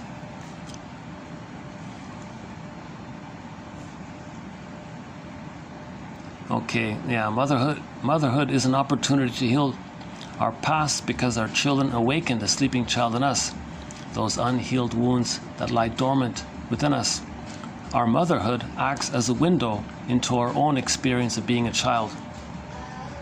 Yeah, so she makes a big point that when a woman has a child, it's going to open up the memories of when she was a child. A window to her childhood.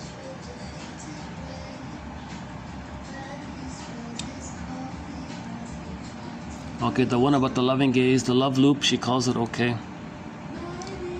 We cannot do a flying leap over pain and resentment to forgiveness without first working through those feelings and restoring our lost sense of self. Oh, I could have given birth under a tree. I still give him a lot of credit. He just somehow figured it out. So that's the natural birth, right? She had a good relationship with the baby while she was pregnant. And because things were normal like that, the baby could do its own thing to come out.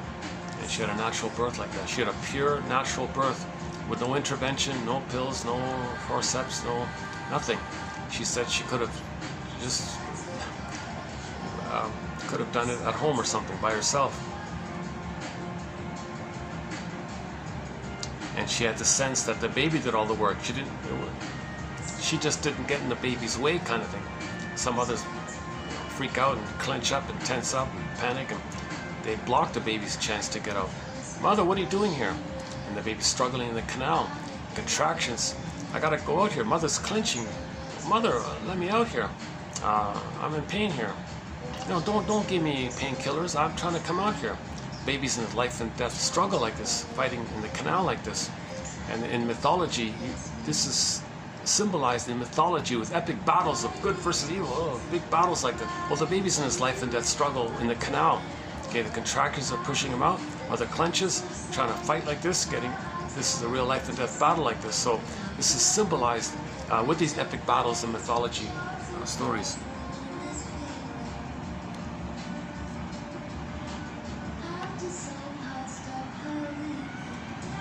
Robert Bly has a poem as follows. I laugh when I hear the fish in the waters thirsty. You don't grasp the fact that what is most alive of all is inside your own house. And so you walk from one holy city to the next with a confused look. The wise man Kabir will tell you the truth. Go wherever you like. If you can't find if you can't find where your soul is hidden, for you, the world will never be real. His image was, oh, the fish is thirsty. Jesus. Oh yeah, I saw one little clip. What's her name? Sabonfu from an indigenous ritual. An indigenous leader, let's say. Sabonfu, right? Some, yeah. I just saw one of those short little mini clips on YouTube. She said that she was dragged to some kind of a horse racing kind of thing or something, and she's very puzzled by it. Here's a innocent lady from a village in Africa, right? And she saw everybody's all excited about watching these greyhounds, these race horses, chasing a metallic rabbit. They're all chasing this metallic rabbit. And she said, and all of a sudden, a real rabbit, some trickster, some prankster, threw a real rabbit onto the field. And everybody's all up, and then all the dogs, whoosh, they all switched over to chase the real rabbit. And everybody's crying, foul, foul, catch this guy, who did this? Everybody boo, boo, this and all that. And she said, oh my God, that's it right there. That we're chasing, the metaphor, like we're kind of chasing this fakery, and there's the real thing. The dogs are chasing the real thing. We're kind of like those dogs chasing the metal thing. These symbols of love.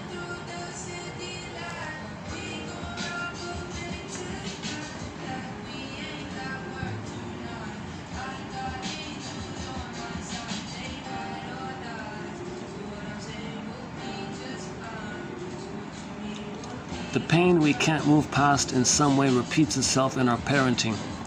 Our problems with our mother or father become our problems with our daughter or son or spouse. Okay, let's go back. Yeah, here's the map. Internal working model. Object relations theory posits that the external world of the child becomes their internal world. Our primary relationships actually become part of our internal relational map.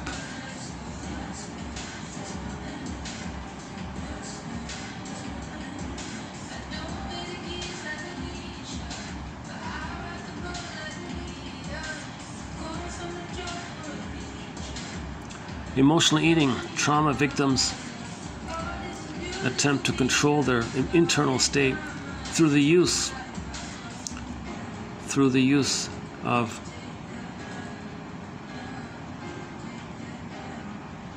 fill in the blank comfort foods, not understanding as to what happened and what meaning we made of it. Oh, I got it. Okay, I think I did a typo here. Sorry. Okay, let me fix that one. Comfort food. Comfort foods that quiet their inner struggle and restore a sense of control over their tumultuous inner world. The comfort food of choice becomes a reliable source of mood management that temporarily masquerades as a restoration of the trauma victim's equilibrium. The emotional states and signals that would allow them to comprehend and come to terms with their internal struggle are numbed by this method of self-medication. While trauma victims gain the temporary relief they are seeking, they do so at the expense of self-knowledge and the potential for self-mastery.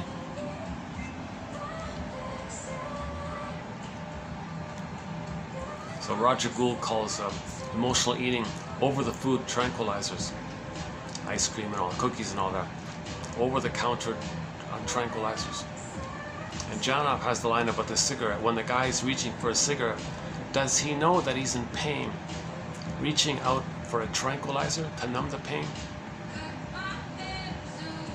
So it works for the moment, but you lose the opportunity to address the trauma. So you're always burying the trauma.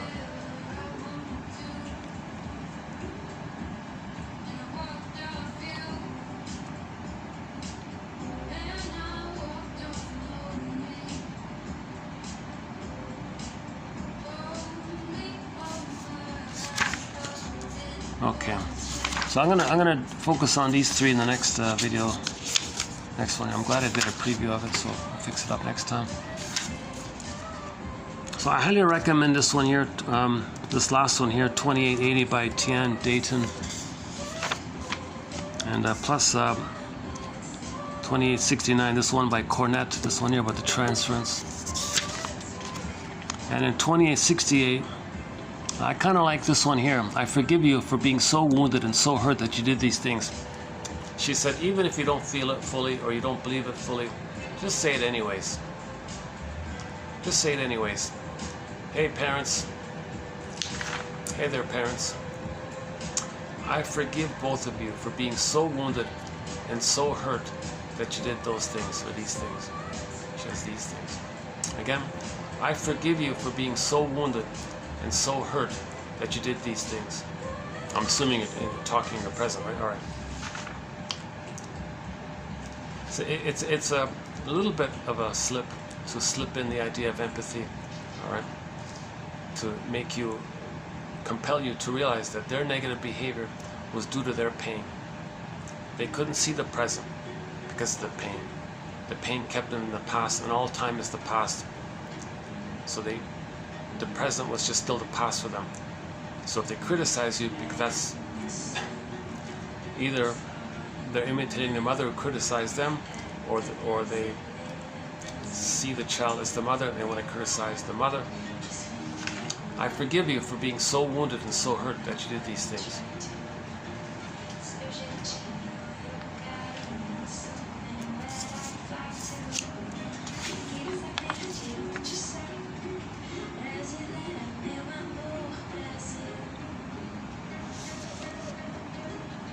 Okay, let's just leave it, yeah.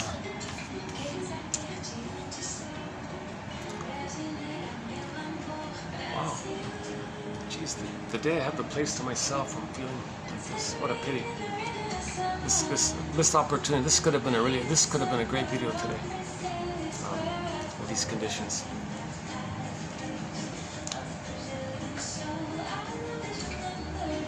Yeah. Let's see. How are we doing? Battery's holding up. 520.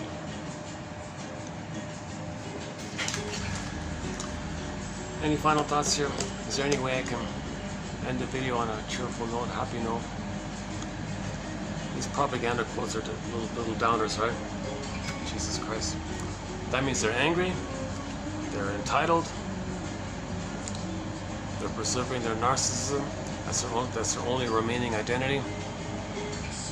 When all else fails for a person, they can take refuge in that time in the uterus when they thought they were on the throne. And everything's entitlement. The baby is entitled to receive mother's love. If that's failed, he's always entitled. So if he's greedy, he's angry, with everything he does, he just feels entitled. It doesn't matter. He's in survival mode. If the baby doesn't get that entitlement fulfillment, his needs fulfilled, he's always in that place of entitlement. The baby is entitled to be loved by his mother. Doesn't get it. See, when the baby's traumatized, in the name of pillage and plunder, okay, we're going to rob you of the entitlement so you can spend your whole life searching for it, being entitled. So you can act how you act and always feel entitled.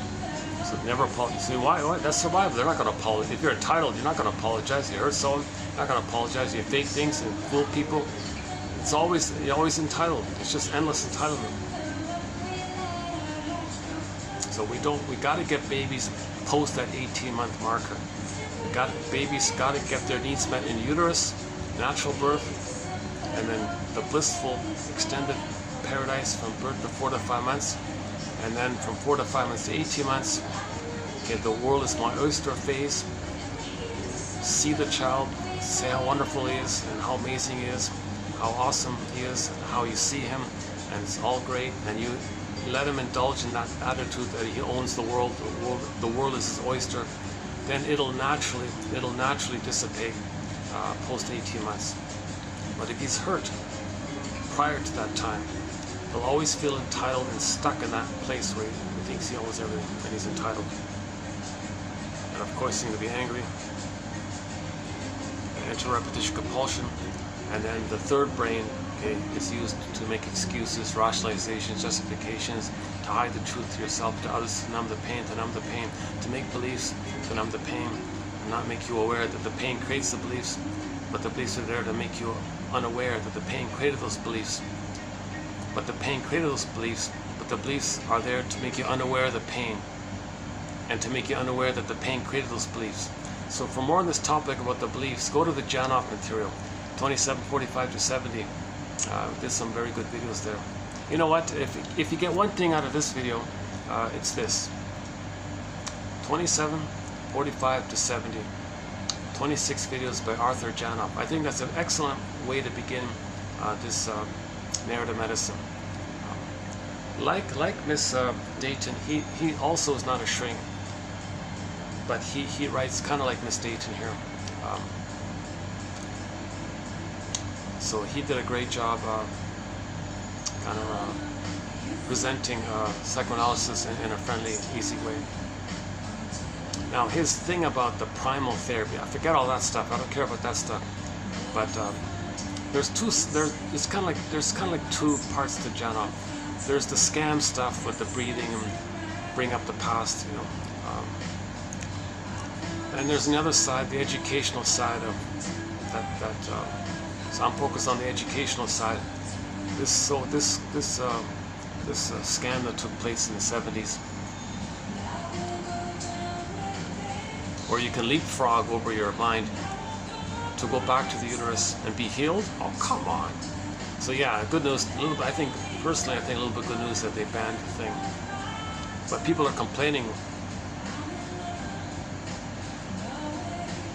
And I took a clip of the guy who headed up the thing, Mr. Grof's lackey there. The guy's spaced out. The guy's obviously a heavily medicated guy, telling everyone, "Oh, legal." That alone will tell us good.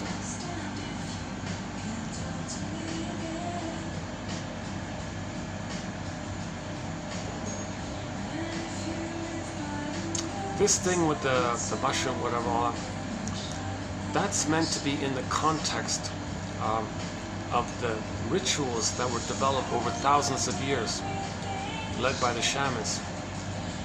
It's in that context of the safe container and the community helping to make it safe for the one wounded member to heal. That art, that craft, that skill was fine-tuned and honed over thousands of years. That's all gone. And some people say, "Oh, we don't need it. Just take the synthetic thing. You don't need the group. You don't need the guys or whatever. You don't need the song, dance, and ritual. You don't need the shaman who's really aware of all this and can follow you and all this and support you." But that was only in the context of this, meant to be together, the group, the leader, and the whatever, the mushroom, okay, that the indigenous people would use to help a wounded member of the group. Without that container, without that 2,000 years of wisdom, and the shaman singing in such a special way, they say it makes Mozart look like a kid, because he had a real ability to help the person reenact and relive symbolically their trauma, so they can now feel what they couldn't have felt with the trauma, and the group will help them feel safe to feel what they couldn't feel. And that's what the thing's about, to feel what you couldn't have felt. Now, if you don't have the group, you don't have the shaman, you don't have that kind of the leader, the shrink, you're bringing up too much. If you're lucky, your ego can not be damaged by it, but some people will get damaged by it, then they're worse off than they were before.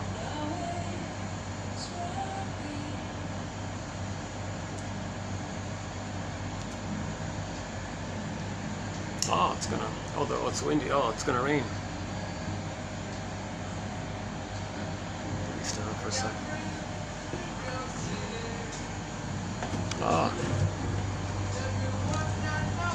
Well, the wind just suddenly came on. Yeah. Actually, no, I just discovered these guys have a little balcony here. Let's try it.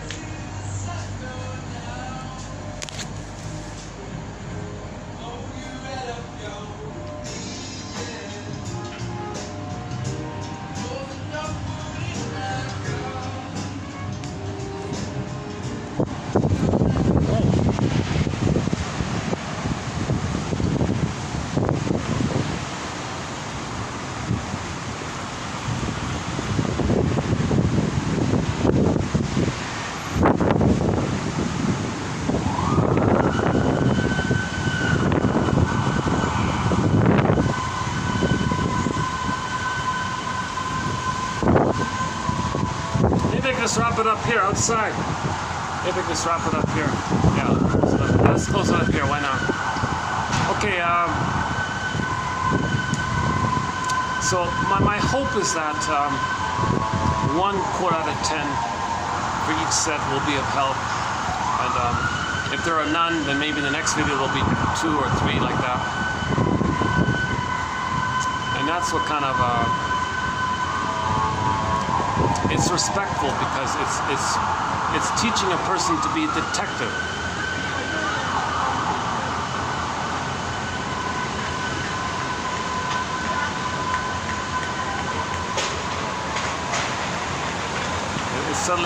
It's suddenly getting very windy. You know, these wind things come on really quick. I was at the Swan place, and all of a sudden a wind gust came and blew down some trees.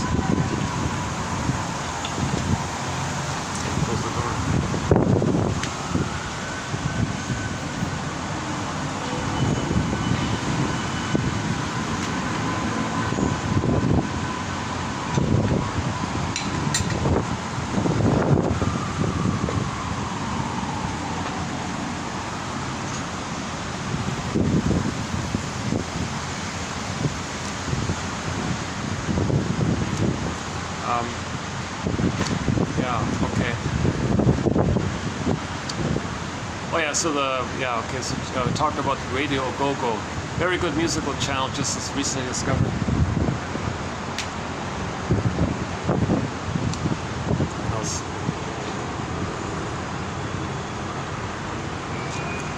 Glittering Generalities. Transfer. What's the other one? Oh, appeal to the folk or something. Common folk or something.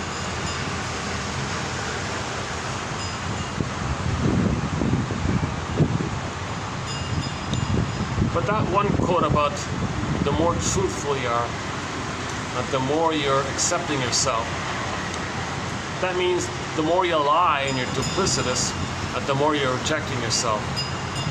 So think about that, he said, right? So move towards the truth, right?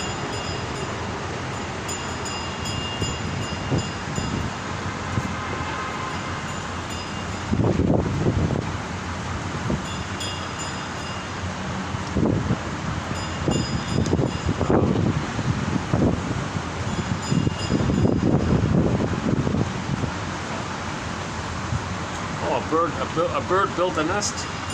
Here, look at that.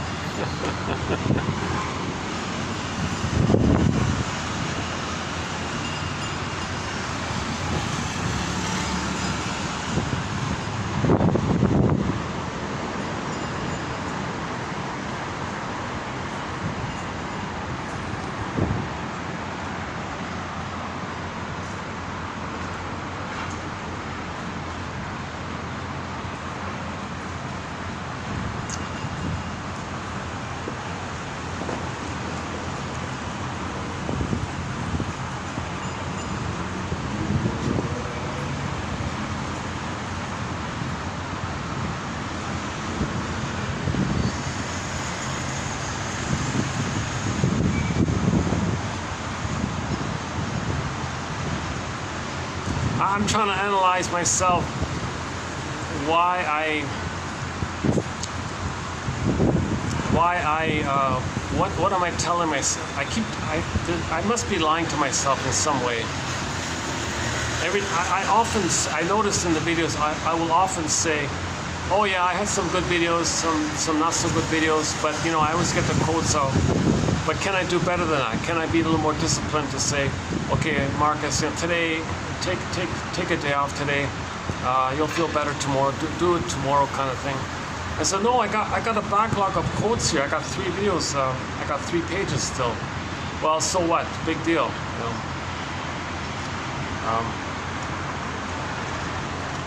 So maybe there's like a childlike wish in me somehow to connect, to connect,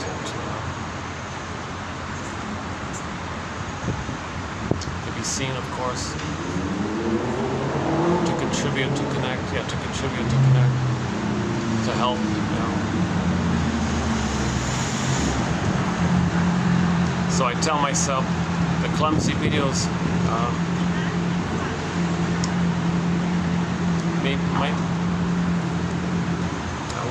won't distort that too much.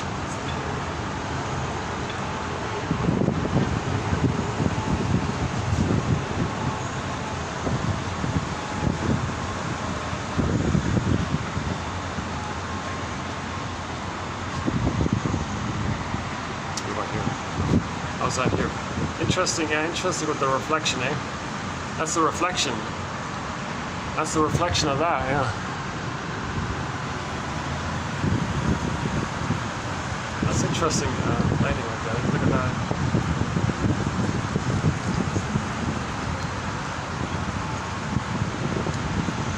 Well,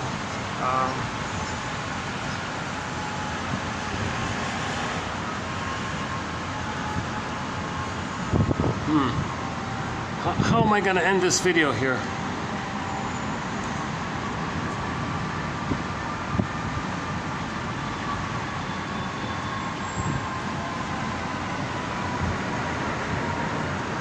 Okay, I'll post it for the time being, and I'll think about it, and I may delete it or just leave it, I'm not sure. This video definitely wasn't one of my better ones, so I don't mind deleting this video. So I could just delete it. So for the time being, I'll post it, and I'll leave it as an option to delete it, and then redo it, and then redo it in a more smoother way.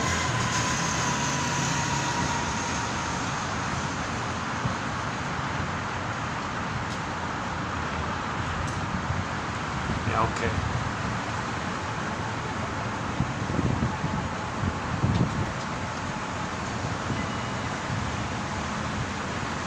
Maybe I felt like my videos are getting a little better, at least recently. They were getting a little better. I kind of get a little set back a little bit. I feel like maybe that triggers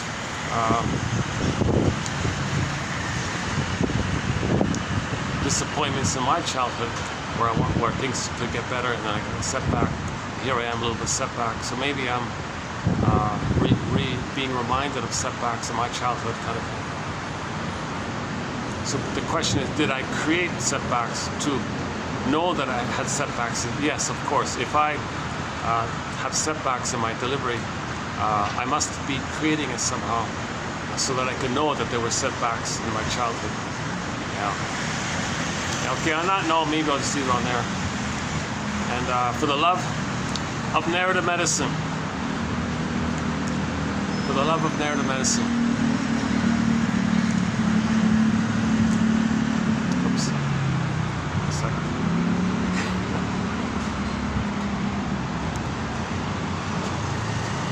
Let's try it over here. For the love of narrative medicine. Back to Steve Perry. For the love of strange medicine. For the love of narrative medicine.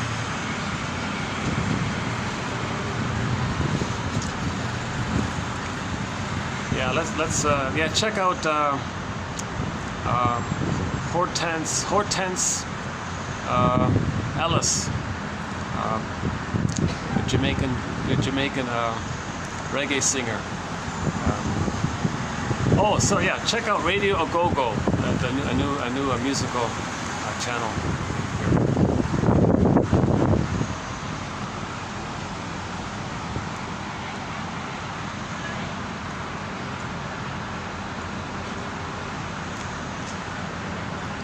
You know, the conditions are good here. Like I got the space, right? I got the batteries working, but I don't got.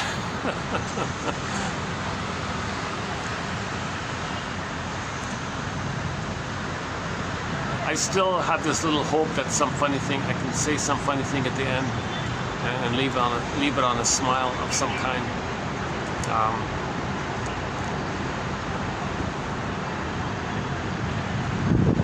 I do watch cat videos. I watch those little short cat videos. They're funny. Some of these cat videos. And they're always like pawing. They're always like getting into little accidents and things.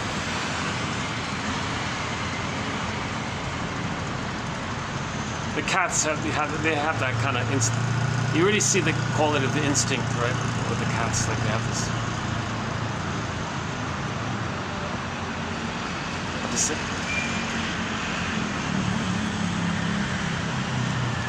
See, the animals, right, they have their embodiment, they have their feelings, they're emotional. So we love seeing animals and all that, because they have their feeling self, they have their emotional life, their emotional bodies, right? So we're missing that. Like most people are kind of missing that. So we project our gold, right? We see our gold, okay, our embodiment, okay? The animals have that embodiment, so that's like we admire that because that's something positive of us that's missing. So we admire our pets and all that, or any animal or whatever, because there's something good in us that we don't know. So someone displays it. It's like a mirror to know that's within, but we are not aware of it. So there's also golden projection. Projection is just not only negative things about yourself that you don't want to admit. Projection can also be the positive things, the gifts that you have. One guy theorizes that most projection is actually golden. Like most projection are your positive traits. Yeah? So all these positive things you say about others, you have that quality in yourself. It's just undeveloped, it's just denied, it's repressed. So you see in others, that means it's denied in you. It's yours, you have it as well, but it's denied in you. That's called the golden projection. They call it the golden projection. Yeah, too bad there was no walkway. Hey, what about that? Oh, you can't walk along there.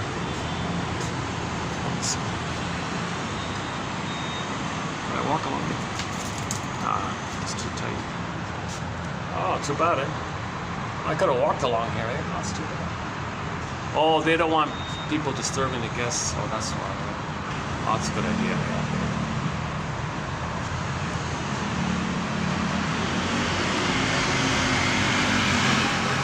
Yeah, my first time at the little balcony part there, yeah. Not bad.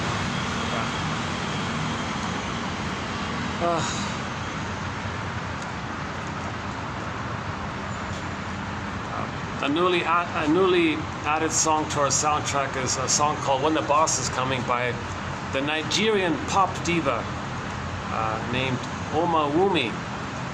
O-M-A-W-U-M as in Mary I, from Nigeria, from an album called The Lasso of Truth. She likes Wonder Woman, so yeah, these quotes, you know, we can say that these quotes in our collection, they're kind of like a lasso of truth. To get the truth for yourself, find the truth of your parents. A lasso of truth. We need a lasso of truth. So these quotes got 10,000. You pick 1 out of 10. You take the 1,001 quotes that you like. You put it together. It helps to bring up the truth, the lasso of truth for yourself and others. If you're going to heal, you got to get the truth of why the mother failed. You got to get the truth. Get the key. You need the lasso of truth. It's just started raining now.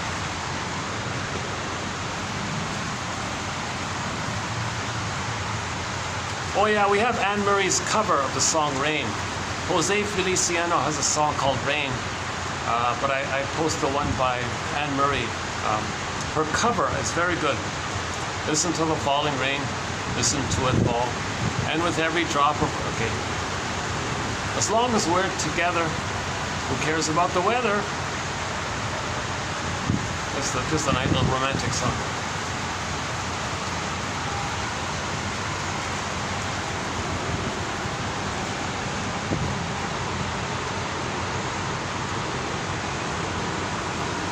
Yeah, it's okay. Yeah, I got covered. I got rain covered here. All right. Any final thoughts here? We mentioned Steve Perry at the beginning, so the song "Friends of Mine" is on our soundtrack.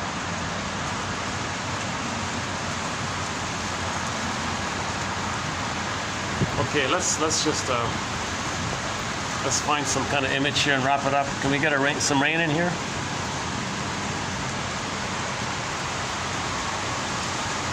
How about like this? Or just the city?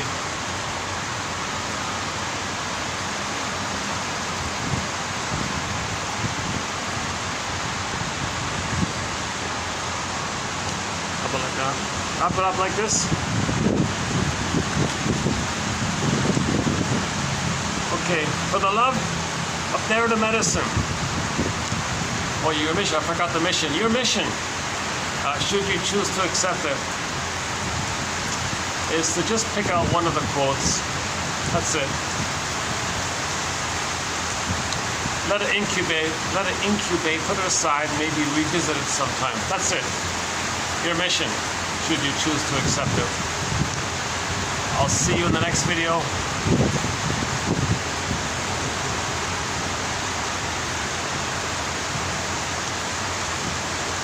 Oh, another mission, should you choose to accept it, is to play an episode of Radio A-Go-Go. Don't know why it's called that. Anyways, Radio Go-Go dash Go-Go something. Yeah, you can figure it out. You can find it easily. Radio A-Go-Go.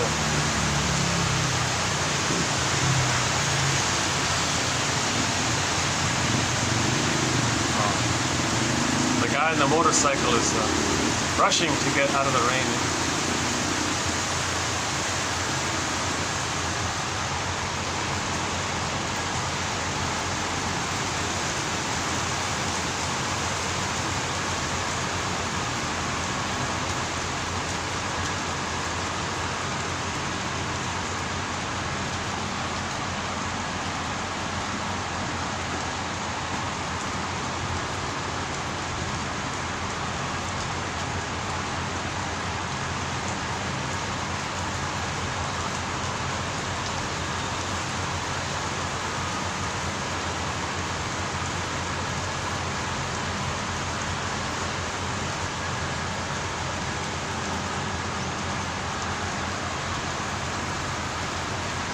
Okay, so this author, Tian Dayton, is a new author. So as mentioned earlier, the next 3 videos will be on her work. And maybe there'll be a 4th, possibly a 5th. And I'll leave it there. I like her because she, number one, she focuses a fair bit about repetition, compulsion, and transference. She's very mindful of this issue that we repeat the thing in the past. And we're not aware of it. And if you can be aware of it, you might have some choices.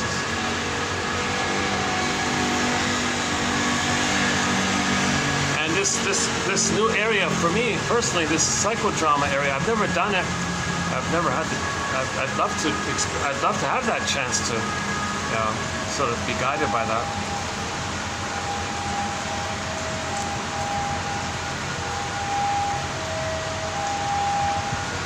You know, the familiar one most people know about is, you just imagine sitting in the chair in front of you, one of your parents, and say what you want to say, kind of thing, right? And then you can turn it around. You can see yourself there, and you can play the parent, and then you can flip it around, and you can argue or or talk back and forth, and it might bring up something. We don't know.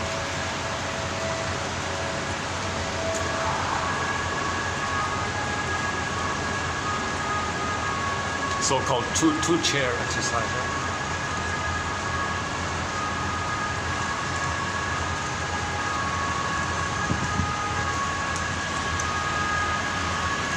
And her approach is bit by bit. You don't need to have like a full, deep reaction. Maybe just, yeah, should I read that book? Yeah, let's read that one.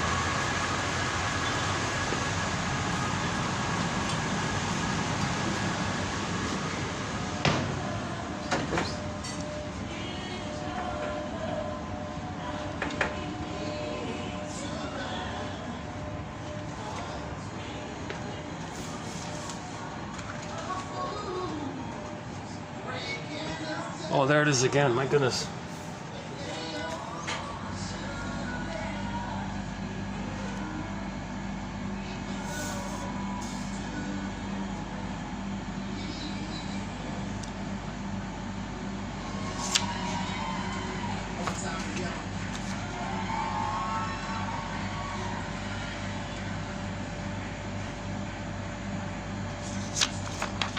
Where is it?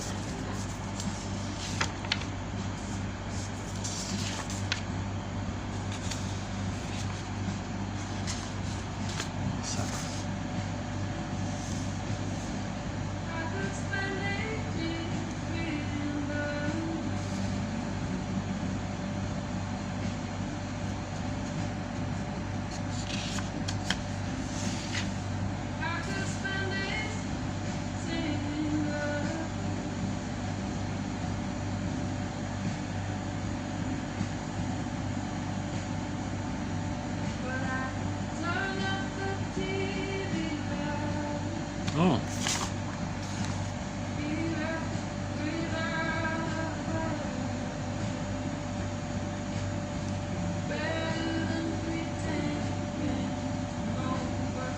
Oh, hang on. Well, maybe it's not here. Or maybe I didn't post it. Oh yeah, here it is. Yeah, this first one here. Okay, 2871. So after therapy, okay, so the benefits of it as well, you'll be able to self-reflect, you know, look at your own behavior and thoughts and feelings, and have enough emotional distance from their self-identification, so you can observe yourself feeling it while you're feeling it.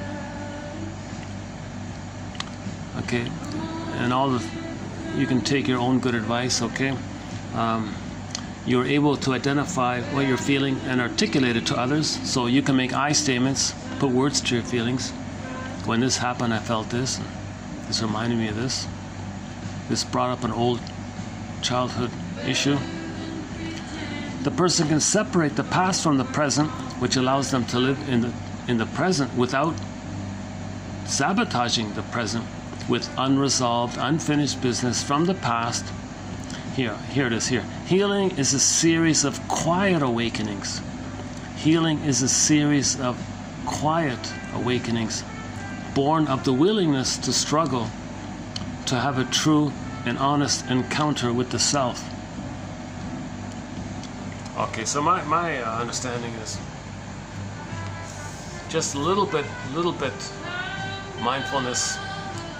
Little mindfulness by mindfulness, bit by bit, mindfulness by mindfulness, little quiet awakenings. Oh, okay, that's from the past.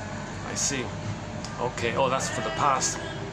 Oh, that's an old unmet need from the past being triggered up, and this reminded me of the past. Oh, okay, a little quiet ahas. She thinks it's more like that.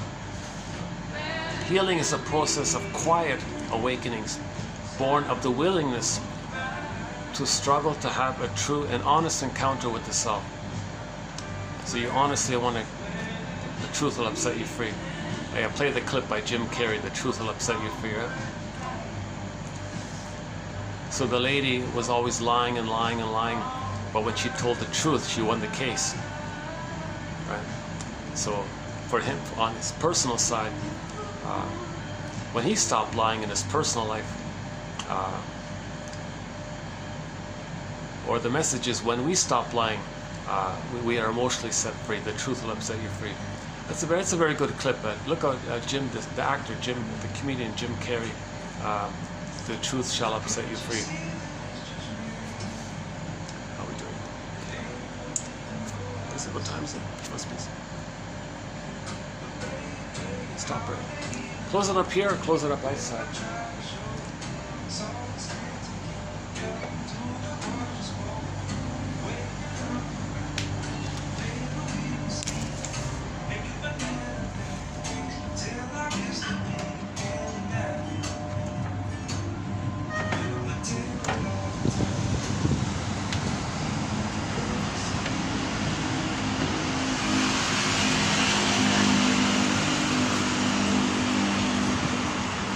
Okay, so let's continue building the lasso of truth. Let's continue these quiet little awakenings. Let's continue exploring, being the detective.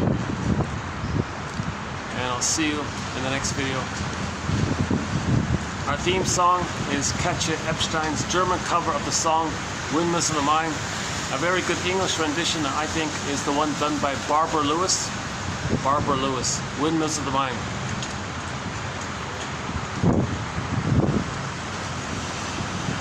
I mentioned Jose Feliciano. He also has a cover. It's tolerable. It's okay. But really, the best two versions are the ones by Epstein and Lewis, Barbara Lewis. For the love of narrative medicine, I'll see you in the next video.